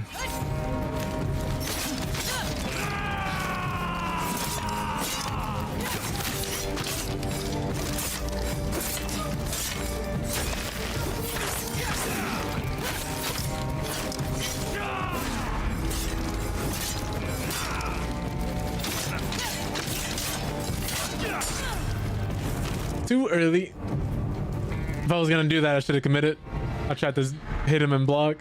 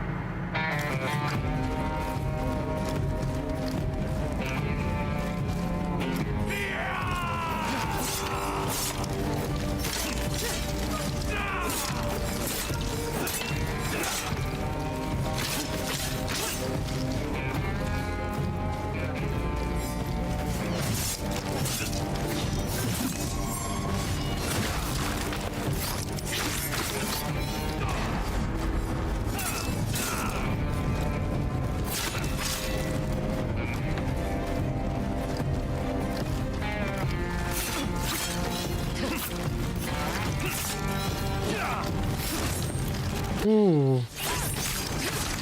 Only reason I got that is because it broke his stamina.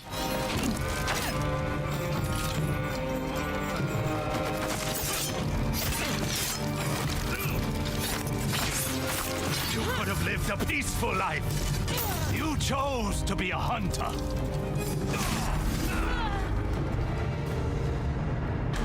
Jesus. The reach is what got me.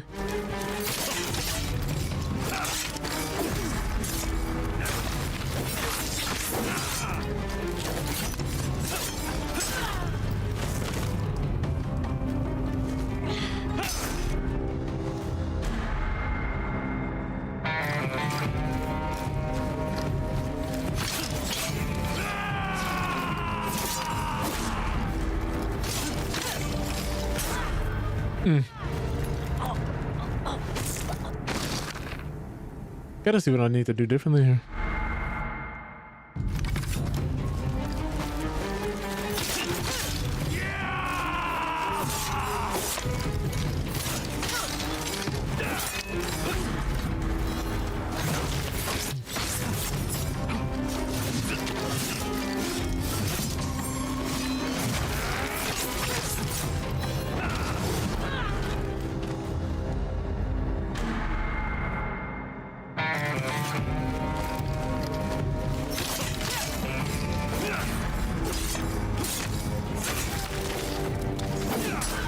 Too early.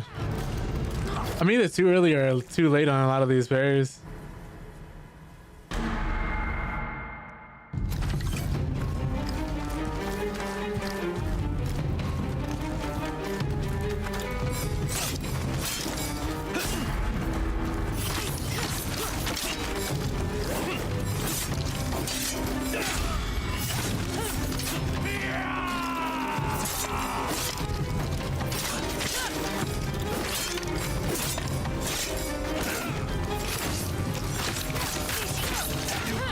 A peaceful life.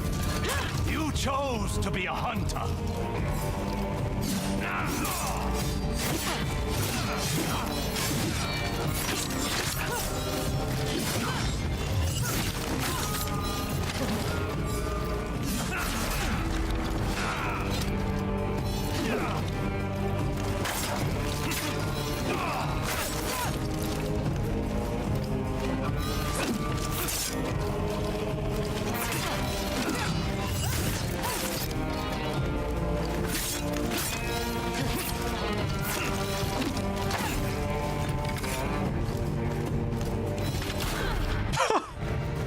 she's like, you know what?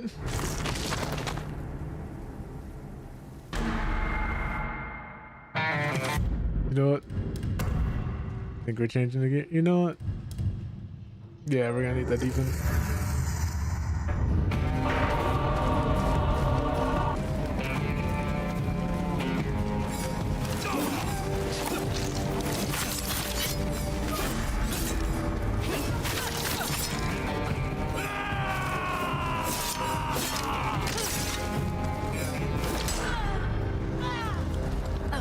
Okay.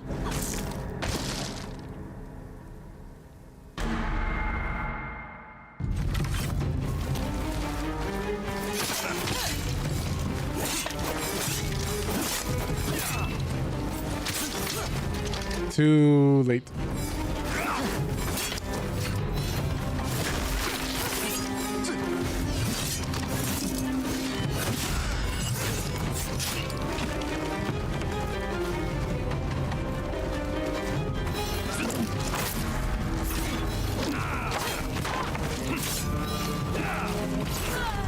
Did I not block that?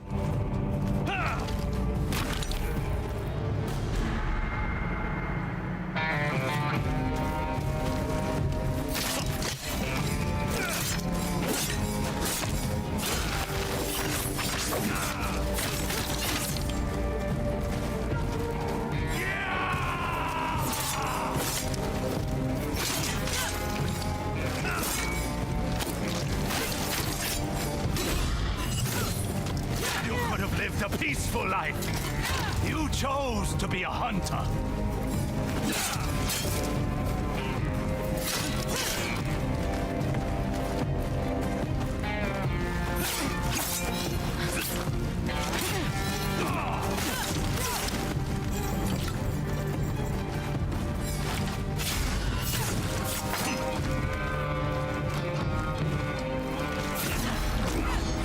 Oh my god.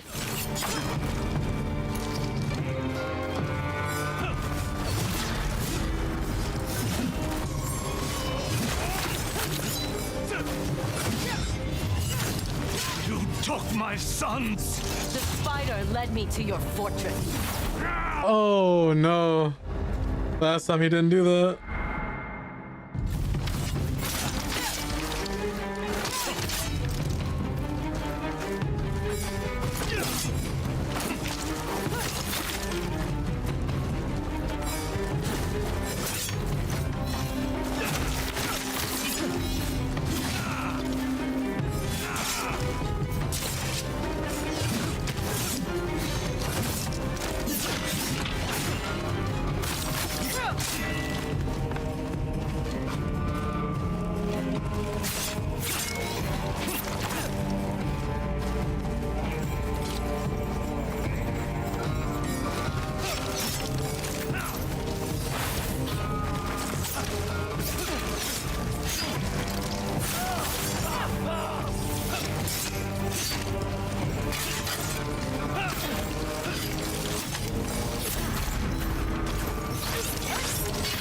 Lived a peaceful life.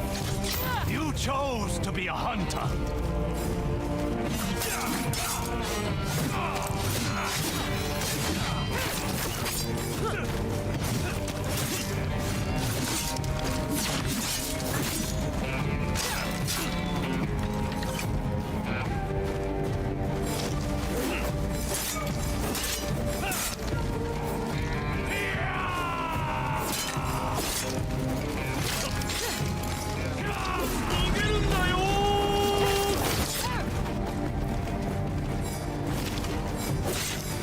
Might have all times my eyelash have to pick to get in my eyes.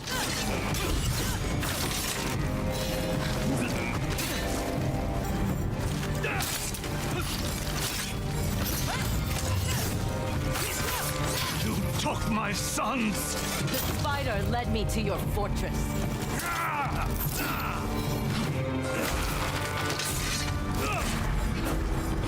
Oh my goodness, I can't see.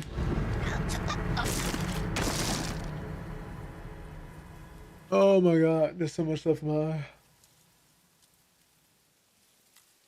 We definitely got him now, though. We got him now. I just need the stuff to stay out of my eyes.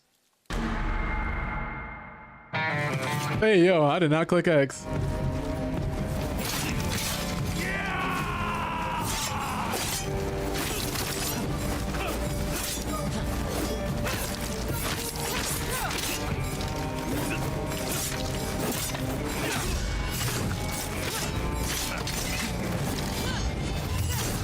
You could have lived a peaceful life.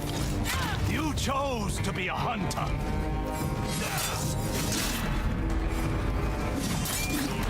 See, like, oh man. The random change-ups are killing me.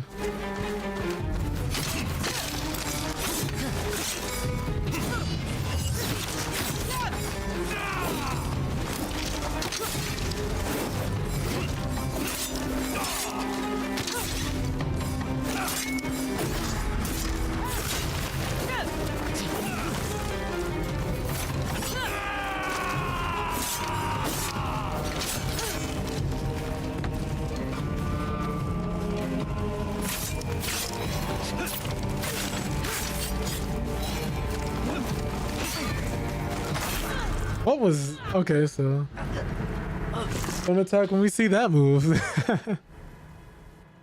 Oh Lord.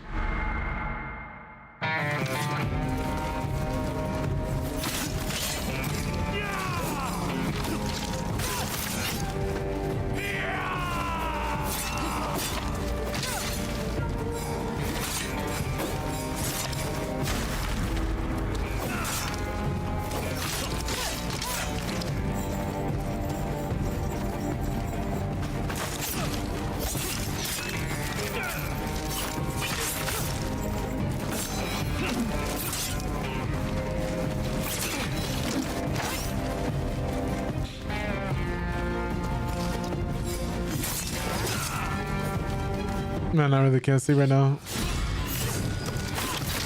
You could have lived a peaceful life. I'm like trying to constantly wipe my eyes.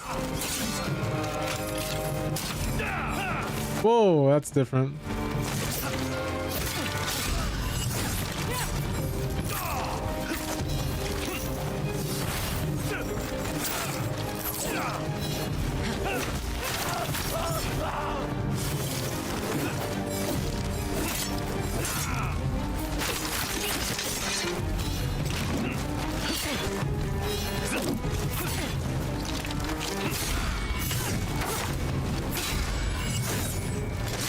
Took my sons. Oh yeah.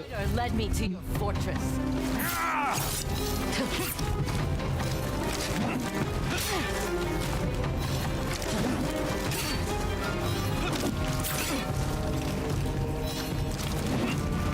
He's really trying to beat me with the shield.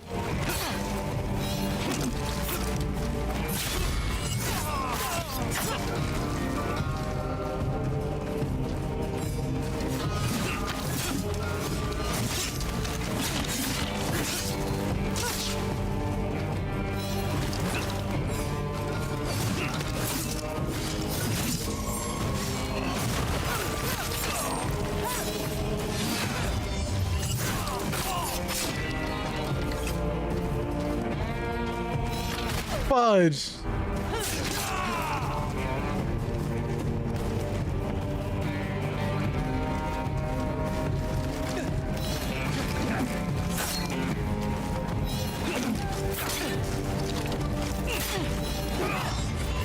He really wants to bash my face in. Draw your katana.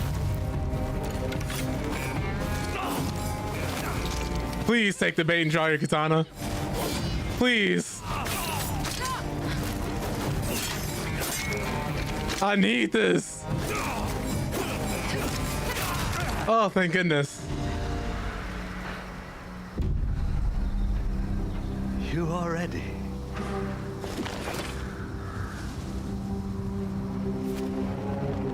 Oh.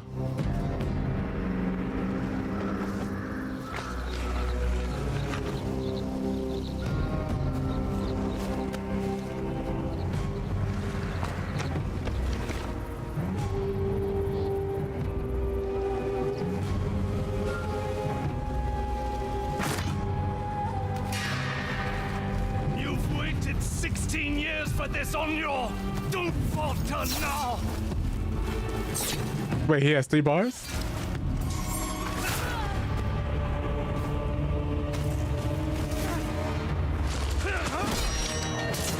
Oh, is that supposed to happen? Juve. Oyuki is with Kiko. I will hold him off. We will protect this family. So, the boy has become a man. I am a samurai, a brother, and a father. Juve! I'm with you! No, I wanted to do the one-on-ones because this low-key means man Jube is gonna die.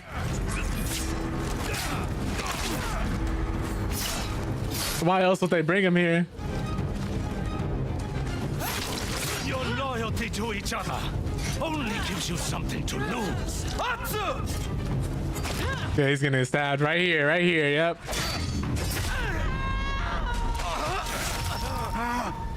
Why did you come back? Juve. For the living.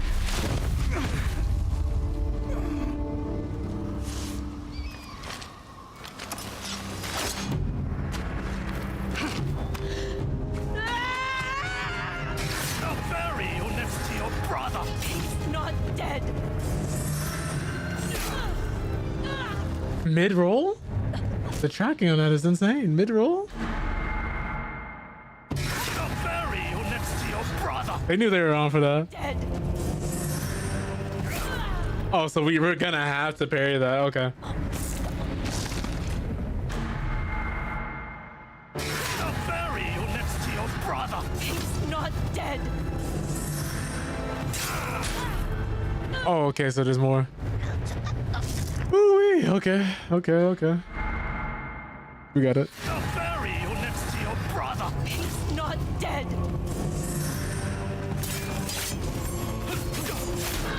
Oh, he's still swinging. Okay.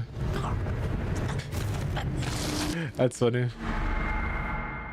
I'll bury you next to your brother. He's not dead.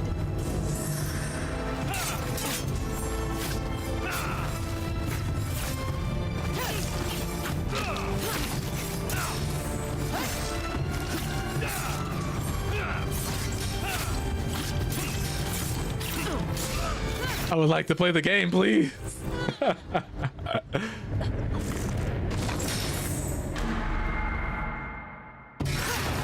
Oh, and they're sending us back here. Okay. We have to play this ultra safe then.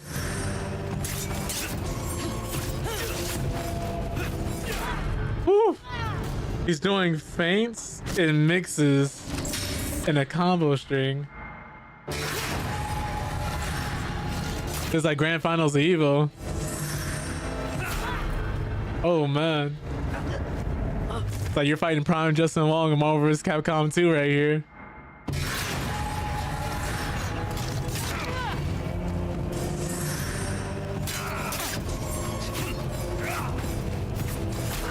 Oh my god. The thing I'm wondering about is I want to attempt to interrupt them, but I don't think with the pattern how everything else has been going that I can.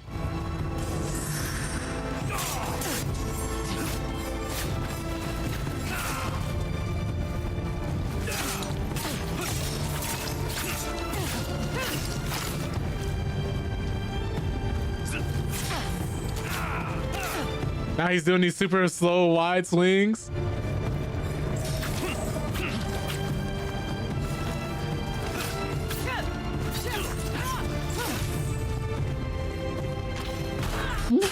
Wow! I keep forgetting he has a gun. I don't think we're gonna end up beating him today. Just because I think I'm running very short on time, so. Oof. About to come back for this. I'm gonna give it one more attempt.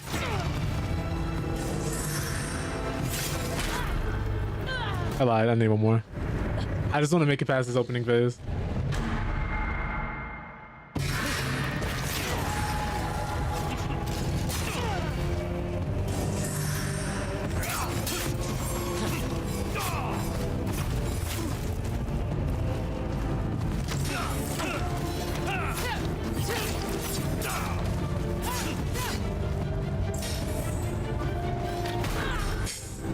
Yeah, we're gonna have to pick this up another day.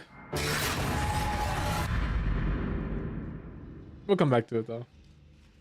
We will come back to it though. Just because I'm out of time.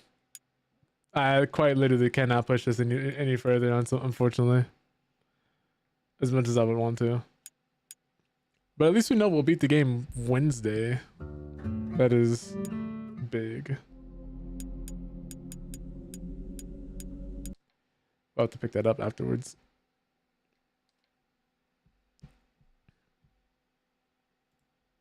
What was I gonna say? Thank you guys all for coming through, for hanging out, spending this time with me. I really appreciate it. We'll be back Wednesday, finishing Ghost of Yotei, doing some more gaming news, the usual, and then I guess Friday we might play Tekken or something. Some other game, since we'll be done with Ghost of Yotei Wednesday. Or maybe we'll do a different game Wednesday, because I don't think it'll take me the whole stream. I just don't know how much time I'll have.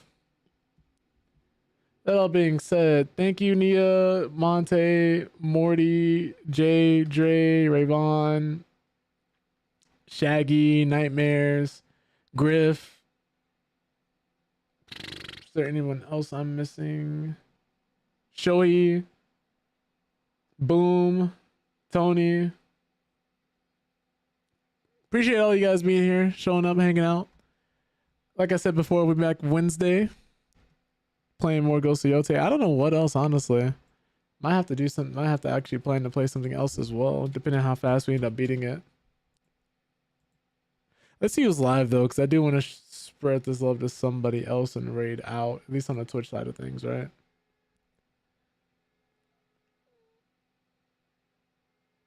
I think Peps is live, so we'll probably drop you guys off with her. She's playing Dead by Daylight, so if y'all can show her some love, would highly appreciate that. That all being said, here's the first raid message for everybody subscribed to the channel, and the second raid message for everybody that isn't. Be that as may, whether you're on Twitch or YouTube, I appreciate you guys either way, especially like those who end up viewing the VODs afterwards. Really means a lot. We'll be back Wednesday. Hope you guys getting this Monday off to a great start. I hope you guys take it easy. Hope you guys have a wonderful day and or night. You're all wonderful people. And I'll see you guys Wednesday.